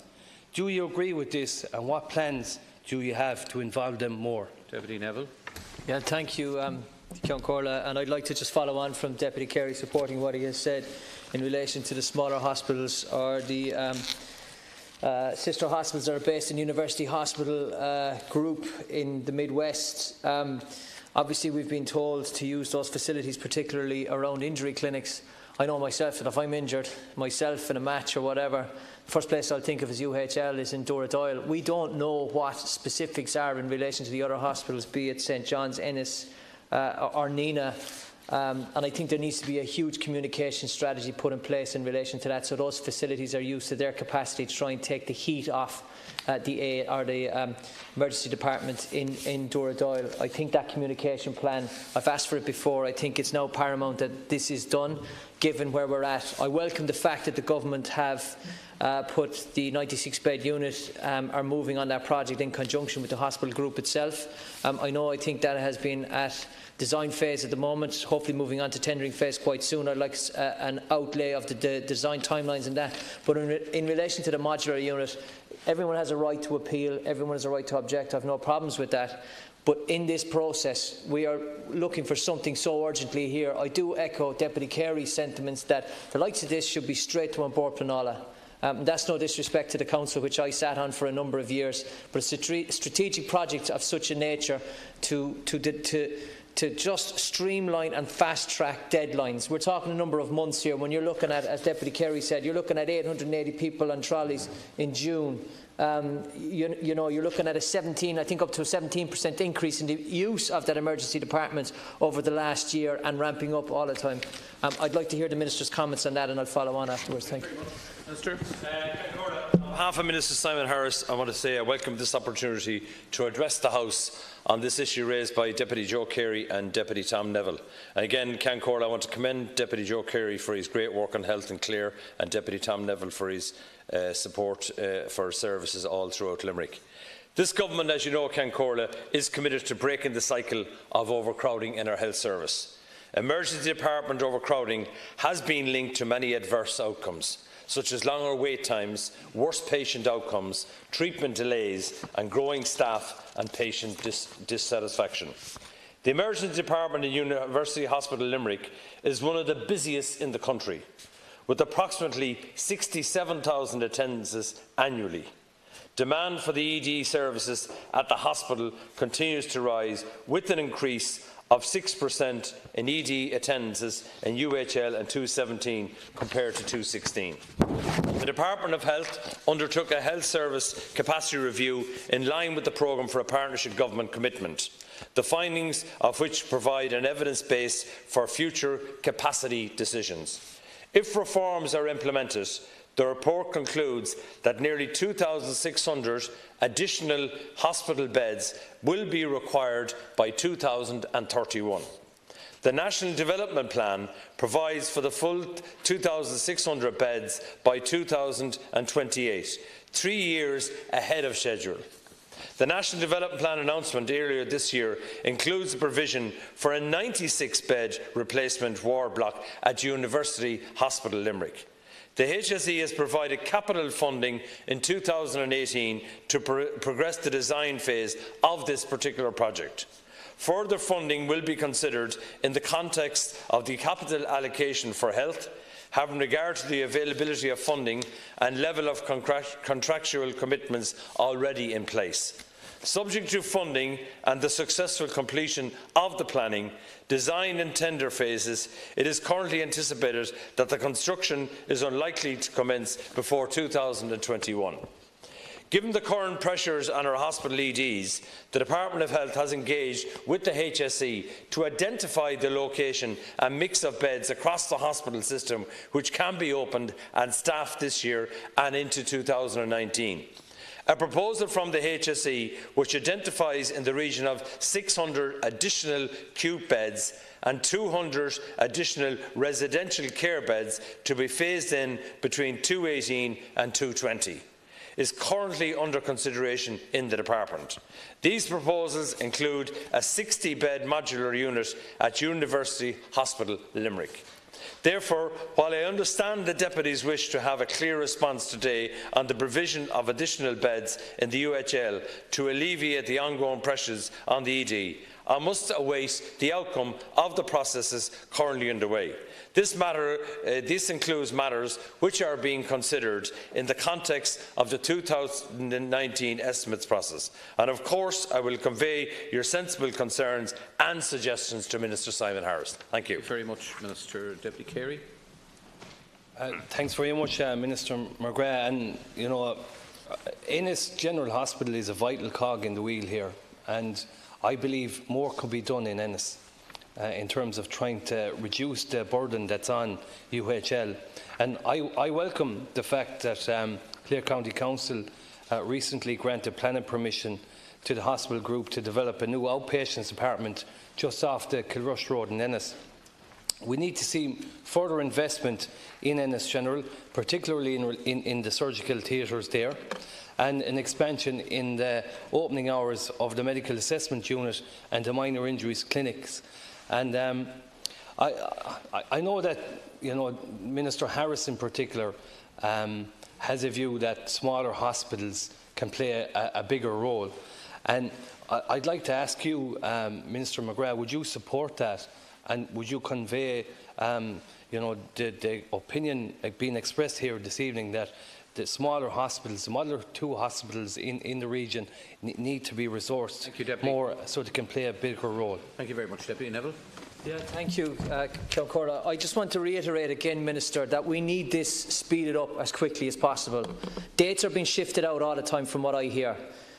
You're saying now today that it will commence in 2021. We need to get this moving faster. What I'm asking here in relation to the process is if we can find a fast track in relation to dealing with the person who's appealing this and on board Penala and the Minister to sit down, iron out their differences and come up with a solution here that we can move this forward, because people are lying on trolleys, they're under bright lights, their privacy is being compromised. I've had phone calls this weekend in relation to some specific cases. Some people are on trolleys 3 and 4 days, Minister, and we're dealing with this for a quite considerable long period of time. I would also suggest as well in relation to diagnostics that there will be something looked at in relation to diagnostics, that we move beyond the 9 to 5 Monday to Friday model. Like that has happened in the private sector, that you move to a weekend shift and remunerated and bonuses paid accordingly in relation to shift allowance. We need to start thinking differently in relation to this, Minister. It's getting too serious there. And I would ask, and I would also finally like to pay tribute to the staff who are working under extreme pressure there.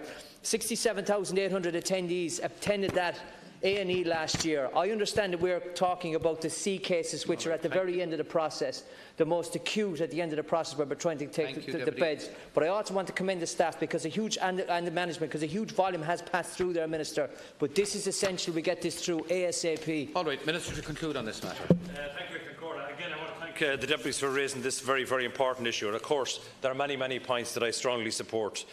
For example, Deputy Joe Carey talks about Éireann General Hospital and ending the burden. I agree with that, and also the issue of the medical assessment unit.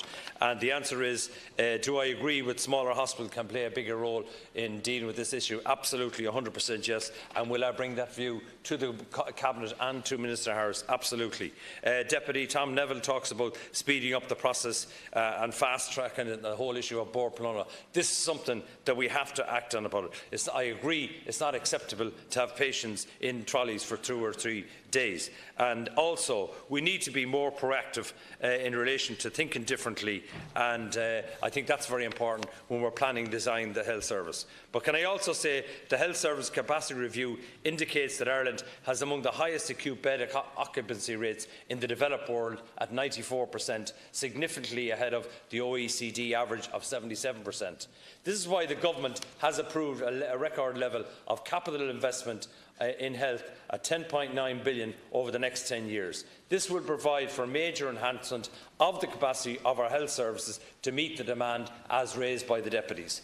However, increasing capacity alone will not address the challenges faced by the health system. Investment and reform must go hand in hand. The Sláinte Care Implementation Strategy, which was recently published, provides the framework for how our health service reforms can be realised across primary and social care as well as acute care. We now have commenced the implementation of the Sláinte Care programme of government. To conclude, Concordia, by saying we all acknowledge the challenges that we face are significant, and of that there is little doubt. However, it is my firm belief that all of us here, we want to find the right solutions. I've heard some of your suggestions today, but they have to be patient-centred, evidence-based, results-focused and sustainable to the challenges currently facing our health services. Thank you very much. Thank you, Concordia. Sure. And that ends our consideration of topical issues. We're moving now to item number 1 on the order paper, which is the Mental Health Renewal Orders Bill 2018 from the Shannon. Mr. McGrath, are you dealing with this? Daly is here. Minister Jim Daly. Excellent. He's playing centre half. Okay, can I Can I call on the Minister of State for Health, Mental Health and Older People, Deputy Jim Daly, to move the second stage reading now? I so move. That agreed? Agreed. Will you outline the provisions of the bill to us? Yeah, Margaret, Ceann Comhairle. I'm here this evening to introduce the Mental Health Renewal Orders Bill 2018 to the House. This is an emergency bill, as deputies will be aware, which was required as a result of a finding of unconstitutionality of part of the Mental Health Act 2001. I thank Ceann Comhairle, the Whip's office and the House for agreeing to consider this piece of emergency legislation at short notice. I would also like to acknowledge the support of our colleagues in Dáil Éireann. There is an urgency to the introduction of the legislation, which comes from the findings by the Court of Appeal on the 3rd of May 2018 that Section 15.3 of the Mental Health Act 2001 is unconstitutional. Section 15.3 of the Act provides for the involuntary detention of patients for periods not exceeding 6 months and not exceeding 12 months. The Court found that the lack of a mechanism for a patient to seek an independent review of his or her detention within a reasonable time meant that this section breached Article 44(1) of the Constitution, which states that no citizen shall be deprived of his personal liberty save in accordance with law. Mr Justice Hogan placed a stay on the judgment until the 8th of November 2018 to allow time for us and the Oireachtas and the Government to remedy the position and for the necessary operational changes to be put in place. Failure to legislate to address this judgment and implement necessary changes within the time allowed by the Court, that is by the 8th of November 2018, would result in the detention of patients becoming unlawful on the expiry of the stay. The purpose of this bill, therefore, is to provide a lawful basis for the reception, detention and treatment of persons who are detained involuntarily on renewal orders under Section 15.3 of the Mental Health Act. The decision to detain a patient involuntarily is a serious one. It is primarily taken in circumstances where a person suffering from a mental disorder, as defined in the Act, presents a danger to themselves or, in a small number of cases, to others. Under the Mental Health Act, such a decision can be made only after a registered medical practitioner refers a patient to the clinical director of an approved centre or a consultant psychiatrist on the staff of the approved centre. If the psychiatrist makes a decision to admit the patient's case will be reviewed within a 21-day period by an independent psychiatrist appointed by the Mental Health Commission and by a mental health tribunal consisting of a consultant psychiatrist, a lawyer and independently a person. To be involuntarily detained, a registered medical practitioner, 2 psychiatrists and a tribunal must all decide that the circumstances of the patient's case are such that detention is warranted. Anytime a patient's detention is extended by a renewal order, the patient is again examined by their consultant psychiatrist, further examined by an independent psychiatrist appointed by the Mental Health Commission, and the detention is reviewed by a tribunal. Where the tribunal affirms the order for the patient's detention, the patient can appeal this decision to the Circuit Court. The patient's consultant psychiatrist must revoke an order if they become of the opinion that the patient is no longer suffering from a mental disorder. When a patient's order is revoked, they may leave the approved centre or they may agree to receive treatment on a voluntary basis.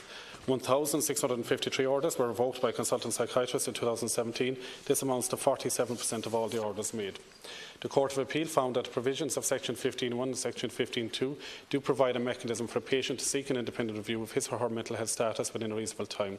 In 2017, there were 3,245 of the total of 3,524 admission and renewal orders issued. Approximately 92% were made under these sections of the Act. Currently, Section 15.3 of the Mental Health Act allows for periods of detention up to 6 months and up to 12 months. It was this provision that the Court of Appeal held to be unconstitutional. The Court found that it was not as such the fact that the renewal orders in question could last for 6 months or even 12 months that gave rise to this finding, but rather that there is not a means for a patient to access a review of his or her mental health status within a reasonable time. I will now go through the bill section by section. Section 1 is an interpretation section standard to most bills. Section 2 is an expenses section which deals with any expenses incurred by the Minister in the administration of the bill and is likewise standard to most bills. Section 3 is a provision that provides for replacing the Section 15.3 renewal orders under which patients are currently detained with new orders made under an amended Section 15.3. Subsection 1 provides for the patient's consultant psychiatrist to examine them within 5 days or 8 days if the Minister permits in writing of the commencement of the section. Where the consultant psychiatrist is satisfied that the patient continues to suffer with a mental disorder, they will make a new renewal order for a maximum duration of 6 months. Subsection 2 provides that a replacement renewal order is a substitution for and not in addition to the unexpired renewal order. The replacement renewal order takes effect as if it were an order made under Section 15.3 and attracts the provisions of Section 16 to 18. These provisions relate to review of the renewal order by a tribunal which ceased to apply to the unexpired renewal order. Subsection 3 explains what can happen to an unexpired renewal order on commencement of the section. Section 4 amends in Section 15 of the 2001 Act by substituting a new Section 15.3 for the existing Section 15.3. Its purpose is firstly to provide for repeat renewal orders of a maximum duration of 6 months. Secondly, provide for a new right for the patient or their legal representative to apply to the Mental Health Commission for review of their detention by a tribunal. Thirdly, provide that the new right of review by a tribunal can be accessed at or after 3 months from the date the renewal order was made under Section 15.3. And fourthly, provide that the new right of review to be carried out by a tribunal is a review of whether or not the patient is suffering from a mental disorder. Section 5 is a consequential amendment of Section 16 of the 2001 Act to provide for the review as set out in Section 4 of this bill. It provides that at the time a patient is notified of a renewal order being made, they are also notified that they have access to the new right of review. Section 6 is a consequential amendment of Section 17 of the 2001 Act to provide for the new right of review. It allows the Mental Health Commission to refer an application for review to a tribunal. Section 7 is a consequential amendment of Section 18 of the 2001 Act to provide for the new right of review. It adds that the tribunal's decision will be made no later than 21 days after the date the Mental Health Commission received the review application. Section 8 confirms that several existing rights under the 2001 Act are unaffected. These are maintaining provisions for discharge under Section 28 of the 2001 Act, where the consultant psychiatrist becomes of the view that the patient is no longer suffering from a mental disorder, that any court proceedings which were already in train before the commencement of the legislation are unaffected by the introduction of this new legislation, and that any proceedings relating to an appeal to the Circuit Court under Section 19 of the 2001 Act are unaffected by the introduction of this new legislation. Section 9 deals with the short title, collective citation, construction and commencement matters, and a standard to most bills. In delivering its judgment, the Court of Appeal said that the finding of unconstitutionality demands an immediate and imperative response on the part of the other branches of government, namely the Oireachtas and the government. Given the urgency of the situation and the particularly vulnerable cohort of patients who were affected by this judgment, the support of all parties and independents is critical to ensure timely commencement of this important legislation. Above all, we have a collective responsibility to always keep the rights, will and preference of the patient to the fore. This is reflected in the strong tradition of cooperation on mental health issues across the membership of the Houses of the Oireachtas. For all these reasons, I recommend the enactment of this legislation and ask for the support of this House in passing it in a timely way. I will also ask the Shannon, taking into account the particular context and circumstances of this matter, to pass an earlier signature motion asking the President to sign the legislation earlier than the period normally applying to legislation passed by the Houses. Thank you, Minister Daly. Now, Deputy James Brown, sharing with Deputy Murphy O'Mahony and Deputy Lahar. That's correct. Thank you. And thank you, Minister. Ceann Fianna Fáil will be supporting this bill, which is in effect emergency legislation. This bill enhances patients' rights by strengthening the human rights aspects of the lawful basis for detaining in psychiatric units those patients with mental health illnesses. In May of this year, the Court of Appeal found that certain laws governing the detention of people in psychiatric units was unconstitutional. The Court found that Section 15.3 of the Mental Health Act of 2001, which provides for the making of orders extending periods of detention by up to 12 months, breached the constitutional rights for those detained under the section. More specifically, the Court found that an order of detention of up to 12 months without an effective mechanism to review that detention before the order of detention expired breached patients' constitutional rights of personal liberty. The Court's decision affects almost 100 patients, including 15 detained in the Central Mental Hospital. In its judgment, the Court of Appeal acknowledged the potentially chaotic and catastrophic consequences of its decision on those vulnerable patients deemed to be unconstitutionally detained by the State. In effect, the Court's decision meant that the legal basis for detaining these patients no longer existed and that they would have to be released. This posed potential health risks to those patients themselves and in some cases to others. The Court, acknowledging these risks, suspended the declaration of unconstitutionality for 6 months to November the 8th so that the Oireachtas could enact laws to remedy the situation. However, in his judgment, Mr Justice Gerard Hogan stated that an immediate and imperative response on the part of the Oireachtas and Government was required. Hence the amending legislation before us today. Due to the urgency of the matter, this amending legislation must pass to allow enough time for the preparation and issue before the 8th of November of replacement renewal orders and associated mental health tribunals for those patients affected. For this reason, Fianna Fáil has agreed for this legislation to bypass pre-legislative scrutiny. However, that does not mean that this bill should pass into law without comment or observations. In 2015, the report of the expert group review of the Mental Health Act 2001 was published. It recommended 165 changes to our mental health legislation to make it fit for purpose by bringing our mental health legislation in line with international human rights laws and policies. Since the publication of that report, we have had 3 Ministers for Mental Health and 2 Taoiseach. Yet of that report's 165 recommendations, only 1 has been implemented, and despite numerous promises, has not even been a heads of bill published to address the other 164 recommendations. This fact alone should give light to the assertion by this government that mental health is a priority for it. In fact, that report's 67th recommendation pointed out that the 12-month duration of certain renewal orders was too long and should be reduced, what we're dealing with here today. Had this government prioritised mental health and acted to implement that report, we would not be here today rushing legislation through this House without appropriate scrutiny. In light of the proposed legislation, there is a clear need for greater access to information on how to make a complaint and for proactive advocacy supports for those using our mental health services. This is especially the case for involuntary inpatient users of mental health services. These patients are deprived of their most basic human right, that of their liberty. Appropriate safeguards need to be in place to ensure that any such deprivation of liberty is no more than absolutely necessary, is done in accordance with the law and respects patients' human rights. To achieve this, the Minister needs to ensure that the range and capacity of Ireland's mental health advocacy services is expanded in order to meet the needs of people with long-term mental health difficulties. Otherwise, patients' rights are meaningless. I do have a number of questions, of which I will be anxious for the Minister to answer this evening. 1. Will the Minister provide a date on which he will publish a heads of bill for the comprehensive reform of our mental health legislation, which will include expert review groups' recommendations? 2. Will the Minister provide greater funding and access for proactive advocacy supports for those using our mental health services so they can exercise their rights under this legislation and other legislation? 3. Will the Minister commence Fianna Fáil's Mental Health Act of 2018, which addresses some of this government's failure to reform mental health legislation? And 4. Will the Minister ensure that a money message is sent as soon as possible to release Fianna Fáil's Mental Health Parity Bill, which passed the second stage here in this House, but which is now stuck in limbo due to the government's refusal to provide this technical step? Thank you, Ceann Comhairle. Minister, as my colleague Deputy Brown has pointed out, Fianna Fáil are supporting this bill. However, there are a number of caveats. Any deprivation of liberty should be, in my opinion, the very last resort. As you know, Minister, the way it currently stands, detention is permitted under Section 15 of the Mental Health Act. However, it is incompatible with the European Convention of Human Rights. Minister, in what other section of society could a person be treated in such circumstances? That said, there is no point in providing a lawful basis for renewal orders under the Mental Health Act if mental health advocacy services are not expanded to ensure the needs of mental health patients are met. The Mental Health Reform Study, published in July 2017, provided that 2/3 of patients did not know how to make a complaint, and many were not confident enough to advocate for themselves. These findings are very worrying, Minister. Access to information for patients, particularly those who are detained involuntarily, is of paramount importance. These people have enough going on already besides being unable to access information.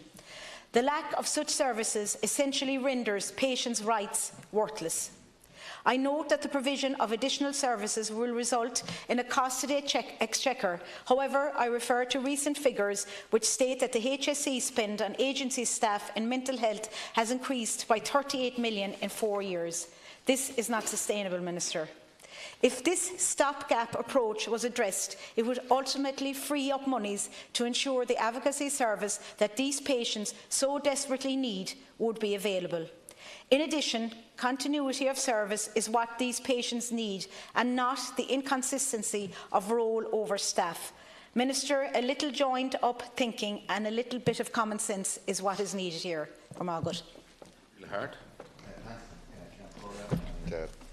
Thanks indeed, Minister, for presenting this. What a wise, on reflection and prudent judgment by Justice Gerard Hogan on the day.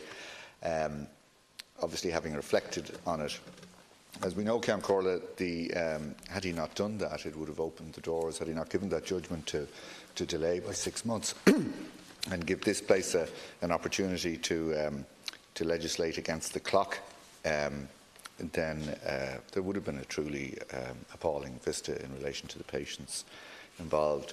We know, Ceann Comhairle, the Court of Appeal delivered its decision in the case of AB versus the clinical director of St Lomond's Hospital in May 2018, and that Mr Justice Hogan, giving judgment for the court, declared the particular section of the Mental Health Act which regulates the involuntary detention of people with mental health difficulties to be inconsistent with the constitutional guarantee of personal liberty, which is a pretty serious charge.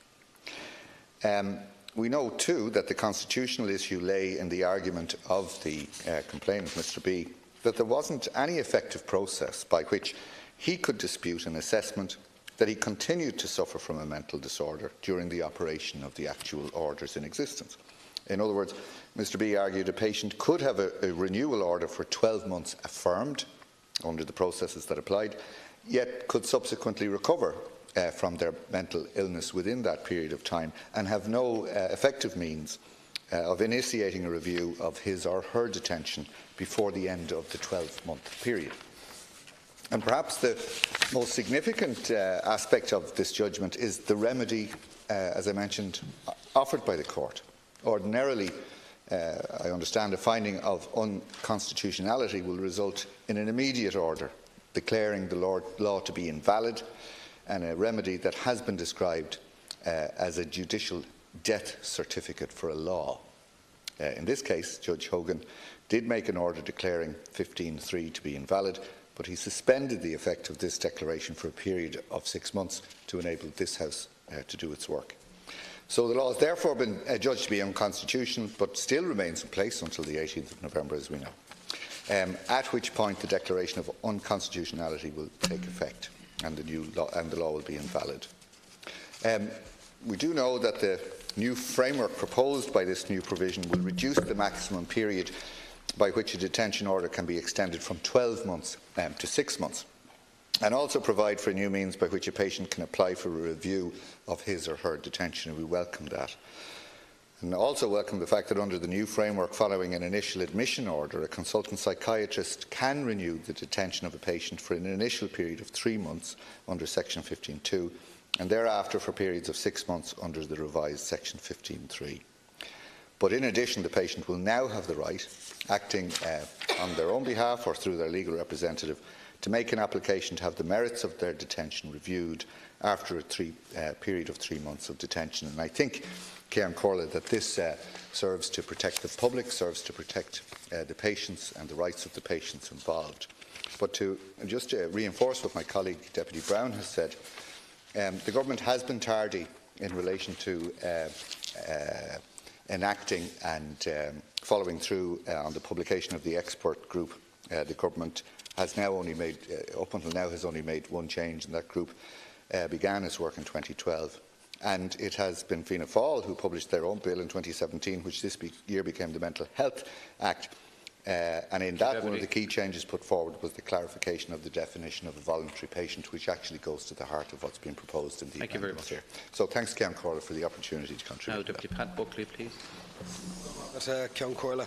First of all, I welcome this opportunity to speak here tonight, and I want to commend the Minister and his department for their quick and comprehensive work in bringing forward a bill which not just fixes the legal issues which arose from the High Court ruling, but improves the rights of patients in terms of their access to review of their detention and creates a fairer and more humane approach to the unfortunate but often necessary measures of involuntary admission and treatment.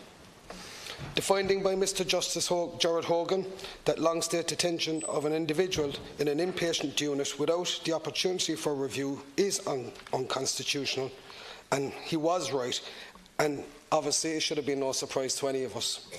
4 years ago, its review of the Mental Health Act, the expert group recommended revising of this and many other issues relating to patients' rights. The group made a total of 165 recommendations, many of which have not been acted upon or even really acknowledged by the government. The reality is that not only do we need to pass this bill or look at the expert review, we need to push forward with a comprehensive, modern and progressive new Mental Health Act which puts patients' rights at the very forefront of care in Ireland. I will return to this broad issue in a moment, but I'd like to address the amendments submitted to the bill by myself. I have submitted, Ceann Comhairle, 2 amendments to the bill, but I will not be pushing the second after discussing the finer details with the Minister, Deputy Brown, Deputy Kelly and speaking to other experts. The intent was also to allow greater latitude for a patient as to when they would seek their tribunal, but this, I now believe, is no longer necessary to add to this bill. The first amendment which I seek to have added to this bill will specify that a patient involuntarily detained under a renewal order will have the right to one review of each order, and not, as the language may have suggested, over one review per period of the overall detention. We should be very careful about the conditions under which we allow the state, through the health service, to take such serious actions as to deny the liberty of an individual. This should never be done just for the sake of it or on a willy-nilly fluff. And the continuation of the detention should carry on being treated with such seriousness. We should never allow the process to develop into a vicious cycle which perpetuates detention. The approval of one detention order should not make the renewal, if sought, an easier or less serious endeavour. In fact, given the desire for our services, in the interest of patients, to be a recovery-based model which seeks to avoid admissions and detention where possible, everything should be done to ensure that a renewal order is not necessary, and so a renewal order should never be seen as an easy option with a low bar for justification. If a criminal deserves a free and fair trial with a heavy burden of proof, the completely innocent sufferer of a mental health issue should be afforded no less, if not a great deal more, in terms of their right to liberty. I hope that you will agree that this is a worthwhile addition to the bill, as I've been told by you, Minister, that you've already agreed to it, and I thank Deputy Brown, and again I thank Deputy Kelly on this as well. I have found you, Minister, to be someone who I do believe is interested in upholding and improving the rights of patients, but action on this so far has been lacking. I myself have been waiting a very long time to move forward with Sinn Féin's bill on the issues of advanced healthcare directives. The Minister has been open to working with us on this, but it has been a long and drawn-out process, given the far greater resources that you have at your disposal. I will be seeking to move forward with this bill as soon as time is available in the Dáil. The issue is only of clear importance that this bill is to deal with it appropriately and has been developed with experts in the field. I hope that we can rely on the support of the Minister very soon, as well as Fianna Fáil and all parties, so that we can pass it to second stage and work together to get the best act finalised and in place for the people we represent. This bill we debate tonight is important, but it should not stall all the other issues of patients' rights. Last month, the Minister said, in a response to a PQ, that the general scheme of the new Mental Health Act was in the works, but that a draft would be sent to the Mental Health Commission by the end of the year. Unfortunately, Minister, while I don't doubt this is your intention or what you are being told, this is a long and storied history of deadlines being made and deadlines being passed, and very little coming in the realm of mental health when it comes to the Irish Government. When I took up this role in 2016, I was told that a review of the Vision for Change strategy was being worked upon. We're still waiting, and we're not exactly hopeful given how little the future of mental health care got in the way of information from this group once it was finally set up. I am also still waiting on a review on the role of suicide crisis nurses assessment, which I have been told is underway in every PQ I have asked about the role since 2016, which obviously precludes the Department from answering any questions that they have for this role. We have been waiting on a review of Jigsaw. We've been told again it will be the end of the year. We were told that we would be 24/7 mental health services and given very little information on the development of this plan or how it's been implemented. Unsurprisingly, the first concrete bit of information on the move to out-of-hours care says that some, in inverted commas, whatever that is, limited, this will be in place at the beginning of 2019. December and January will be an extremely busy time for the HSE and the Department of Health if all these deadlines are to be delivered. Minister, my point is that we need to commit to solving some serious legislative problems in the coming months, and so far we have little to give us hope that this will be done. Let's start with getting this bill over the line, continue with advanced healthcare directives, and get this mental health bill ready, and to that quality that the patients of our mental health services and their families deserve. We were talking about time frames and everything, and I was doing a bit of research, because before I came in here, the Assisted Decision-Making Capacity Act was signed in December, into law in December 2015, and it would be worrying at times, Ceann Comhairle. This Act actually replaced the Lunacy Regulation Ireland Act of 1871, so that was 144 years, so it took a bit of time. So I'm hoping that, we can work together and speedily resolve this, and I am genuinely, it is a good, proud moment for all of us that we can actually work together and get these things done, because it's not about scoring political points all the time in this chamber. It's actually about caring about people, doing the right thing. And as I said, I will be following up on the assisted decision-making capacity bill, because, as I said, it is vitally, vitally important. We do need to work together. And as I said, I am very, very passionate about this. Time frames, we're looking at, if we can achieve this, between the Shannon, and I also like to congratulate the Shannon, on the speed of, getting this to where it is today in this chamber. And how ironic, you'd never know, this could be the last bill that our President may sign into law before the next big election is coming, as we all know. So look, as again, you'd never know. But look, again, I am very proud, and I'm very grateful to you all for working together on this, and go to Míle Mágat. Thank you. Thank you, Deputy Buckley. Deputy Alan Kelly. Thank you. I won't be long, Con Corla. Minister, obviously there's an urgency here regarding this. Section 15.3 of the Mental Health Act 2001 is unconstitutional. It was a big judgment. I think it was a proper judgment. When you read into it, it's actually surprising it didn't happen before, is my view. It's the correct judgment, and obviously the stay has given us time to deal with this issue, and the Labour Party will be obviously supporting this small piece of legislation, but a very important piece of legislation that's before us tonight.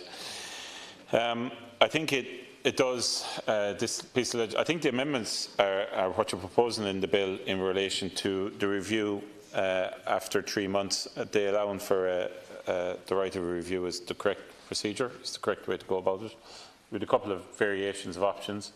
I think the one you picked is the correct one. And obviously there is the right to appeal furthermore to the Circuit Court, which is a natural right. I think the one thing that this throws up is obviously in the broader issue the requirement for a new bill in relation to the whole area of mental health based on the expert review. It's been spoken about here. I'm not going to repeat it. I've raised it before. I think even in the coming months, if we could get some outline in relation to the type of bill, it might be a bit of a stretch to get the heads of a bill, but if we could get somewhere along there, it would be progress before we all go off into election mode, whenever that is.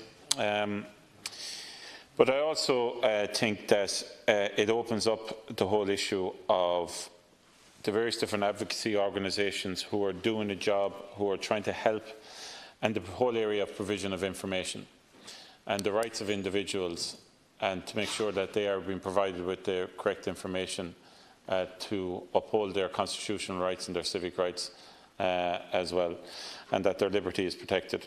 And the whole flow of information, I think what this piece of legislation brings about, and the judgment that was made, it reminds us of how important it is to protect the provision of information and people's rights, but also it gives us an opportunity to reflect on how best information flow and information provision can be maintained for individuals, so that they have autonomy, so that they can be in a situation where they can make decisions regarding their own situation, and we can support the advocacy groups out there who are helping in so many ways, and we can focus in on that whole area maybe a little bit more into the future. Obviously we need to pass this bill, we need to get it put through before the deadline that has been set by the court, but it does shine a light on the need for us all to make sure we focus in on those areas that I've just spoken about as well in the meantime. Thank you very much. Thank you very much, Deputy Kelly. Deputy Gino Kenny. Minister, People for Profit will be supporting this legislation, which is in response to last May's Court of Appeal ruling that found part of the Mental Health Act 2001 unconstitutional. It is unconstitutional because it allows detention of an involuntary patient to be extended for up to 12 months without an effect or an independent review without a reasonable time frame. Minister, I just have a question, if you can clarify this, probably later on in the discussion or a later time. In relation to this bill, I would like to get clarification that the right of an individual requesting a second tribunal under a 6 months renewal order will not impinge on their right to an automatic tribunal within 21 days. I'm not sure if somebody could clarify that at a later stage. However, I'd like to take this opportunity to talk about the urgent need to update the Mental Health Act of 2001 in full. Successive governments have consistently neglected to do this, and this one is no different. The Minister has given no indication as a date when the draft bill for the new Mental Health Act will be made available. The Minister has stated that the bill will be significantly progressed by the end of this year. Mental health organisations and groups have waited for more than 3 years to see a draft of this bill, and there is no definitive date for its publication. Mental health services across the board continue to struggle hugely within existing resources. Massive underfunding has led to a chaotic system that is failing so many adults and children with mental health difficulties, and I think numerous TDs have brought this forward. Frontline staff regularly highlight the stress they experience while trying to do their jobs in the most trying of circumstances. Recruitment and retention of staff remains one of the biggest challenges in our health service. I know, I've repeated this many times, but I think it's worth repeating because the stats are quite shocking. At the moment in CAMS, there are less than 40% of the required number of clinical psychologists in post, less than 50% of social workers, and less than 60% of occupational therapists. Shockingly, 57% of Ireland is still not covered by out-of-hours CAMS services, which regularly means that children or young people are experiencing a mental health crisis have little option but to go to an overstretched A&E department. This cannot be allowed to continue, Minister. We in People for Profit will include a substantial investment in mental health services in our budget in 2019. This will bring us into line with figures contained in a Vision for Change and will represent an 8% spend of the total healthcare budget. We believe we should be moving towards a 12% of overall health budget, which would bring us closer to Britain and current spending on mental health service.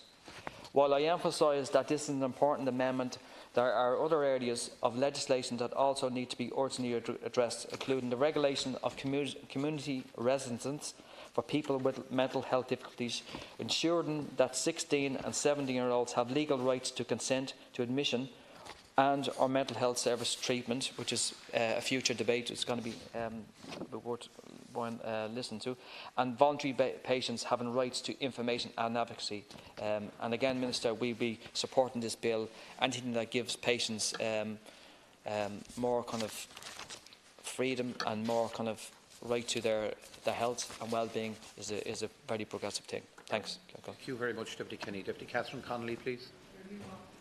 Minister, I too would be supporting this bill, but I think it's important to put the bill in context. Tomorrow it will be 5 months since Justice Hogan gave his judgment on the 3rd of May.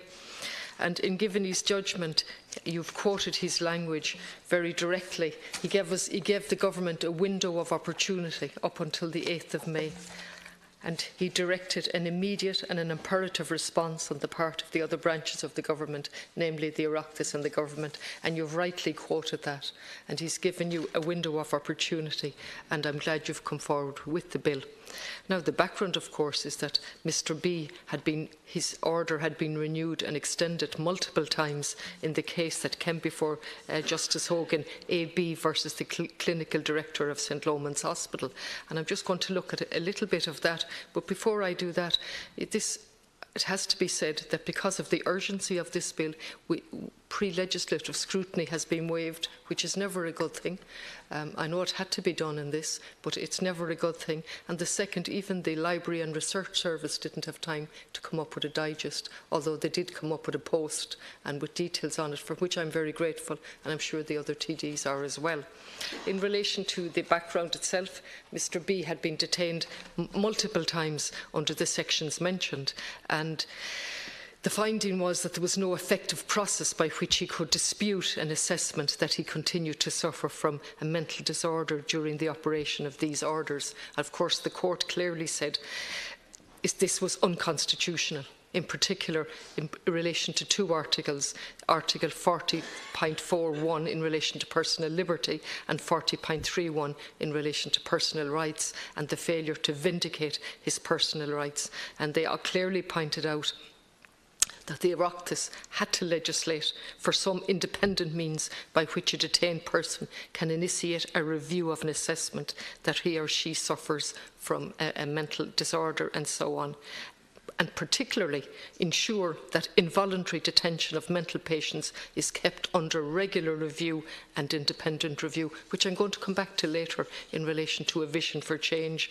And of course this bill sets out to correct that unconstitutionality, and really what it's setting out is the maximum period of detention is 6 months without a review, but obviously the patient can come forward after 3 months, which is a welcome change and a change that we had to bring in. There is one question in relation to existing orders that you might clarify for me, the extant orders. This is a prospective piece of legislation, not retrospective. But in relation to the existing orders that have been made, I understand under one of the sections, the psychiatrist has to look at them as soon as possible. What does that mean? Is there a time limit set out for the renewing of those orders as soon as possible? Putting this in context, I had the privilege in another life of working as a clinical psychologist, and way back in the 80s we knew exactly what the problems were, and a document was produced by the government then in relation to planning for the future. That was in the 80s. The direction was to go away from psychiatric units and into the community. Not really acted upon, except taking patients out of the big institutions, but not really providing the help on the other side. The next big document was Vision for Change, which ran, actually, just the period of time on it brought us up to 2016. An excellent document. I've quoted it many, many times in the chamber.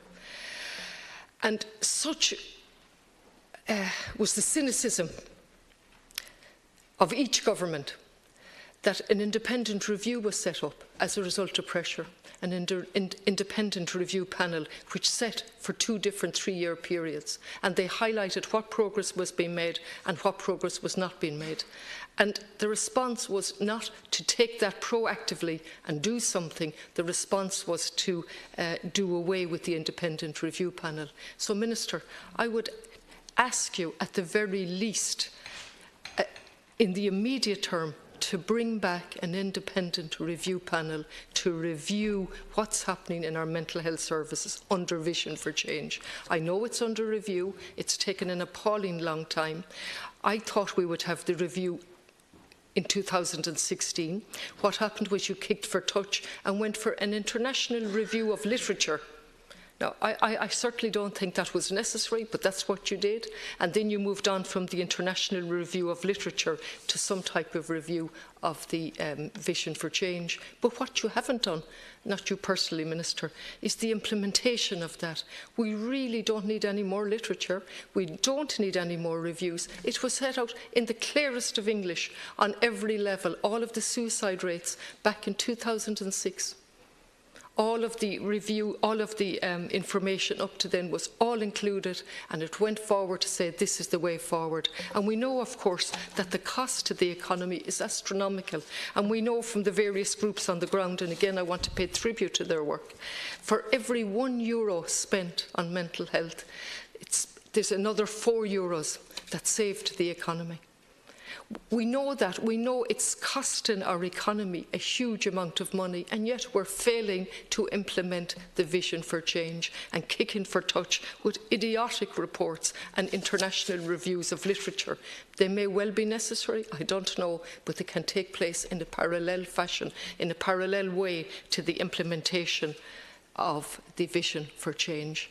And as has been said here by the deputy on my left, there are no 24-hour services for teenagers in over, I think it's almost 57% of the country. We have people with mental health problems going into the accident and emergency in Galway and walking out. We know the suicide rates are very, very high. Now, I don't want to repeat those. With my own background, what I want to say is there are solutions to these problems, and we want to empower people. And what this highlights tonight, this piece of emergency, is our very complicated history and attitude to the incarceration of people. It seems to be the answer that we've always rushed to, rather than empowering people. And we have talked the language in in Vision for Change, but we've never implemented it. So I would hope now tonight, I'm 2.5 years in the Dáil, it's 5 months after the Court of Appeal has forced the government to take action in relation to one specific aspect. There are many other aspects. There are people detained or held in a voluntary way in community institutions, and a huge grey area as to what their rights are, and many, many other serious questions. So, Minister, I appreciate on a personal level, and I see your work commitment, and I appreciate that. But really, we want Vision for Change implemented. You can certainly update it and improve it, but if you're seriously interested, and the government, you would bring back the independent review panel, because that's something that would give us all confidence that you're seriously interested in implementing Vision for Change or whatever new document comes forward. Now, on Dr. Michael Collins, Grind to Kidama, Lesh, and Dr. Matty McGrath, Agus and Dr. Danny Healy-Ray. Deputy Collins. Thank you. I am grateful to have the opportunity to speak on this bill tonight, and we do fully support it going through the Dáil. Involuntary keeping of people in institutions should be kept at a minimum, and I fully support the rights of people with mental health issues, and I feel it is important that these people are given a voice. I cannot stand up here tonight and ignore the serious problems that still stand in our mental health service. We are all too well aware that people suffering from psychiatric illnesses are left waiting for long periods of time before they can access treatment. It has been reported that waiting times and lists are getting longer, and there are major services and gaps in certain parts of the country, such as Cork and Kerry. This needs to be addressed urgently, Minister. It is a disgrace that children in this country who need to access services are suffering. It has emerged that as of March this year, there were 2,691 children and young adults waiting for the HSE to provide them with an appointment, including 386 who are waiting longer than 12 months. We have an ongoing problem that, because of a lack of out-of-hours and inpatient services, means that children are being admitted to adult mental health services. This is unacceptable. Emergency response times to child and adolescent mental health issues should not be greater than 72 hours. We need 24 hours, 7 days a week access to our mental health services. Whose fault is this? I can say with no doubt this is of no fault of the staff who work tremendously hard in these services, but it is the fault of the government, who have failed to provide inadequate funding for mental health services year and year in the past. There isn't anyone in the country that doesn't have somebody in their lives that has had a mental health problem at some stage, whether it be depression, anxiety, stress, alcohol issues, drug issues, and it is a joke to think only approximately 6% of the overall budget is spent on mental health each year. Mental health is an area in Ireland that has been neglected, and we need to address this matter urgently. Without investment and major change, the Mental Health Commission has declared that the level of care provided to vulnerable and distressed individuals will continue to be unsafe and substandard. In my constituency, I've seen a mother have to take to her local newspaper to highlight her struggle with the HSE to provide her with adequate support for her child. This lady has an autistic child who is non-verbal and has violent outbursts. The problem here is not just a question of funding, but how and where the money is spent. In this case, the lady has been approved for 30 hours home support per week, but cannot fully access it because of the lack of staff at Coaction. I can only say wonderful things about the work of Coaction and its staff, but again, it's down to the problem of this government and the HSE of how the health and mental health budgets are spent. I have constituents of mine coming to me with serious concerns. It has been brought to my attention that when you have older adults coming out of their facilities such as Coaction, their parents are very concerned as to what will happen to these individuals when their own parents can no longer care for them, as there aren't adequate services available to these people. I feel we need to look at providing more semi-independent living options for people who want to avail of the support they could access in a semi-independent living facility. It is time this government needs to fully realise its commitments to mental health and adequately invest in mental health in the upcoming budget to improve the mental health outcomes of adults and children living in Ireland. I too am happy to speak on the Mental Health Renewal Orders Bill 2018. And it's a pity that it took a court case, nearly 6 months ago, to bring us to this point. The purpose of the Mental Health Renewal Orders Bill 2018 is to provide a lawful basis for the reception, detention and treatment of persons who are determined involuntary were detained involuntarily under renewal orders under Section 15.3 of the Mental Health Act 2001. This bill seeks to provide for the repeat renewal orders of a maximum duration of 6 months each. And I welcome that, even though it is 6 months, quite long. Provide for a new right of a patient detained on a statutory S153 renewal order made for a period exceeding 3 months to access a review of their detention at or after 3 months from the date the renewal order was made. I welcome that certainly, because it gives some bit of a balance and say to the patient themselves. This review will be carried out by a mental health tribunal, which will satisfy itself whether or not the patient is suffering from a mental disorder.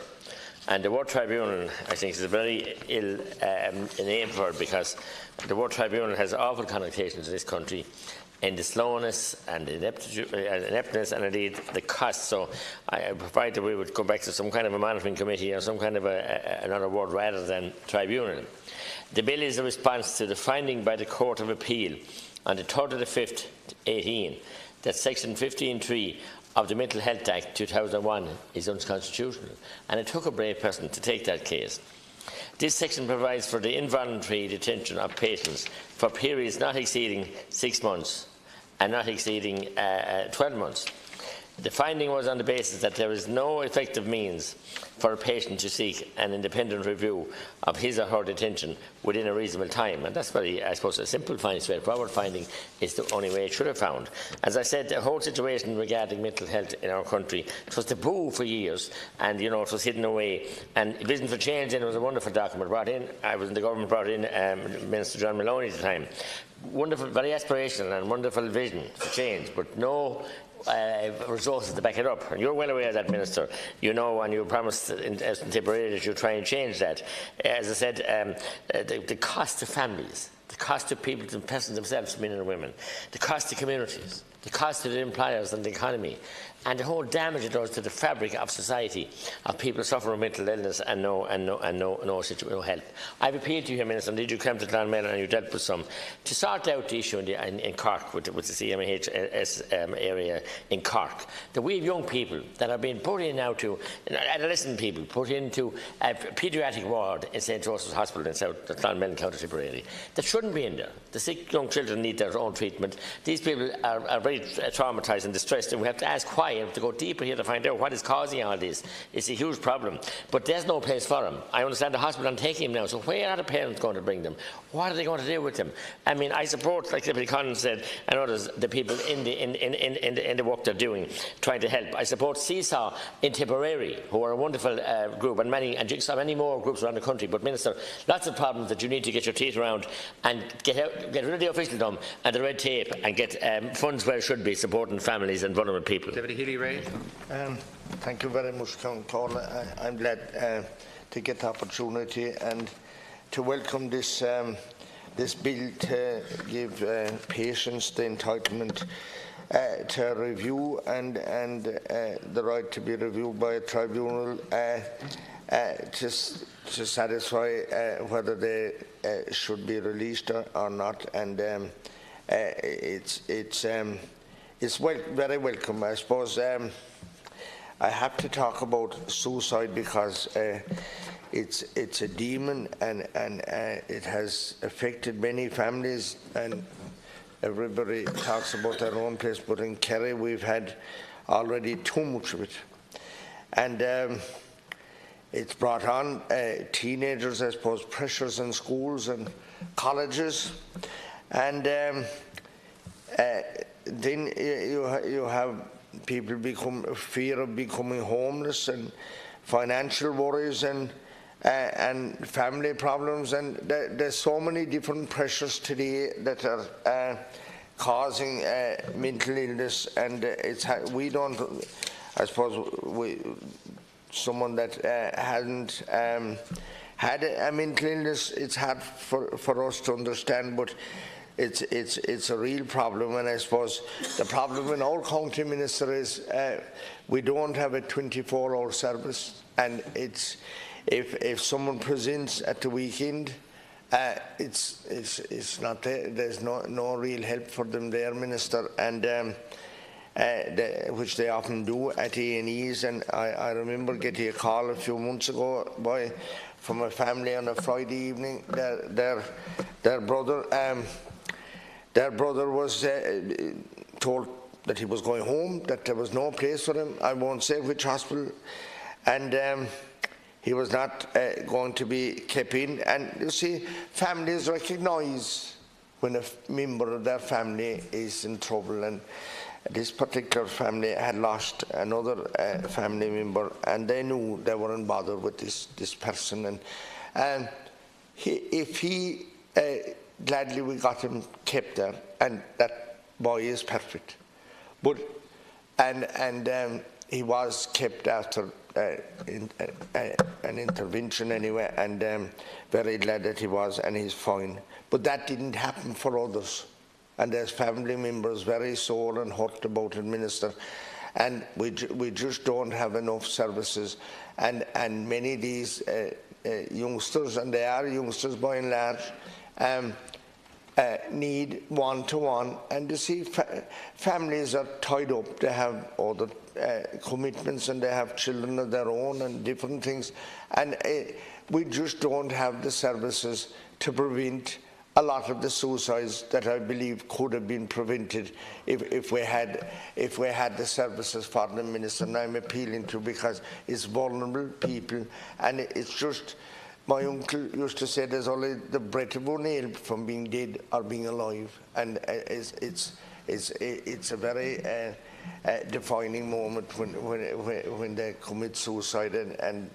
you know all that it brings with it on a family, so much the hurt and the loss, but the stigma as well. And we have to do more for people with mental illnesses. Thank you very much, Minister. Thank you very much. Thank you, Deputy Healy-Rae. Now, Minister, if you'd respond to the second stage contribution. Okay, yeah, I'd like to thank all of the deputies for their contributions across the floor, and indeed for their support to date in bringing this piece of emergency legislation and facilitating its timely passage. And as I said at the outset as well, to thank your own office, Ceann Comhairle, and the other offices that are involved, and in the Shannon as well, for bringing us here.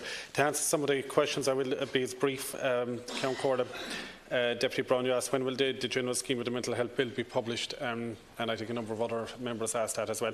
I intend or hope to have by the end of the year, obviously, this emergency legislation, you know, as these come on stream and as different private members' bills come on, they take from the important work, and they are important as well. It's competing needs where we're trying to keep I have a finite resource in the department to do legislation, but I'd be hopeful by the year end to have the draft prepared and ready to go to the Mental Health Commission for comment at that stage.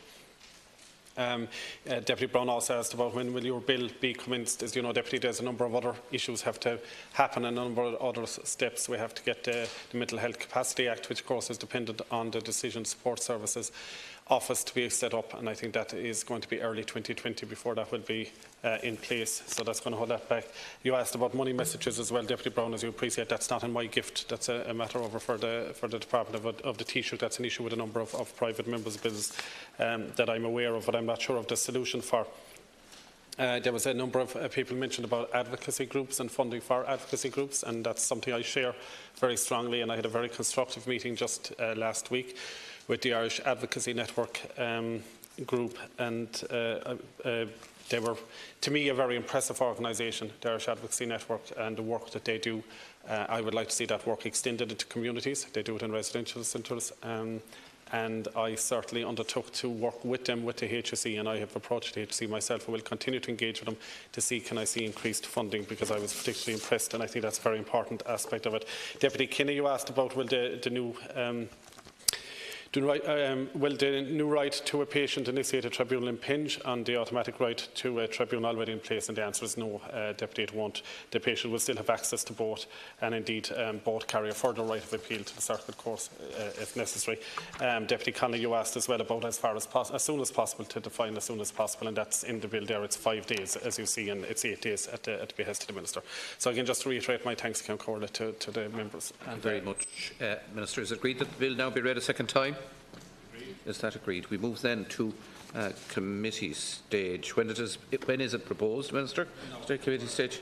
Is it agreed we take committee stage now? Agreed. Okay. Section 1, is it agreed that Section 1 stand part of the bill? Section 2, is it agreed that Section 2 stand part of the bill? Agreed. Section 3, is it agreed that Section 3 stand part of the bill? Section 4, amendment number 1 is in the name of Deputy Buckley. That has been accepted by the Minister. Is it agreed that amendment number 1, Section 4, be made? That's agreed. Amendment number 2, Deputy Buckley, you're withdrawing that. Is it agreed that Section 4 is amended stand part of the bill? It's agreed. Section 5, is it agreed that Section 5 stand part of the bill? Agreed. Section 6, is it agreed that Section 6 stand part of the bill? Section 7, is it agreed that Section 7 stand part of the bill? Section 8, is it agreed that Section 8 stand part of the bill? Section 9, is it agreed that Section 9 stand part of the bill? Title. That this be the title to the bill, an act to permit unexpired renewal orders to be replaced by new orders made under this act, to provide that such new orders shall take effect as if they were renewal orders made under Section 15(3) of the Mental Health Act 2001 as amended by this Act, to amend Section 15 of the Mental Health Act 2002 to provide that the maximum period of detention for a patient which may be provided for in a renewal order made under that section is 6 months, to provide that the patient or his or her legal representative has a right in the case of a renewal order made for a period exceeding 3 months, and in addition to any other right of review under the Mental Health Act 2001, to apply not later than 3 months from the date on which the renewal order was made, for such a renewal order to be reviewed by a tribunal in order for the tribunal to satisfy itself whether or not such patient is suffering from a mental disorder, to make consequential amendments to certain other provisions in the Mental Health Act 2001 and to provide related matters. Is that agreed? Now, Minister, when is it proposed to take 5th stage? A report stage? A report stage, yeah. And there's no amendments, so we proceed in order to 5th stage. When is it proposed to take 5th stage? No, is it agreed that the bill do now pass? Agreed. The bill has now passed. Thank you. Thank you, Corla. Thank you.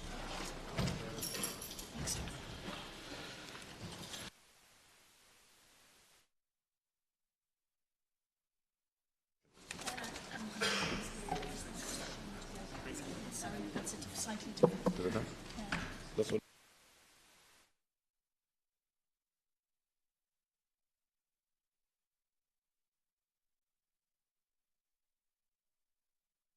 20.2.2 of the Constitution will be sent to the Shannon.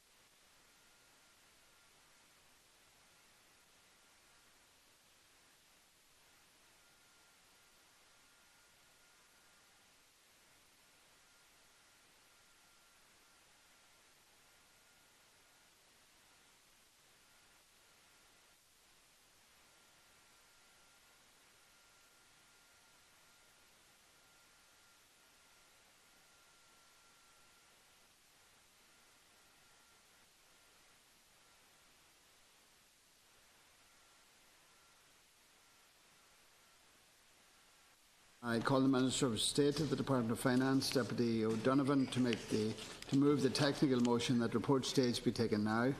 Move. Is that agreed? Agreed. So we have amendments. Amendment 1 and the names of Deputy O'Brien and Pierce Doherty. Deputy O'Brien to move. Thank you, Chair. At second stage and again at committee stage, we had quite a detailed discussion of whether or not Home Building Finance Ireland could be used in particular to target small and medium-sized builders who are unable to access bank finance on the open market but have credible and viable projects. And one of the things that we had discussed at both of those occasions was whether or not you could have a facility whereby builders seeking finance, unable to access the finance in the open market, would be able to access possibly lower cost finance or finance stretched over longer maturities via HBFI. Now, we had some discussion at an earlier stage from officials from the department, and they seem to be suggesting that this might be in breach of EU state aid rules.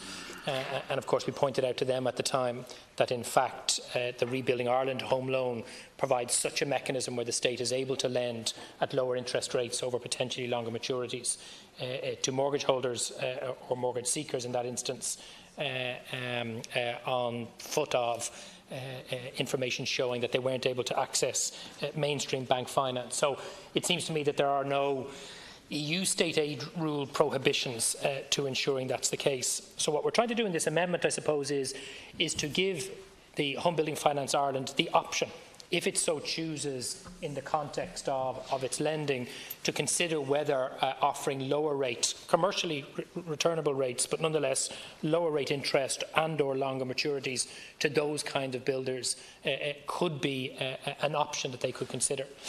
I suppose that the concern many of us have is, and I've used this example in all of the discussions I've had of this to date, if you take, for example, the local Infrastructure Housing Activation Fund, when that fund was originally designed, the idea of the fund was to assist builders who were unable to proceed with housing developments because of the lack of funding for infrastructure, and in exchange the government was to get some kind of affordability dividend. And when Home Building Finance Ireland was first announced in Budget 2018, almost a year ago, Sinn Féin's response was that it could potentially be a good thing, but it needed to be targeting builders who couldn't access finance elsewhere, but also there had to be an affordability dividend for the home purchaser and ultimately, I suppose, for the social good, for housing policy for the state. And the worry that we have with the way in which it's constructed in the legislation is a little bit like the local Housing Infrastructure Activation Fund. There's nothing to ensure, there's nothing to insist, or there's nothing to even kind of direct or guide HBFI into this kind of lending. So I suppose the amendment is basically saying, look, this could be an option. It's not prescriptive. It doesn't mean all their lending has to be on this basis. And the reason I suppose why this is important is and I'll bring to the Minister's attention a study recently published by the Economic and Social Research Institute, a working paper published by Owen Corrigan and Daniel Foley and others, looking precisely at this issue of affordability. We hear constantly in our housing debates that we have an issue in terms of housing supply, and that's absolutely the case. But housing supply in and of itself, if the right types of housing at the right prices, targeting the right purchasers, isn't part of the plan, then we're not going to meet the need. And one of the very startling things in the June ASRI working paper is the scale of the affordability crisis. What they were actually finding is in lower income groups, both in the rental sector but also in the mortgage sector, that you have a very, very large cohort of people who are now paying over 40% of their disposable income on rental costs. And this isn't just a feature of our current housing market. In fact, they identify in the research that this has been a structural feature of our housing system as far back as the data they looked at 2003. So there's an urgent need for us to think about how we use government policy and how we use public resources to ensure that those people who need houses at lower prices are able to access them. And the difficulty is the other schemes that government currently has in place, for example, the Help to Buy tax rebate or the Rebuilding Ireland home loan scheme, aren't managing to provide assistance to modest average income working families, particularly in large urban areas such as Dublin and Cork, who are looking to buy, but because of course the unaffordability of prices of 320,000 euros or more, aren't able to get onto the property ladder. So I suppose we think our proposition is a very sensible one. If you were to say that some or a significant portion of HBFI lending was to target builders who were trying to provide these kinds of facilities, we think that's something that's of merit. It's also important to note that the only affordable housing project, for example, that has been developed in the City of Dublin in the last number of years is a partnership between the community in Ballymun, Dublin City Council and the O'Coulon Co-housing Partnership. partnership. And what they've been able to do is to bring, I suppose, private bank finance, along with the co-op housing model, along with council land, to deliver homes for purchase prices of between 170 and 225,000 euros for good quality 2- and 3-bedroom homes. And again, we think there is a value in trying to find a way of using the HBFI loan facility to access these kinds of small builders and small co-ops in cooperation with local authorities, I suppose, to ensure that there's genuine affordability. And our worry is, unless the legislation is amended, and unless you have some element of targeted affordability for small to medium-sized builders, then the houses that will get built will either A, be of a price beyond the range of affordability for households, for example, on a gross income of 80,000 for 2 earners, or below 50,000 for a single earner, or they'll be simply unattainable. So I know the Minister, your counterpart in our previous discussions, was sympathetic to the principle of what we're trying to do, but didn't accept the way in which we're trying to do it. So I'd be interested to hear the Minister of State's response in terms of how you think this loan fund can be used to secure this.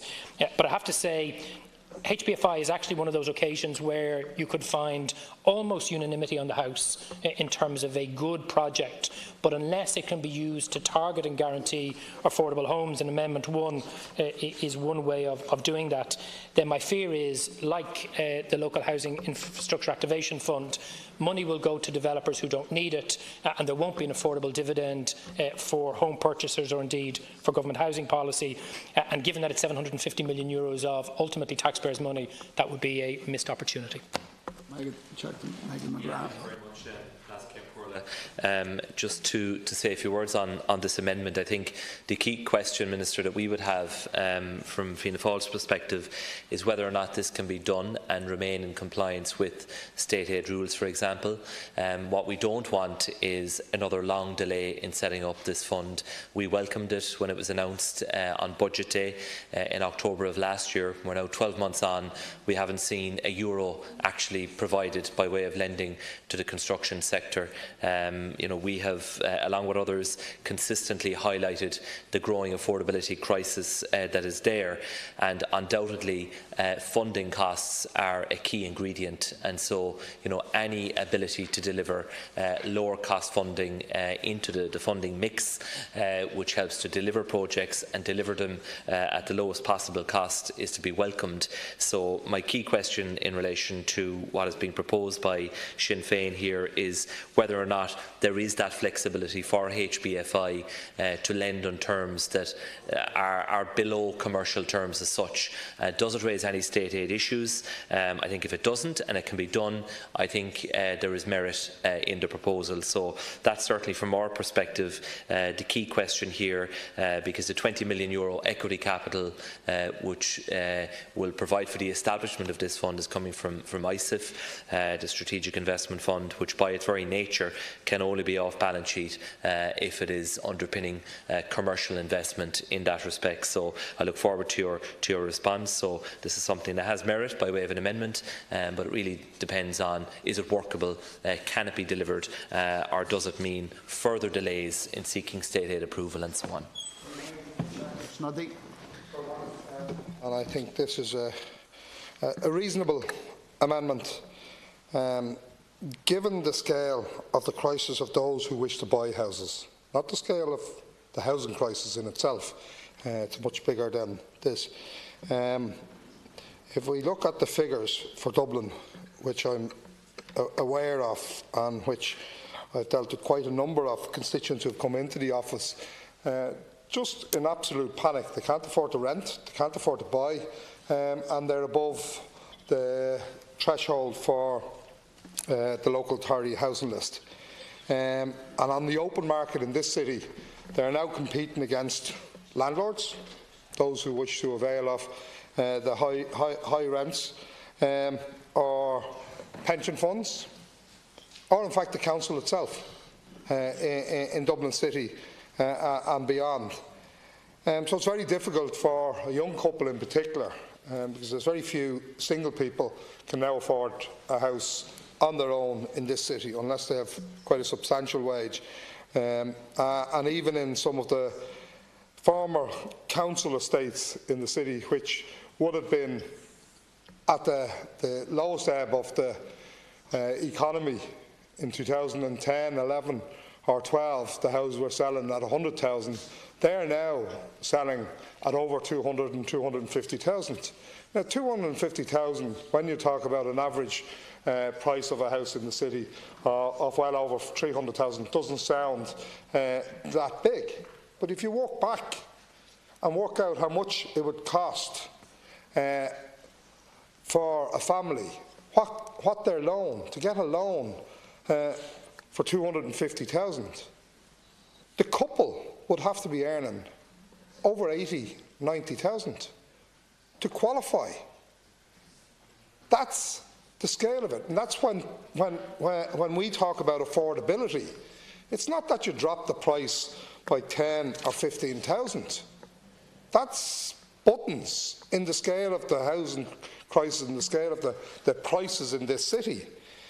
So I think the amendment is reasonable because it seeks to ensure that the HBFI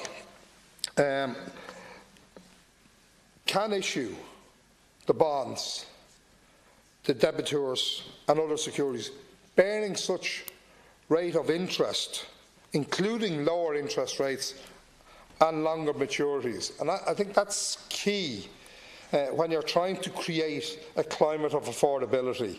And we've had some of this discussion in terms of affordability of rent in recent times, in and around St Michael's Estate, for instance, the plans there.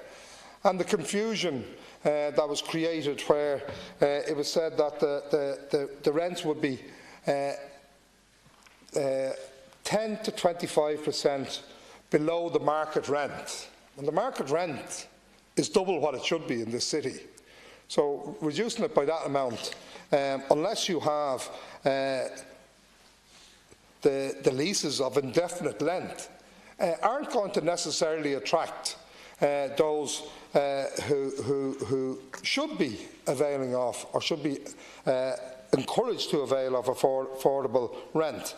And the same is true in terms of the houses that are built to be sold, or the apartments, and to ensure that at least that cohort who should be able to afford a house in this city can afford it, and that they aren't competing for the very houses that others who are less fortunate than them and who are adding to the housing list or the housing crisis in themselves, adding to overcrowding in family homes.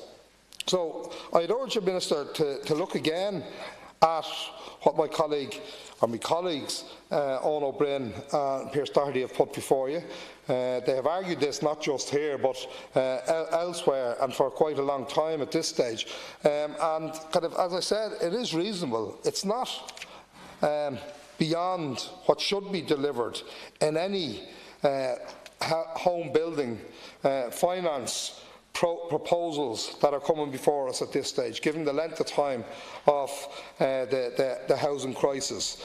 In any other country, I think in Europe, if you had a scale of this problem, you would be a lot further down the road of ensuring the delivery of one such measure which addresses one aspect of the housing crisis. It doesn't, and nobody is saying that kind of this will address all of the problems, but if you add it with other measures which kind of Sinn Féin and many of the housing groups in this city have advocated, many of the parties have advocated, but just hasn't been delivered in the last 10 years, then we might be some further along the road of tackling the dire crisis that has been created by the lack of investment in social housing, the totally open market in terms of the rents in this city, for many decades, but in particular for the last number of years, where despite some tinkering by the government, the rents have skyrocketed to such a stage that it's virtually impossible for a single person to rent a property in this city, and kind of for families it's also near impossible. And you're going to, one of the consequences which is going to re-emerge, if it hasn't already, is the renewal of the urban sprawl, and as houses are built further away from where the jobs are, and that people then have to travel also and commute huge distances at huge cost to themselves, not just financial but social costs. So, Minister, hopefully you'll be able to take this on board, and that you don't force us to press this to a vote, because I think at this stage in the crisis there needs to be a coming together of all the parties in unity to show that we are serious about tackling the housing crisis. First of all, can I apologise for Minister Donoghue? He's detained with the preparations for next week. And can I just say that some of the points, I don't disagree with an awful lot of what has been said, to be honest about it, and I know that at committee stage there was broad agreement in relation to the bill, and I welcome that and welcome the constructive nature of the contributions that were made at second and committee stages. And some of the points that the deputies have raised just now can be addressed in the second amendment, which is due to be discussed, which is also tabled in the names of Deputies O'Brien and Doherty. And just in relation to the first amendment first, the amendment seeks to insert the words including lower interest rates and longer maturities in line 13 of the bill. And just, I suppose, to go back to line 13 of the bill, it says the HPFI group entity may create and issue bonds, debentures and other securities bearing such rate of interest and subject to such conditions as to the repayment, redemption or otherwise as HPFI or the HPFI group entity, as the case may be, thinks fit. So what the deputies have already sought to actually achieve by their amendment is catered for in the bill, and section 13 provides that HPFI may borrow money for residential development in any currency through any type of debt it sees appropriate. This section limits the amount of borrowings which HPFI can have outstanding at any particular time to €750 million, and the figure does not include any loans provided to HPFI from ISIF pursuant to the legislation, which was one of the points that was raised. Other points will be raised in the second amendment. The purpose of this section is to allow HPFI have access to market funding in the event that the demand for lending is such that the funding provided by the state from ISIF is insufficient. At present, there is not expected that HPFI will need to borrow additional funds, as the funding provided by ISIF is expected to be sufficient to meet its business plan forecasts. However, the ability to borrow funding in the market will allow flexibility for HPFI to grow in the future without government support, should the demand exist to do so. And I think that's important, because at committee stage, and I know some of the sentiments that were expressed here this evening as well, is, well, if demand exceeds the amounts that are actually available. It is important to note that any debt issued by HPFI will not be guaranteed by the state. Section 13 as currently drafted places no restriction as to what rates or conditions that may be attached to debt issued by HPFI, which was the point that was raised in the amendment tabled by Deputies O'Brien and Doherty. Therefore, it is clear that the HPFI can already issue debt at lower interest rates and longer maturities if it so wishes. Ultimately, however, the terms and conditions of any debt issued by HPFI will be dictated by the market. If HPFI does not issue such debt on terms and conditions that are competitive, then it will struggle to find any investors in any issued bonds, debentures and other securities, and to raise any additional funds. So it's on that basis, I understand the sentiments that were expressed, but it's on that basis that I can't accept the amendment. 2 minutes. Thank you, Lascan Corla, and thank you, Minister, for that. I suppose in an ideal world I would have liked to table these amendments to Section 4, but because of the Ceann Corla's ruling I wasn't able to do that. So in some senses, by placing them in this section of the bill, it allows it to, at least first of all, to have the debate, but also to go a step further. So if I understand you right, your indirect answer to Deputy McGrath is there is nothing in the amendment that would breach state aid rules, because under the initial wording of that section as per the legislation, what I'm proposing is permissible. So first of all, in your response, I'd just like you to confirm explicitly that providing, for example, lower interest rates, albeit at market rates or longer maturities, it wouldn't be in breach of state aid rules. My understanding is it wouldn't be, but I think that point of clarity would be very useful. But you see, the second thing is it's about what the government's intention is here. So the government's intention, as this loan facility has been presented, is to lend at potentially slightly higher commercial rates to builders than they would get from the mainstream banking finance. But because it would be a larger portion of the overall loan, they wouldn't have to pursue the more expensive mezzanine finance, and therefore in the round the cost might be a bit more competitive for them. And I suppose what we're proposing is something in addition to that.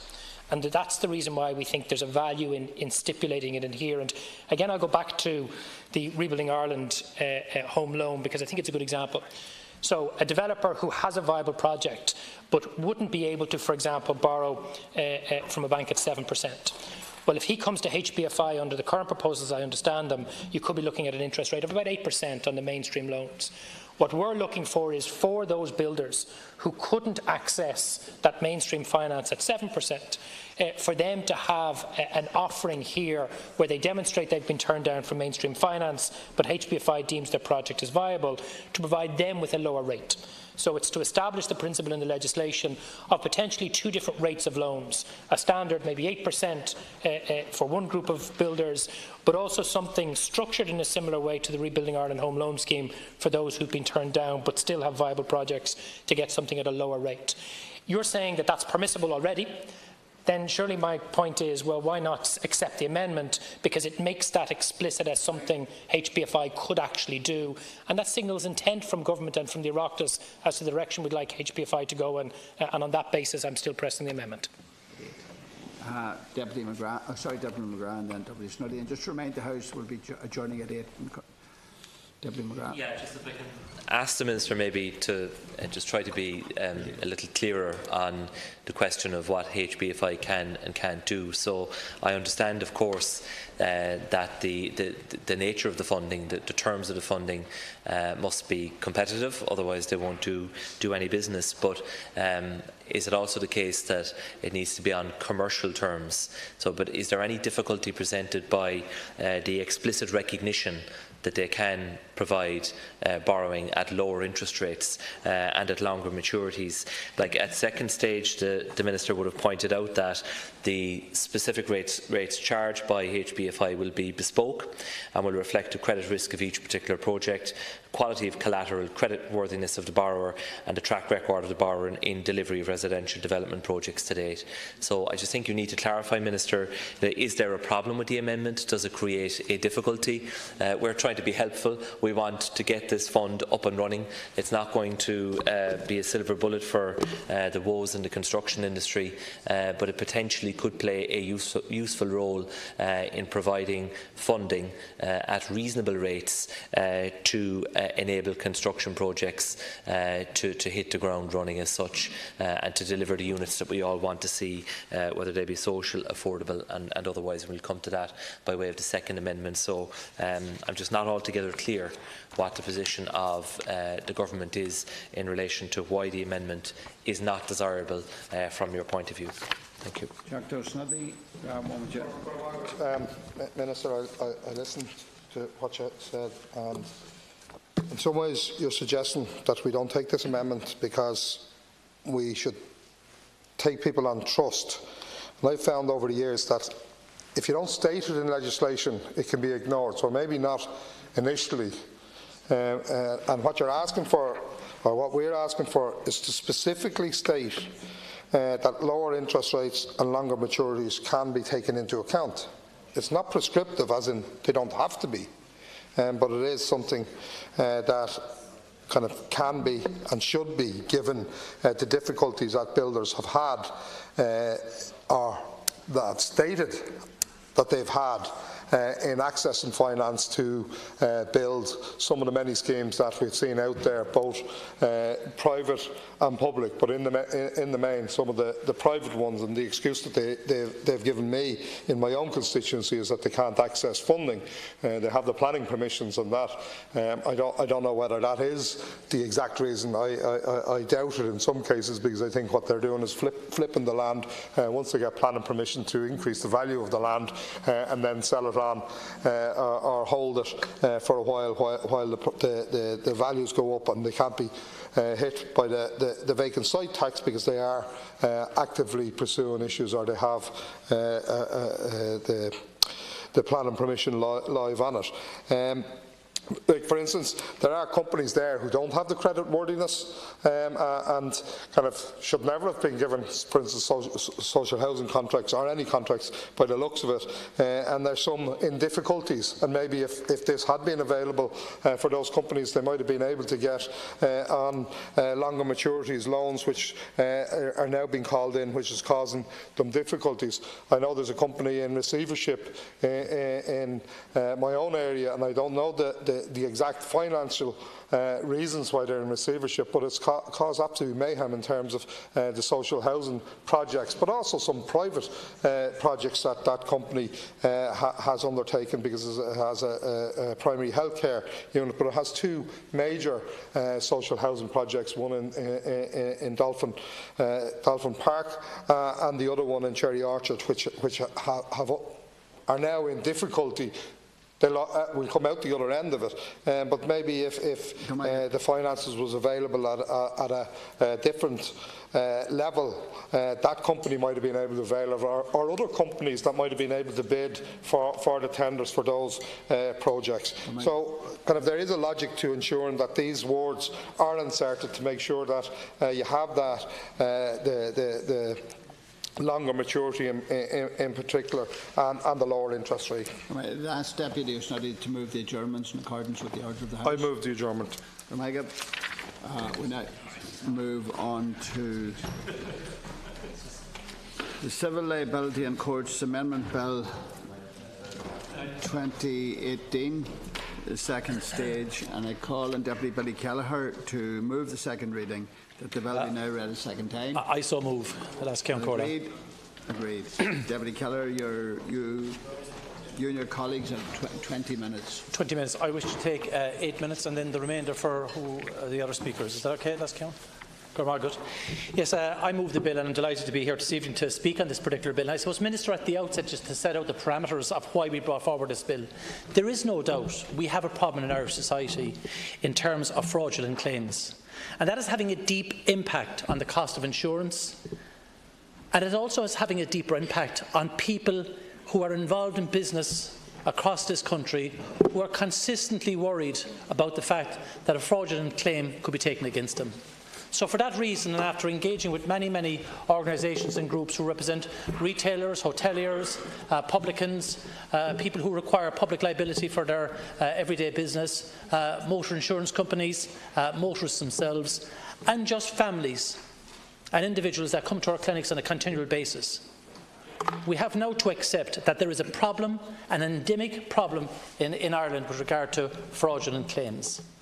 And that's not being alarmist, that is being factual, Minister. And if you look at the working groups and their recommendations, it also highlights the fact that we need to address and penalise the cheats, to chuck out the cheats and the chancers, and to support the decent people who every day of the week get up, pay their bills, take out their insurance and go about their lawful business. Because at the present moment, Minister, we have a situation whereby if you go into a shop and hop over the counter and take money from the cash register, there more than likely is a penalty. They will be sanctioned by the state. There will be a guard investigation, a potential prosecution and a conviction. But another person can walk into that same shop, throw some water in the toilet and pretend they fall, feign injury and take a case. And there is no sanction for that type of fraudulent activity. None whatsoever. And that does wear people down, Minister. It does have an impact on people. I have met families who are at their wits' end because they've had several cases taken against them that are to be shown to be clearly fraudulent by the video evidence that was produced to me. And when they went to court, they were eventually struck out. Zero sanction. Zero sanction. So it is a crime that pays, because if they are found to be making a fraudulent claim, nothing happens. So the purpose of my amendment, the Civil Liability in Court Amendment Bill of 2018, is to amend Section 26 of the original Act to ensure that in the event of a case being struck out because of fraudulent evidence being presented to the court, that it will be automatically referred to the DPP. Now, that's not groundbreaking. Let's be honest. If you perjure yourself in a court of law, there's a good chance that the judge will refer it to the DPP anyway, because that is an offence. And I believe that this is the same principle. We have to protect the integrity of the system. We have to protect the integrity of the lawful business that people conduct on a daily basis. And as I said, we have to penalise and deter those that undermine on a continual basis the insurance concept in this country, which is that we all pay in, and in the event of a person being genuinely hurt or injured, that they can make a claim and receive compensation. But we cannot allow a situation where we consistently turn blind eyes, almost to the point where we applaud these chancers, these extortionists, that, you know, somehow if they get away with it, they get away with it, that it's a victimless crime. Well, it's not, because we have young people in this country who can't get car insurance. Why can't they get car insurance? Because of escalating costs of insurance in general and the payouts. And that has an impact on people. They can't get car insurance, they can't afford it. Businesses to the pin of their collar. In some cases, insurance is as much as the rates themselves. In some cases, Minister, my constituency, the insurance is as much as the rates themselves.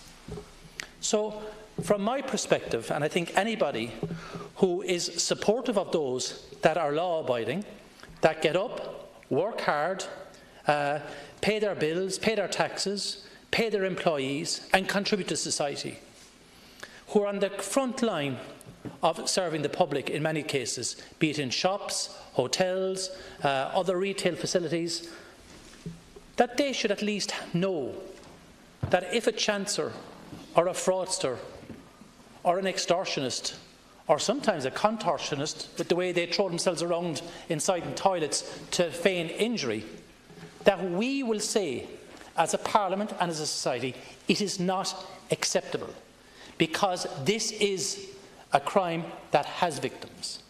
And the victims are families who are running businesses throughout the length and breadth of this country, who night in, night out, have the fear that because a letter has come to them from some solicitor claiming that their client slipped in a toilet and is looking for X amount of money in compensation, they know full well that over a period of time they will pay that compensation because their premium rates will go up anyway. Because that's what happens. And I've met families who have been shattered by these experiences because it is blatant extortion. And it's not a victimless crime, Minister.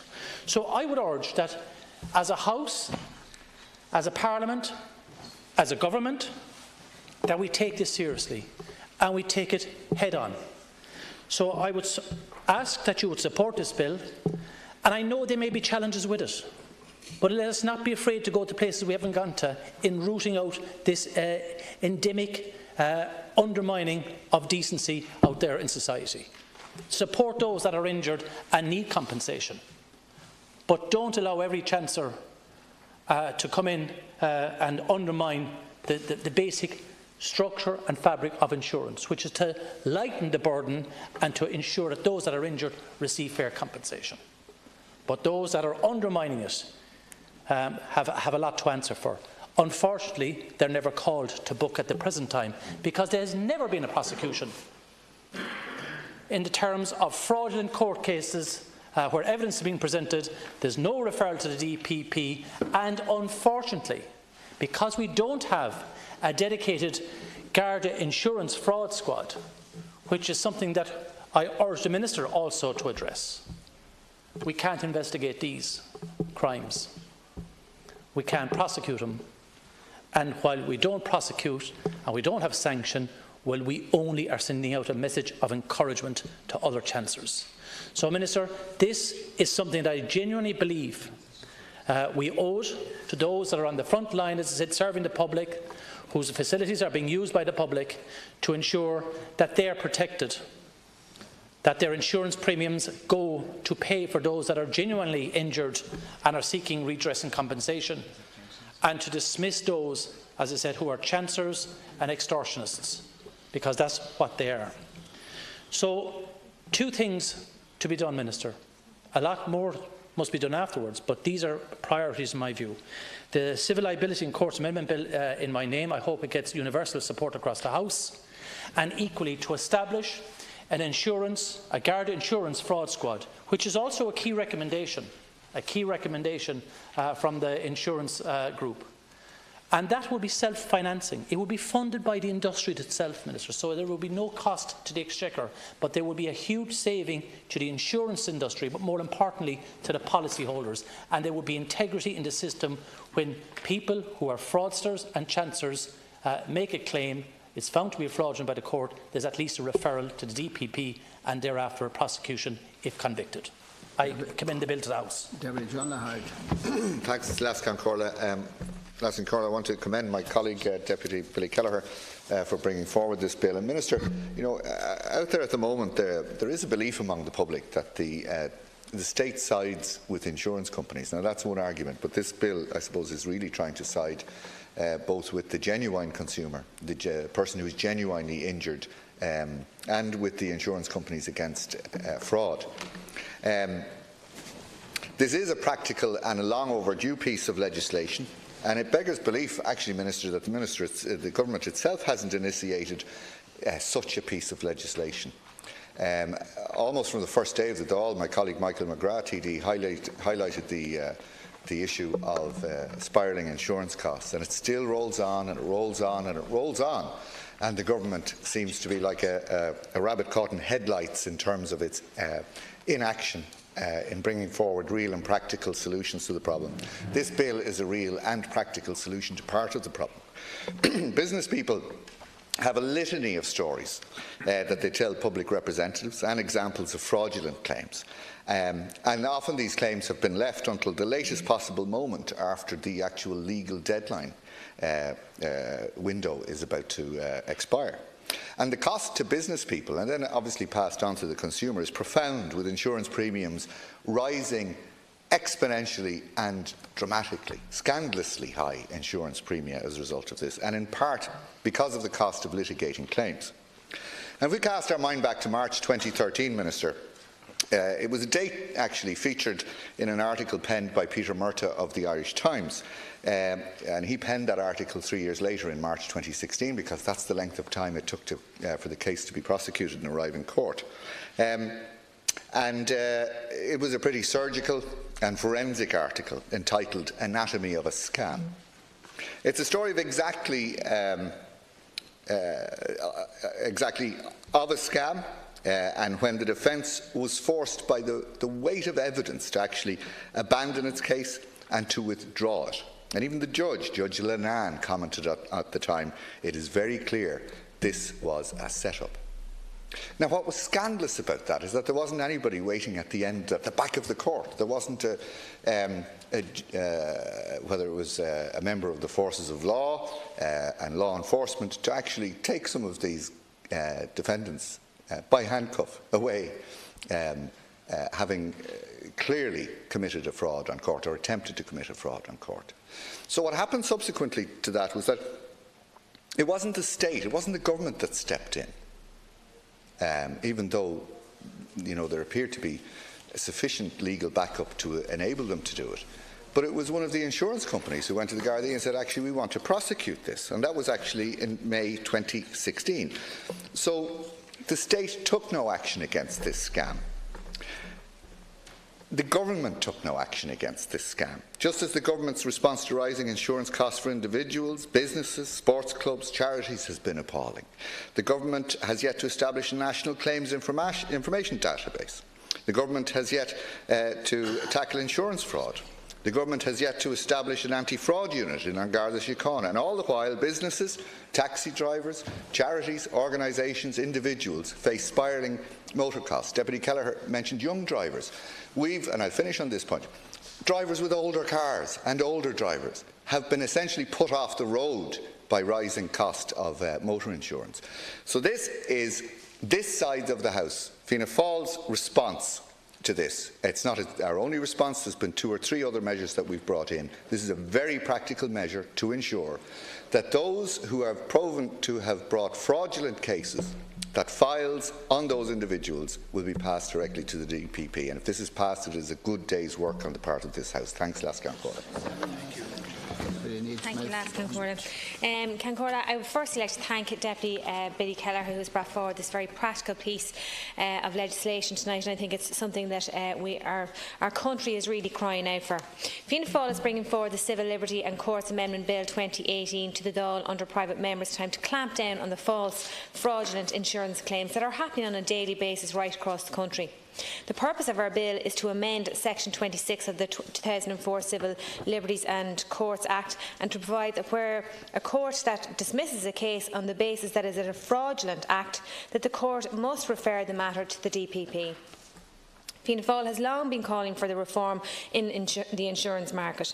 In 2016, a motion was placed by Fianna Fáil and passed by the Dáil, and called on the government to reform the insurance market and to make it more transparent and to ultimately reduce premiums, because that's what this is ultimately about.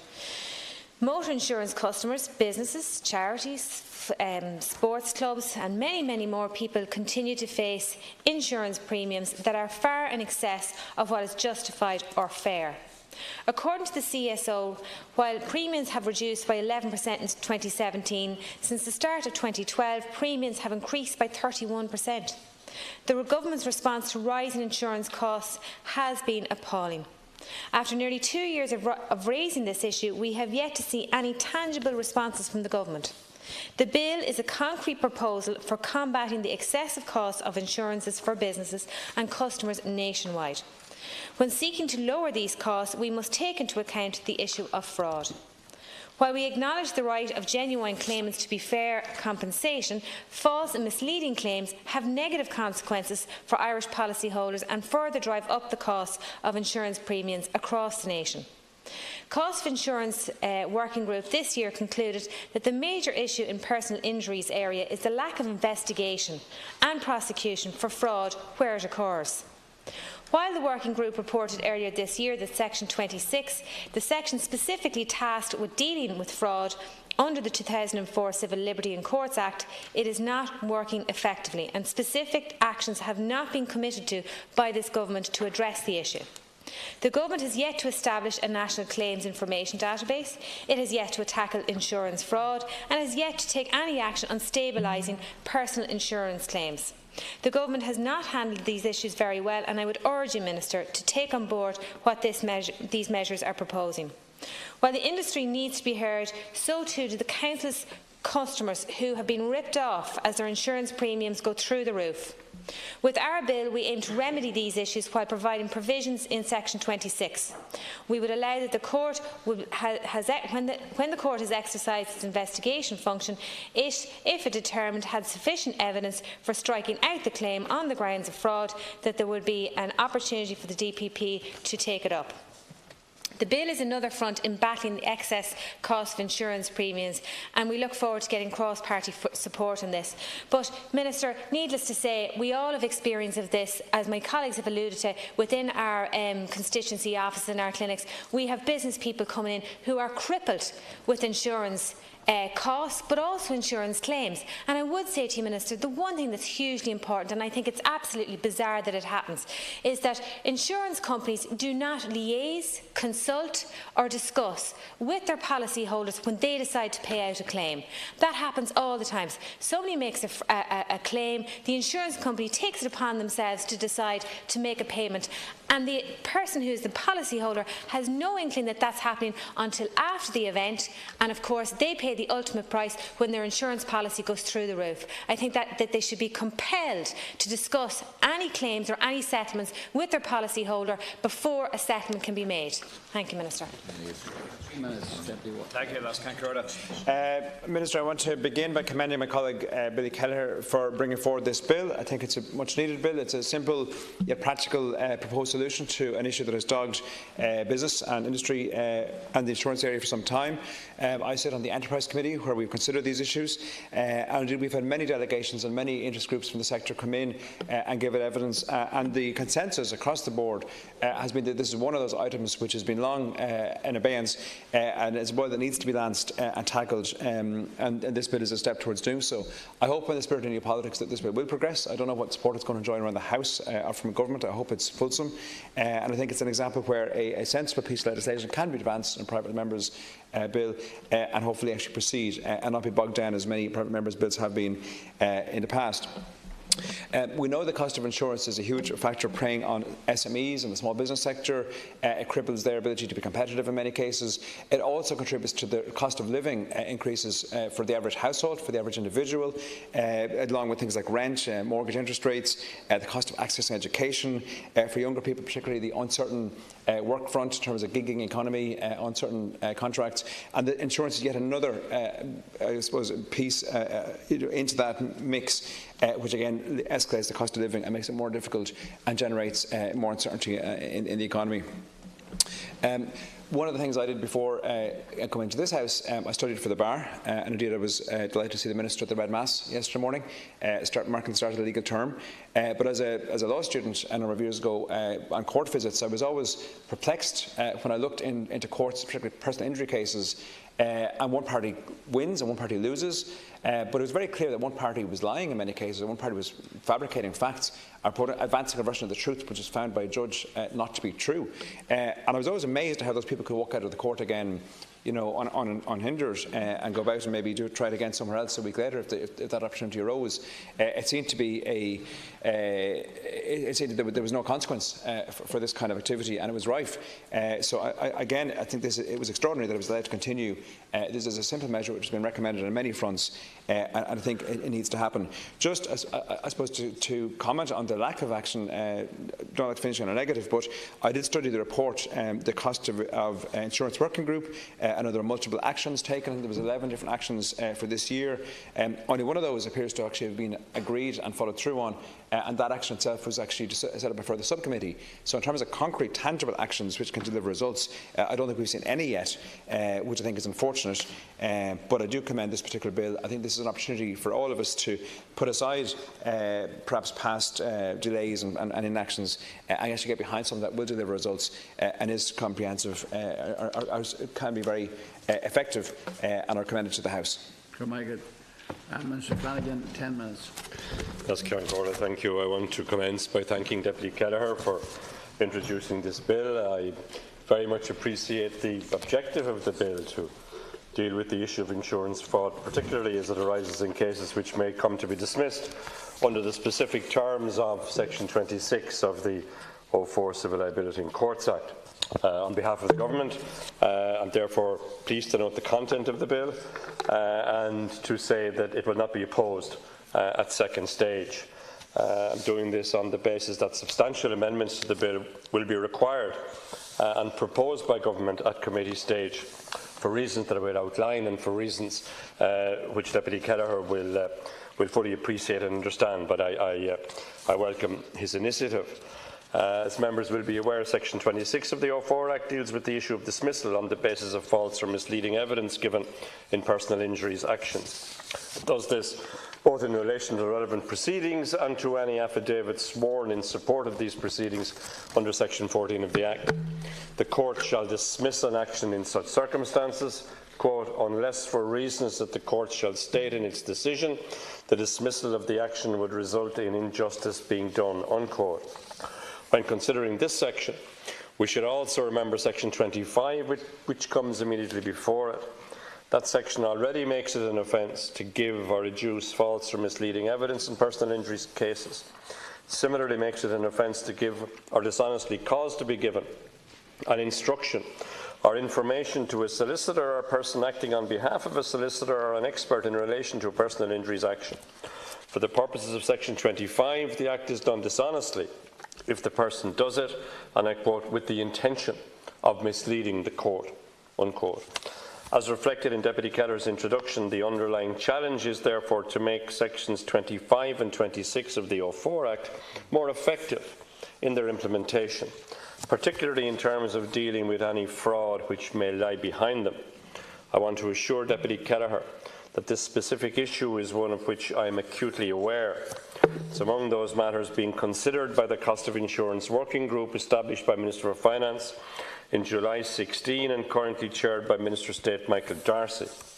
The objective of the working group is to identify and examine the drivers of the cost of insurance, recommend short, medium and longer term measures to address the issue of increasing insurance costs.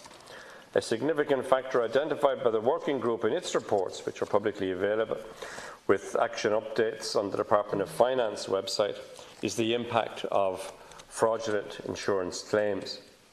The group published its report in January 17 and its report on the cost of employer and public liability insurance in January 18. My own department, or in Garda Síochána, are the lead entities in respect of 17 of the 48 recommendations that have arisen from these reports. A number of them also involve the court service in their delivery. The working group has brought together all the relevant departments and offices involved with the process. For example, Personal Injuries Assessment Board, the State Claims Agency. In addition, the working group embarked on an extensive consultation process, met with key stakeholders, including Insurance Ireland, and considered submissions received. As part of that process, the need has been highlighted for greater operational linkage between Section 25 and 26, and for greater follow-up to personal injury cases in terms of prosecuting alleged insurance fraud. Key to this approach has been the convening of a fraud roundtable by the Department of Finance in late 17, which is progressing a number of fraud-specific recommendations, including with the direct support of my own Department of Justice. In its report on the cost of motor insurance, published in January 17, the working group reviewed sections 25 and 26 of the Civil Liability in Courts Act 04. It noted that the number of recorded prosecutions and convictions for the offence of false evidence in section 25 is very low. This suggests a need for further cooperation between the insurance industry and Garda Síochána, on the basis that much more could be done by the insurance industry and other defendants to pursue allegations of insurance fraud, and that the framework for the reporting of alleged insurance fraud cases to the Garda authorities is now being strengthened. The working group was satisfied that sections 25 and 26 did not need further review. In January of this year, the report on the cost of employer and public liability insurance, the working group further acknowledged that the decision to apply section 26 is a difficult one. The range of considerations to be taken into account by the judge concerned in determining whether fraudulent or misleading evidence given in any claim is material to the claim on the basis of the evidence put before him or her, and whether there is any injustice that would be caused if the claim were to be dismissed. The working group was again of the view, and I quote, that appropriate use of the legislative provisions in the 04 Act could be facilitated by encouraging industry to make complaints to Garda Síochána where they believed fraud to have featured in the claims, unquote. The group also believed that more could be done to set up a nexus between the relevant stakeholders to allow for the claims of fraud to be investigated and, if appropriate, prosecuted. It also considered that it was not conducive to the effective tackling of insurance fraud if there was a systematic view among defendants or their legal advisers that raising an allegation of fraud under Section 26 of the 04 Act may carry a risk of awards of aggravated damages. As a direct result of these deliberations, a whole range of measures are being taken by government by way of ensuring that sections 25 and 26 can have their intended effect. Recommendations 11 and 12 of the Working Group's January 18 report concern the production of statistics by An Garda Síochána and the Court Service on complaints, investigations, prosecutions and convictions relating to fraud within the area of personal injuries. I understand it's anticipated that the necessary pulse update will be in place before the end of this month. Recommendation 13 of that report recommends that Insurance Ireland, the Gardaí and the Office of the DPP agree a set of guidelines in respect of the reporting of suspected fraudulent insurance claims. As a result, I'm happy to report that the new guidelines for the reporting of allegations of fraudulent insurance claims to An Garda Síochána were published yesterday, as agreed between the Garda National Economic Crime Bureau and Insurance Ireland. I intend to introduce, as recommended, an early amendment to Section 14 of the 04 Civil Liability Act, which deals with the matter of a verifying affidavit in a personal injuries action, as referred to in Section 26 of that Act. The amendment, if enacted, would provide for a court hearing, a personal injuries action, where there is failure to lodge an affidavit in court by a set deadline, to draw inferences and deduct costs from the party responsible for this failure. While these are just some examples, it will be appreciated that a concerted policy approach is therefore being taken by the Government with the support of the Cost of Insurance Working Group and its roundtable on fraud.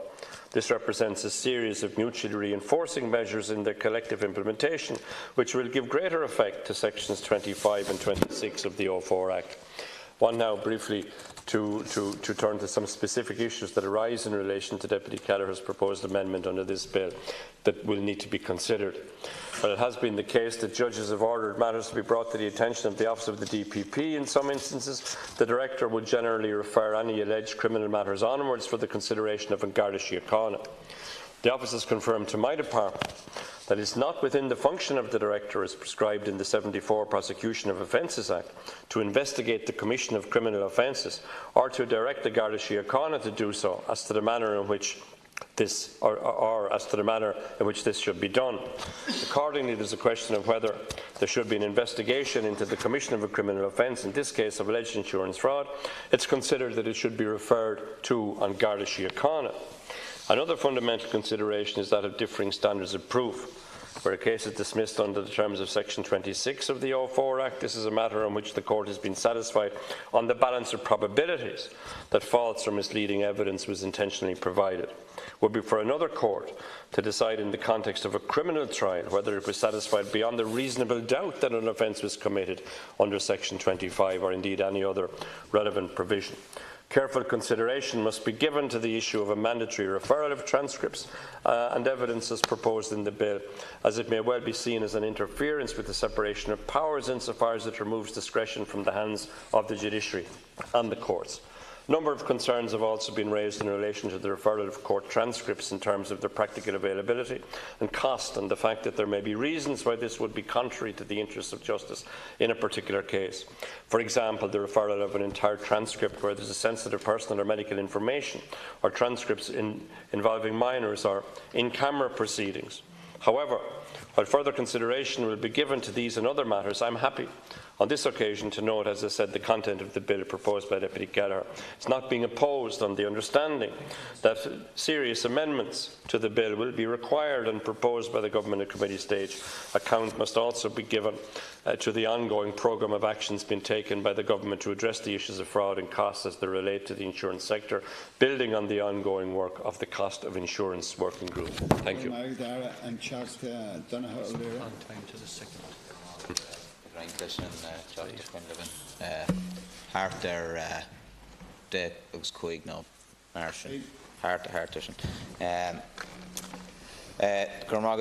It's my first of all, I suppose, to state at the outset that we will be supporting this bill to second stage. There are some issues that have been identified that can be examined at committee stage, but I think the intention of it is positive. My understanding of the bill is that its intention is that where a court has dismissed a case on the basis of it being a fraudulent action, that's automatically referred to the DPP specific to personal injury claims in insurance. And a number of speakers have already made the point, and I'm sure many of us have been lobbied by businesses, by community organisations, by GA clubs and so on, the huge impact on on not only profit-making organisations but also voluntary and non-profit-making organisations of the very significant impact of very significant insurance premiums. And it is a major issue. It is causing businesses to question their viability. It's causing community organisations to have to additionally fundraise what might otherwise have been for equipment and renovation just to keep the operation on the road. So the cost of insurance is a very real issue for society as a whole, and where there are false claims being made, that is money being taken indirectly or directly even from the pockets of other citizens, other people who are maybe in the situation that they are seeking legitimate claims, but they are those who falsely claim are causing an injury to society as a whole. As it stands, where personal injury claims brought before the courts and false or misleading evidence is presented by the person taking the claim, it is rare that the case is dismissed on those grounds that a prosecution of attempted insurance and fraud occurs. This bill intends to change that and is intended to act as a deterrent in bringing forward what are fraudulent cases and to try and discourage that as best as possible, so that all files would be sent to the DPP.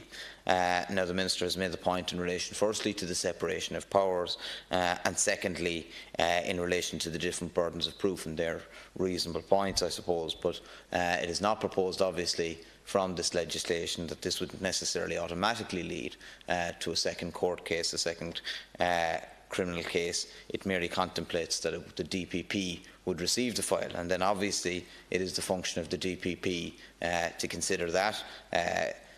Obviously, it would potentially require additional resources because this could be labour-intensive work, but nonetheless, if we are serious about tackling insurance fraud, the DPP could evaluate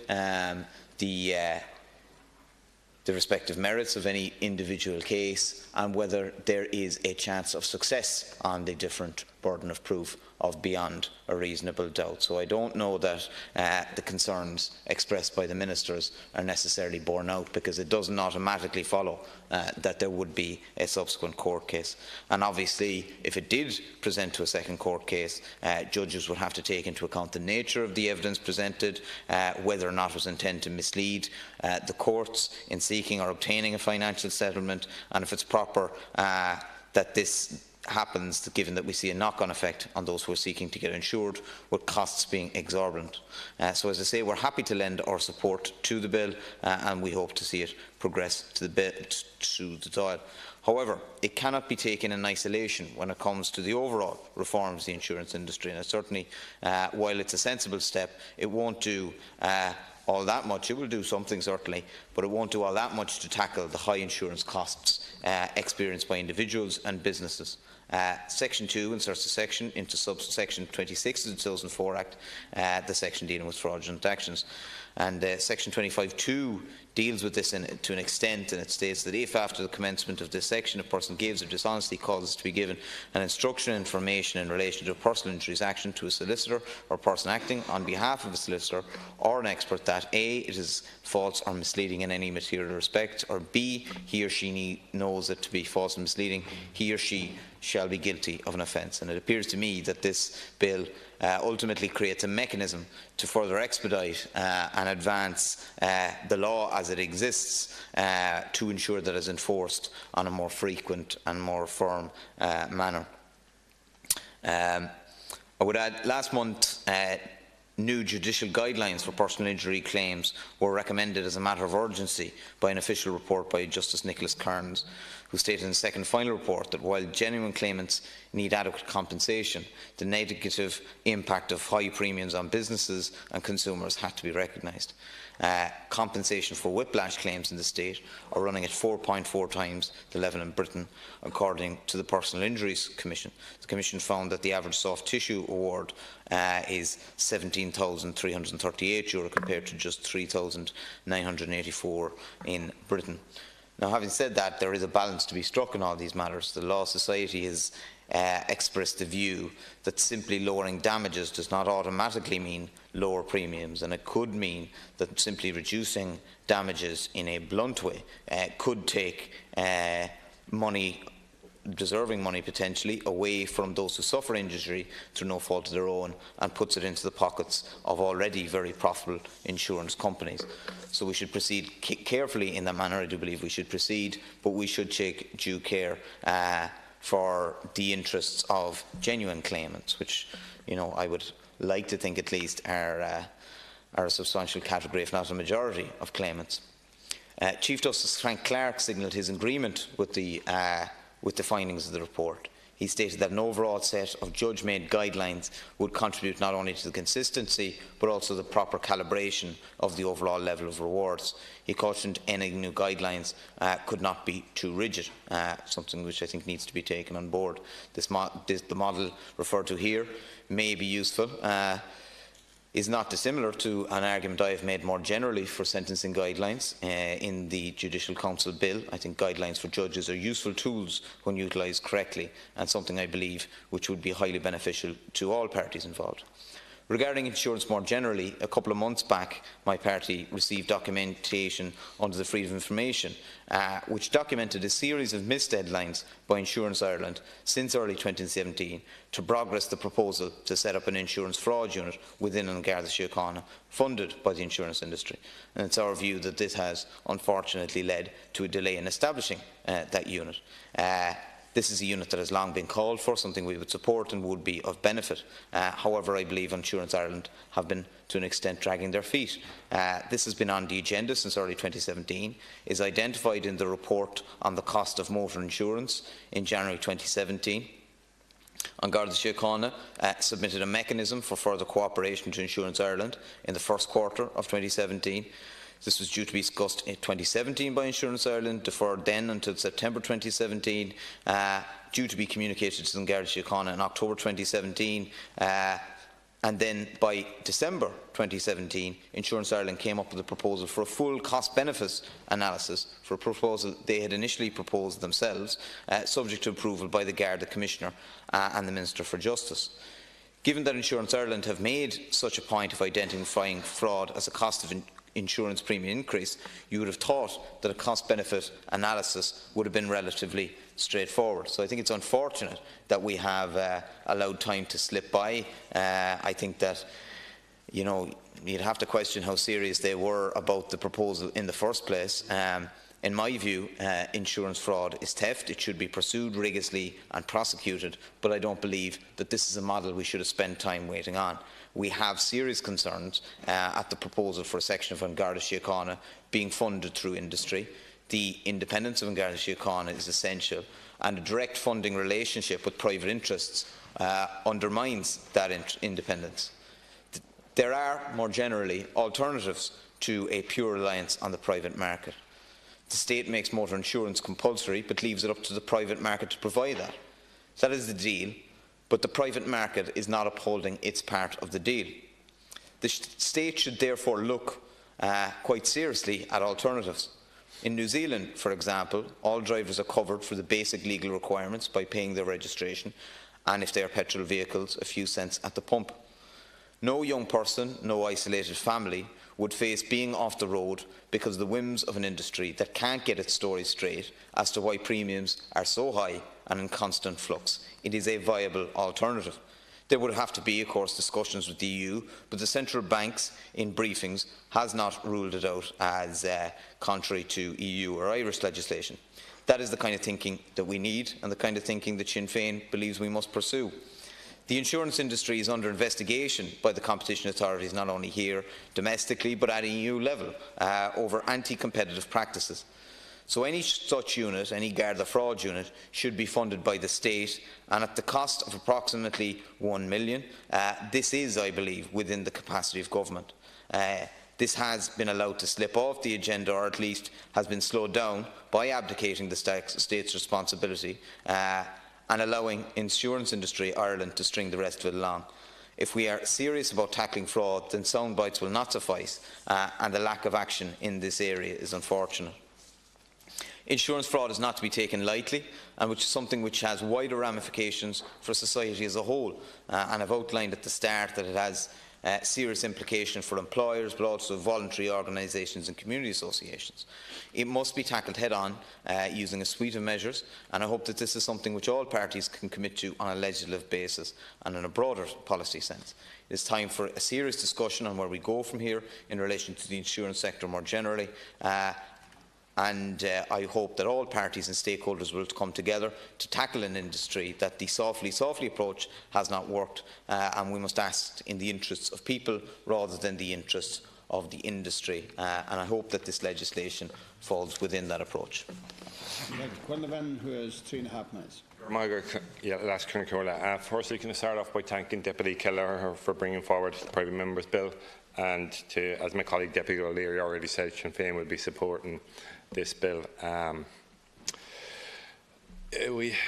The bill seeks to amend the 2004 Act so that when a court has dismissed the case on the basis of it being a fraudulent action, it is then automatically referred to the Director of Public Prosecutions. The situation that exists at present, where somebody goes into court and tells what is blatant lies, what can be clearly proven that they're actually lied in a case where they tried to get compensation, and where the defendant in that case has to refer them themselves or take them themselves to further justice, is simply not acceptable, and it should be automatically referred to the Director of Public Prosecution. I'm on the Business Committee, as Deputy Lawless referenced earlier, and as part of our recent report we done on the cost of doing business in this country, we had a lot of stakeholders in, a lot of businesses were in, and we're talking about the issues that were affecting them, rates and pay and stuff like that. But the biggest issue, and what dominated the whole of our discussion, was insurance. The cost of insurance, the cost of premiums, the cost that were going up the whole time, and the cost of people having to defend cases that were clearly not correct. The Alliance for Insurance Reform, they've done sterling work on this issue. The Alliance is a non-political group that brings together 20 civic and business organisations from across Ireland, including charities representing 35,000 members, over 633,000 employees, and 41,000 volunteers in community groups across the whole state. And they have been at the fore of campaigning for action to be taken on the escalating insurance costs for businesses and charities, have cited amending Civil and Liberty in Court Act 2004 as one of their 10 asks in addressing the problem of escalating insurance costs.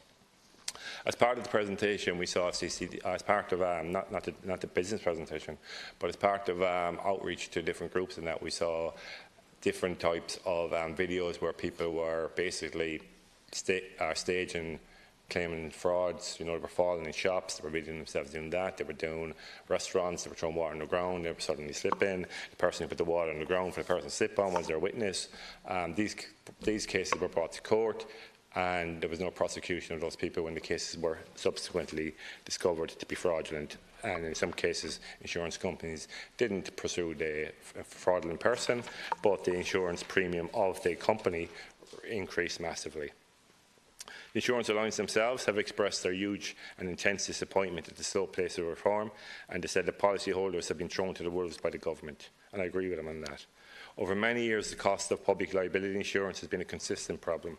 Not alone does it affect small and medium-sized businesses, pubs and other local social activities across Ireland, and in rural Ireland in particular, but it also affects things such as children's playgrounds, GA social club centres, taxi drivers. It has the effect of closing down many small enterprises, with consequences that people are becoming unemployed. Businesses are being bled dry with outrageous increases in insurance premiums, which are forcing some low-margin enterprises out of business. I'm sure that all deputies have heard the same stories from businesses and community groups that I have heard again and again about the huge premium increases which are hampering the growth and forcing some businesses to close down. So, in my opinion, I'm running out of time here, we need a serious and far-reaching radical shake-up of the insurance system in Ireland. The recent announced Garda fraud unit is welcome, but it's a huge concern that this will be funded directly by insurers, and that should not be the case. Today, Sinn Féin launched our pre-budget proposals, and they contain provisions to fund the Garda fraud unit from public funds. There is a clear need for such a unit. However, it is the role of An Garda Síochána to form such a unit, and it should be funded from state funds. Fine Gael have been in government for 7 years, and it seems all we have got so far is the cost of insurance working group. This group, however, has not brought around any reduction whatsoever in insurance costs. The government's approach has been described as a death by 1,000 consultations, and that is an accurate portrayal. Every time we raise this issue, we refer to some new report or consultation or discussion or working group. We don't need any more of this. We need real, tangible and far-reaching action. In conclusion, I want to again thank Deputy Keller for bringing forward this motion, and I hope Fianna Fáil will use some of their influence in the coalition deal to ensure insurance costs are tackled to help businesses across Ireland. Rural Independence and Dr. Michael Collins, and you have a total of 9 minutes. Thank you. I am grateful to have the opportunity to speak on this bill tonight, as this bill will have an effect on lowering the price of insurance, which I fully support. The purpose of this bill is that in the future, when a court has dismissed a case on the basis of being a fraudulent action, then it's automatically referred to the Director of Public Prosecutions. I welcome this change because at the moment our system allows people the possibility to get away with fraudulent cases currently in the court. If an insurance claim is taken to court and the evidence presented shows to be fraudulent, it is often the case that no action is taken against the claimant. Our insurance companies are telling us that in order to factor in fraudulent claims, a cost is built into the insurance premium. We are too well aware of the crippling insurance costs currently being experienced by anyone who has car insurance, home insurance, farm insurance or business insurance. The list is endless because the bottom line that right across the board insurance costs have risen to an all-time high, and it is clear that these increased premiums are because of insurance companies having to factor in fraudulent claims. I'm inundated with constituents of mine coming to me distressed and upset with the quotes they are getting for motor insurance. Why should the honest, everyday person have to suffer these high premiums because of the illegal activities of others? It is time we stood up and took action. I welcome this bill as it is a step in the right direction. I stand here and support any individuals and business who go about their day-to-day life and business in a lawful manner. We have seen businesses suffer greatly here in Ireland with crippling insurance costs, with their public liability insurance increasing by as much as 70% in the past 4 years. An example of this is a wonderful business in my own constituency where they had to go public themselves in Kilbrittain called the Secret Gardens, an extremely important amenity in West Cork. It is used by people far and wide and gives much needed employment in a rural area. It has found its insurance premium going from a cost of under 5,000, Minister, a year to over 20,000. This is outrageous, Minister. How do you expect, or anyone expect, any business to be able to cover an insurance hike as high as that? The rising cost of insurance premiums is putting huge pressure on businesses and is not in any way helping any business keep their doors open. It is clear that fraudulent insurance claims are having a negative impact on the business and its owners. Can this government put their hand on their heart and say that they have considered the emotional and psychological impact on small business owners? I've had constituents of mine who are business owners, such as garage owners, self-employed trade people, publicans, nightclub owners, hoteliers, the list goes on. These business owners can often be threatened by being taken to court by fraudsters, and what happens normally by the insurance company is that they are settling outside of court because fighting the claim in court is not worth the hassle. This has to stop going forward. If an insurance claim is taken to court and the evidence presented shows to be fraudulent, then the DPP needs to prosecute these fraudsters. There is an opportunity here that maybe the Gardaí and an insurance fraud squad would be employed to investigate these fraudsters. It is high time we stopped allowing these fraudulent claims to continue. As far as I am concerned, I have not seen this government make a meaningful effort to address this issue under the programme for government. There is an obligation on the government to act on this, particularly given that the cost of insurance working group was established with that purpose in mind. I urge this government now to address this matter in a meaningful way and no more pussyfooting around. It is time real action was taken. I would like to commend Deputy Keller for putting forward this motion to the Dáil. Dr. McGrath. I too am delighted to be able to speak tonight on the Civil Liability and Courts Amendment Bill, and I thank Deputy Keller for bringing it forward.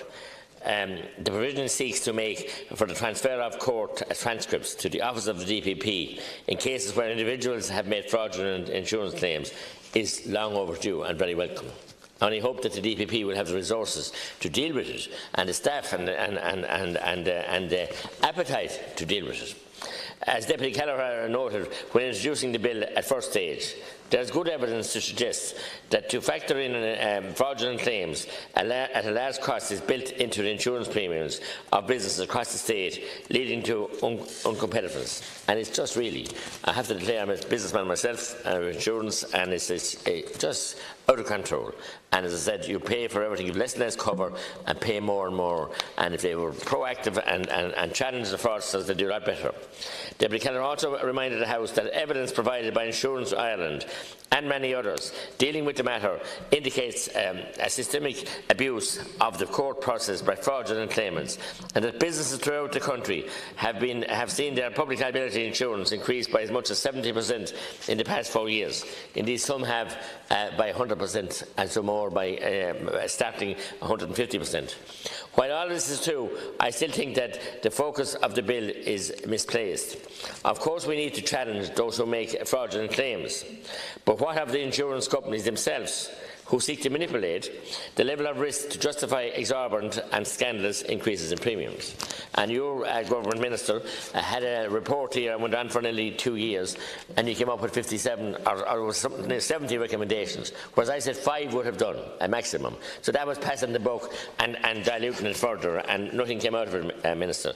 Who is going to challenge these people or these organisations when they submit highly misleading data on the nature of the risks they face in order to squeeze the last drop of financial blood from young drivers or from those seeking to renew their insurance codes? It just is a cartel.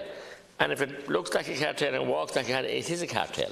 And that's what it is. Whether it's young drivers, old drivers, whether it's the haulier or whether it's the planter, whether it's the shopkeeper or whether it's the undertaker, they're all facing it. Whether it's a hairdresser or a chemist, it's just beyond a joke. And we're standing idly by while these people are forced out of business and they really are persecuted with the exorbitant rates, and they've nowhere else to go. I accept that the bill before us is needed to be targeted and specific. But it still remains the case that we urgently need to introduce a system in this state whereby the insurance companies cannot verify their pricing levels, that a file be prepared and sent to something akin to the fraud squad for investigation. But the fraud squad is understaffed. There's no appetite across all the regulators and anything else to deal with this. And it's, a blind person could see what's going on. We saw last year how motor insurance providers in Ireland were subjected to a series of raids, and we welcomed that, as part of an investigation into suspected anti-competitive practices by agents from the European Competitive Directorate. Europeans had to come in, not our own regulators, our own agents. I mean, they seem to be all, I won't say complicit, but ignoring what's going on. The agents were accompanied by their counterparts from the Irish Competition and Consumer Protection Commission, CCPC, during the organisation. It's a case of bring the hot water, but you can't make them drink. So, I mean, why don't they do it? Why do we have the Europeans to come in? Everybody knows it's a scam. In a statement, the Commission said it had concerns that companies involved may have engaged in anti-competitive practices in breach of EU and antitrust rules and that prohibit cartels and restrictive business practices and or abuse of dominant market position. Anti-competitiveness is exactly what Deputy Keller said he hoped this bill to tackle. It is just a pity it does not include the insurance companies as well as those who seek to rip them off, because they're all part of it. We saw the ad on RT for a long time about the fraudulent claim with a hand in my pocket or your pocket. But I mean, the insurance companies have their hands in our pockets and they're the lining burst. They've gone down to the bottom of the lapels of the trousers because they're just piling on the premiums and don't care about the people they're hurting. And then you have, as I said, excesses for this and excesses for that, and they won't challenge these cases. And then they'll settle them on the steps of the court. And you'll end up with a payout, you'll end up with a huge legal bill from both the insurance company and the claimant, and it's farcical. So the liars have to take their share of the blame as well, the fat cats, I said. But this stinks to the high heaven because it's crippling our fledgling businesses, it's turning off entrepreneurs, and it's also destroying community groups, GA clubs, you name it. Nightclub owners were in here 200% increases in their premiums. We can't afford it. You know, when people are intoxicated and fall down steps inside the nightclub, cognizance must be taken things like that. We can't have a kindergarten minding people inside the nightclub. So we must have real politics here, and we must tackle the insurance companies as well as the fraudsters, because I believe they're all in it together. And it's money going around, but he who pays the piper calls the tune. But people are tired of paying the piper and can't afford to do it anymore, and it's damaging jobs. We'll move back to the Fianna Fáil slot and check the Eugene Murphy. and check the Fiona Lawton. Okay, thanks very much, and I'm sharing with my colleagues, Last Ceann Corda. This bill, as we know, seeks to reduce the number of fraudulent insurance claims by ensuring false claims are dealt with under the law, and absolutely rightly so. And I really want to commend my colleague Deputy Billy Kelleher in relation to bringing this forward. Fraudulent insurance claims are costing each and every consumer hundreds of euros. And that's to the cost of businesses, car owners, house owners, sports and community buildings. They're all impacted. I think one of the most effective and visual ads that I've ever seen on our screens is that particular ad that is showing people taking money out of our pockets. And that's what fraudulent insurance claims are absolutely doing. And that's why insurance premiums are continuing to rise. It's absolutely down to fraudulent claims. And we know from the CSO that since the start of 2012 that premiums have increased by 31%. It was even higher, but last year there was a slight reduction. And unfortunately, we don't know how much business insurance has increased because no index is kept, and that's wrong too, because we need to be able to measure these things, to be able to help and support businesses when they're in crisis, and this is one of the things that puts them into crisis. We simply must make would-be fraudsters think twice about making false claims. We absolutely must clamp down on false insurance claims because they're driving up the premiums for everybody else and they're adding to the rising cost of living. Presently, even when false claims are identified, legal action against them most often does not ensue. And this absolutely needs to be dealt with, and that's why Deputy Kelleher drafted this bill. And if passed, this bill will ensure that those who engage in this criminal activity, and it is criminal activity, let us not for a second think it is anything else. The matter must be referred to the DPP. We need to make absolutely clear that would-be false claimants that if their claim is determined as being false, that they will face consequences. Anyone who suffers injury or harm resulting from an accident is of course deserving of fair compensation, and of course we absolutely acknowledge the right of genuine claimants to fair compensation. However, many criminals are making false claims for compensation, and very unfortunately, insurers in Ireland have a habit of paying out compensation without appropriate investigations and indeed without any consultation with those who are paying their insurance premiums. And in many cases, the person who has had the claim against them only knows when their premium rises the following year. There is no doubt that false and misleading claims have very many negative consequences for Irish policyholders and further drive up the cost of insurance premiums. And we absolutely need to make sure that we stop that and to show the decent people of this country that we are on their side and we're doing our best to stop these fraudulent claims. Fianna Fáil as a party have long been calling for reform of the insurance market, and in June 2016 a Dáil motion was successfully passed by our party calling on the government to reform the insurance market to make it more transparent and reduce premiums. But I have to say that the government's response to rising insurance costs for individuals, businesses, sporting clubs and charities has been appalling. And after nearly 2 years of raising this issue, we have yet to see any tangible responses from government. The government has yet to establish a national claims information database, has yet to tackle insurance fraud, has yet to establish an anti-fraud unit in An Garda Síochána, has yet to establish an index tracking business insurance premiums, and have yet to take any action on stabilising personal injury claims. This battle is another front in the battle against the excessive costs of insurance premiums, and we look forward to getting cross-party support at this at second stage, and I commend this bill. Thank you. James Brown. Thank you, Ceann Corda. Tonight's bill highlights a further example of Fianna Fáil trying to tackle the rising insurance premiums in this country. I commend my party colleague Deputy Billy Kelleher for his work in this area. For the last number of years now, motor insurance, public liability insurance, house, health premiums, they're all rising. In my own county of Wexford, I have dealt with many small businesses, for example in Enniscorthy, Gorey and Ross, Wexford, where insurance costs are crippling their opportunities for trade. Individuals, charities, community groups and sports clubs are all also badly affected. Their insurance bills are kicking the teeth for their honest hard work, and even more so when those bills are going up because of fraud. I want to specifically mention and address the growing scam that is known as crash for cash cases. A set-up where a car is rolled into a wall or a car is deliberately driven into the back of another car where their friends are so that they can all put in claims. These manufactured collisions put other people's lives at risk, it puts other people's livelihoods at risk, risks injuries and drives up premiums. It's dangerous and it's reckless, and it relies on intimidation, theft, fraud, perjury, conspiracy. But they don't worry about being caught, because even if they are caught, there's no follow-up. The Gardaí say they don't have the resources to follow up on these types of frauds. And effectively, Minister, what is happening here is the con is on, because these people are getting away with it. And until people go to prison, it's not going to stop. So we need to see a lot more action in this area to tackle these fraudsters, to see them being brought before the courts and to see them going to prison. Thank you, Ceann Comhairle.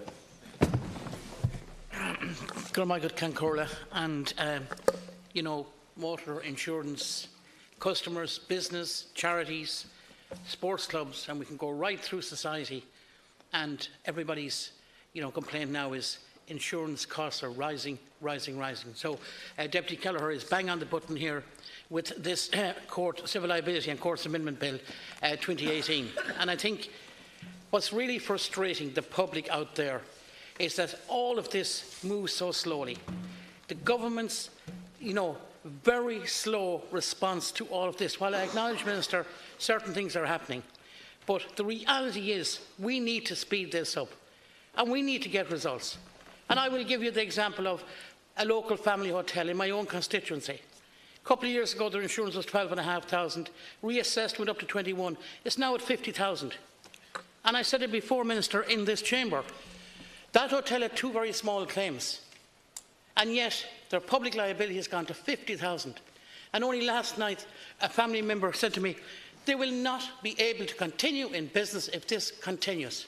And I don't think there's a realisation out there how many groups, how many businesses are on the brink. And they're on the brink because of massive insurance costs. I want to give you another example. One of the most famous old fairs in this country, Ballinasloe. It had to think twice. It had to have several meetings this year to see if they could get insurance cover to cover their festival. It's gone, for a few days festival, it's gone to a whopping €14,000. Now this is a voluntary committee, a voluntary group in the town of Ballinasloe, organising this for many, many years. And they had been on to the public representatives, they had been requesting us to help them, and there's very little you can do, because that was the best quote to get, €14,000 for a community group. And I know you'll appreciate what I'm saying, to fork out before they cover any more of their costs. So what is happening, and you know this yourself, Minister, we go to our GA clubs, we go to the voluntary groups in our society, everybody is saying to us, our insurance costs have gone up from last year. And really people now are having a major debate as to, can we continue? Can we continue our community group? You know, can we continue to do everything we want to do in our GA club? Are we going to have to pull back on some of the things we want to do because of insurance costs? And it doesn't matter what group you look, and all of the festivals that are around this country in every county, adding massively to our economy. If we hadn't those festivals in many counties, we would have very poor economic activity in our localities. But every one of those festivals, every one of those committees, they're all really asking serious questions at this stage as to where they're going to go because of rising costs. And the government seems to be rolling over on certain issues and moving very, very slowly. And unless, as I said at the beginning of this few words, unless that we begin to really, you know, strike into action here and get decisions quick and deal with these fraudsters and others who unquestionably for years have got away with a lot of, you know, unacceptable behaviour. But we also must remember that the European Commission is continuing its investigation on alleged anti-competitive behaviour in the insurance market in Ireland. And that inquiry is going on quite a long time now. So surely some results should be coming from that. And we would hope that in the very near future we will get some results from that. So I again support and commend Deputy Kelleher and his bill here, and I hope, Minister, that we can move forward in bringing reduction to insurance costs to the many groups and organisations that I've mentioned. Thank you. Thank you, Deputy Murphy. Now, Minister Stanton. Thank you, Ceann Comhairle. On behalf of Minister Charlie Flanagan, I want to thank Deputy Kelleher for the further responses he has provided in relation to this proposed bill, and those members who have participated also in enriching our debate in this evening's second stage debate. As Minister Flanagan said in his initial statement, there is a common objective shared by Deputy Kelleher's bill and the Government's initiative of establishing the Cost of Insurance Working Group and its roundtable on fraud to reform the insurance sector. I would also like to acknowledge the various concerns that have been expressed by deputies about the high cost of insurance in this jurisdiction and the adverse impacts of such high insurance costs on private citizens and enterprise. And in Ceann Comhairle, I also have had discussions with businesses and concerned citizens about this, and Government is taking it very seriously, as indeed I think all members are who spoke tonight in all parties. Can I say that every effort is being made to address these issues and what is colloquially described as the claims culture that drives it. As has been outlined, the Department of Justice and Equality is doing its part in addressing these matters under 17 of the 48 recommendations made in the reports of the Cost of Insurance Working Group. These reports cover in their scope motor insurance, personal liability insurance and employer insurance as areas which give rise to particular concern. Along with the Minister for Finance and Minister of State Darcy, who chairs the working group, all members of the Government are determined that real headway now be made in addressing these matters with lasting effect. Of course, the reform measures recommended by the Cost of Insurance Working Group extend beyond those which fall under the remit of the Department of Justice and Equality or Deputy Kelleher's proposed amendment indeed. For example, the Central Bank National Claims Information Database Bill 2018, introduced by my colleague the Minister for Finance, has completed second stage on the 20th of September 2018. This is a product of the work of the Cost of Insurance Working Group, Ceann Comhairle, where it emerged that it was essential that there be an improvement in transparency around what was causing premiums to be so volatile, both up and down, over relatively short periods of time. The group therefore recommended the establishment of a national claims information database on a legislative basis to facilitate a more in-depth analysis of annual claims trends of motor insurance claims. This will be key to developing an understanding of how claims costs are impacting premiums. In particular, understanding the relationship between the price paid by a consumer for motor insurance and the cost to insurance undertakings. As has been discussed, a key component of these overall reform efforts is the need to tackle insurance fraud. This includes giving renewed focus and effective follow-up in the courts to the provisions of sections 25 and 26 of the Civil Liability and Court Act 2004, which lies at the root of Deputy Kelleher's proposed bill. I think it is fair to say that we are on the same road in this regard. To bring these initiatives to their shared destination, we just need to adjust some of the signposts along the way. Of course, given the broad range of challenges being faced, Section 26 of the 2004 Act would not solve all of our problems on its own. Even if amended, can only give rise to a limited number of outcomes in terms of alleged insurance fraud. In making these remarks, I would therefore draw renewed attention to the fact that in its report on the cost of employer and public liability insurance, the working group expressed the belief that in order for Section 26 to achieve more effectively its aim of tackling personal insurance fraud, there is a major onus on defendants to challenge misleading evidence, where appropriate, by taking it to the courts, rather than settling on the court steps for fear of an unsatisfactory outcome. As mentioned by Minister Flanagan, the working group was also of the view, and I quote here, that appropriate use of the legislative provisions of the 2004 Act could be facilitated by encouraging industry to make complaints to An Garda Síochána where they believed fraud had been featured in claims, unquote.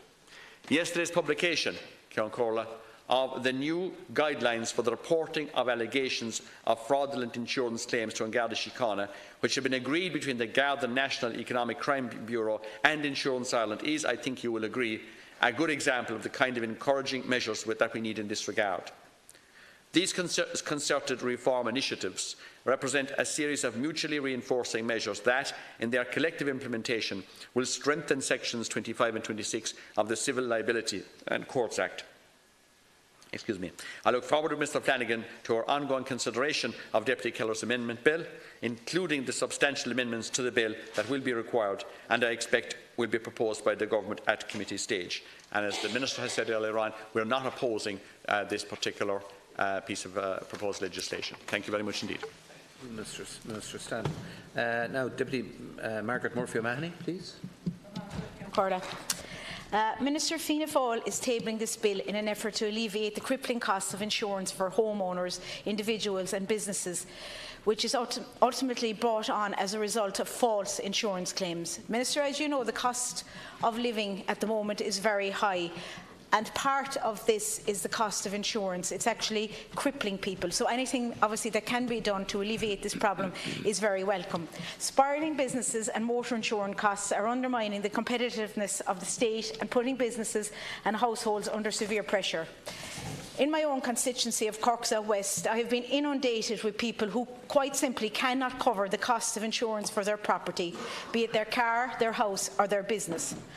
And often those who do manage to come up with the money are struggling financially in other parts of their lives. As my colleague pointed out, anyone who suffers injury as a result of an accident is, of course, entitled to fair compensation. However, criminals who are all but making a career from false insurance claims need to feel the full force of the law. The very fact that premiums have increased by 31% since 2012 is indicative of a system that is lawless and without recourse. This, coupled with the lack of any reasonable interactive method of recording information relating to those who make false claims, is simply unbelievable in this day and age. As the law currently stands, even those with false claim allegations levied against them may not even face a legal action. This amendment would go a long way towards remedying this, as a fundamental claim may be referred by the court to the DPP. I am glad, Minister, that you are supporting this. Thank you very much, Deputy Murphy-O'Mahony. Deputy President. Thank you, Karen Corda. And I also welcome the opportunity to speak on this issue and commend my colleague Deputy Kelleher for once again highlighting it, and along with Deputy Michael McGrath, who's been working on this particular topic for many years.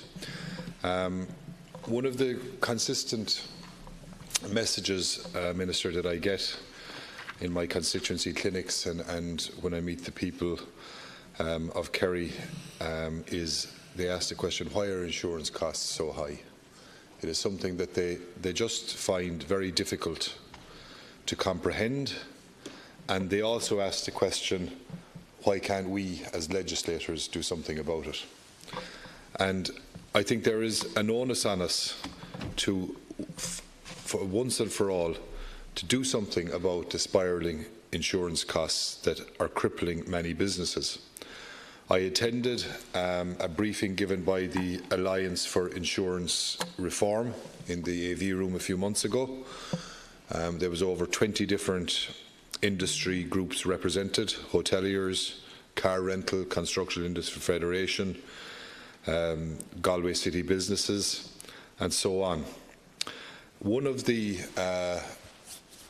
people present in the AV room, I think they were from Galway, a fast food chain, showed a video of an individual setting himself up for a false insurance claim. And he went into the bathroom or the washroom area of one of the facilities, threw water on the floor, broke up his mobile phone and put water across himself, and then went out and claimed that he was after falling and breaking his phone and looked for €500. Thankfully, the owner had the CCTV footage and cleared him. Went with the footage to the Gardaí, but decided, because of the cost it would be on him to bring the individual to court and the almost inevitable outcome of a warning or a fine that wouldn't deter the person carrying out the fraud, they didn't proceed. Legislation is needed to make sure that false insurance claims are adequately dealt with. And I think the enactment of this particular piece of legislation would go a long way towards achieving that. Something else I think that we need to look at very closely is the compensation levels that are paid in Ireland. I mean, why are we paying up to 4 times more than our UK counterparts for minor injuries such as whiplash? And I actually believe that the very high compensation levels that are available in this country are attracting people inclined to fraud. And, you know, something needs to be done about that as well. So, Minister, I believe that there is a willingness in the House to once and for all tackle this particular scourge. The business people and homeowners and the law-abiding citizens of this country deserve fair insurance rates, and by introducing this particular aspect, I think it will be one element of reforming the industry that every one of us needs, but unfortunately few of us can now afford. Thank you. Deputy President. Deputy Kelleher to conclude. Thank you, Catherine. Just to say at the outset, I just welcome the contributions from all sides of the House. I think there's unanimity around the House, Minister, that something has to be done in this issue to address the issue of fraudulent claims.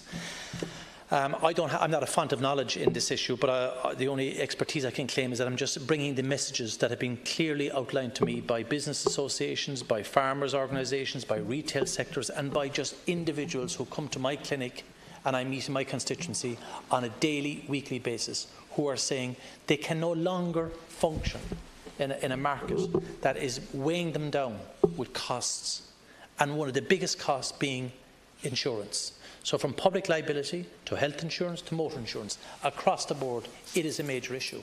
But this bill is just about sending out a very strong message that if you go about a fraudulent claim, that there is a consequence, that there is a consequence. And to date, unfortunately, Minister, there is no consequence. As I said already, there has been no prosecutions for people who fraudulently claim that they have been injured and go to court. And I believe that it's important to send out a signal that the state and the apparatus of the state, in terms of the prosecutorial arm of state, will step in to protect those people that are lawfully paying their insurance, are protecting the public when using their facilities in the context of public liability, that in the event of there being injury, that there is a potential for a person to claim and to seek compensation and redress. But the idea that somebody can pretend that they were injured in a premises and have no consequence, I believe is wholly unacceptable. And it undermines the basic decency of society. We have to protect those that are protecting others by taking out insurance. That's what they're doing. And I just think that we have to be very conscious of that. Reference has been made to the fact that, you know, hoteliers, some of their public liabilities and insurance has gone up to 50,000 for rural hotels, country hotels in the middle of Ireland, not in a high end. We have a situation now where the insurance costs more than the rates in some parts of the country. So it is undermining the competitiveness of industry and commerce, and it is putting jobs at risk. And then, I suppose, in the final area where it is very evident, there is no deputy here, and I can remember Deputy O'Leary and others inside in this House raising the issue of young people and motor insurance, where young people simply just can't go to work. They can't get to college if they live in a rural, isolated area because they can't afford motor insurance.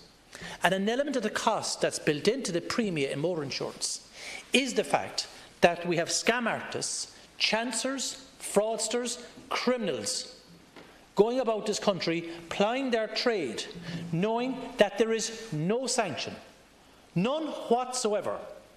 And as I said earlier on, it's the same as going into the shop and robbing it out of the till. There'll be a sanction. There'll be a guard investigation, a file to the DPP and a potential prosecution. But you can go in, throw the water on the floor or the Lucozade bottle on the floor, fall around the place or pretend to fall around the place, and it can be blatantly obvious that that never happened with video and CCTV, and yet nothing happens. Nothing.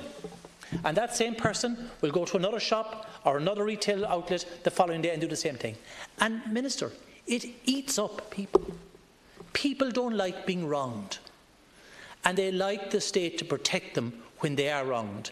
And chancers and fraudsters that go about on a continual basis, fraudulently going to the courts, are doing that in spades in this country. So I thank you for your words of support. I thank the Minister for Justice as well. And yes, I am very open and amenable to any amendments, but the general principle has to be that we must do something to protect businesses and individuals from chancers and cheats. Thank you very much. So that concludes our second stage debate on this important bill, and the question then is that the bill be now read a second time. Given the outbreak of unanimity, I think we can conclude that everyone's in favour. Is it agreed that the bill be read a second time? So as this is a private member's bill, it must, under Standing Order 84A and 141, be referred to a select committee. And the relevant committee for this bill is the Select Committee on Justice. Does Deputy Kelleher wish to move the motion of referral now? I so move, Count Corley. Is that agreed? Agreed. Nishin tag no and lay a new tag Kandera, agus Thon dollar at Logati Lahur Trish, a de Majanamorak.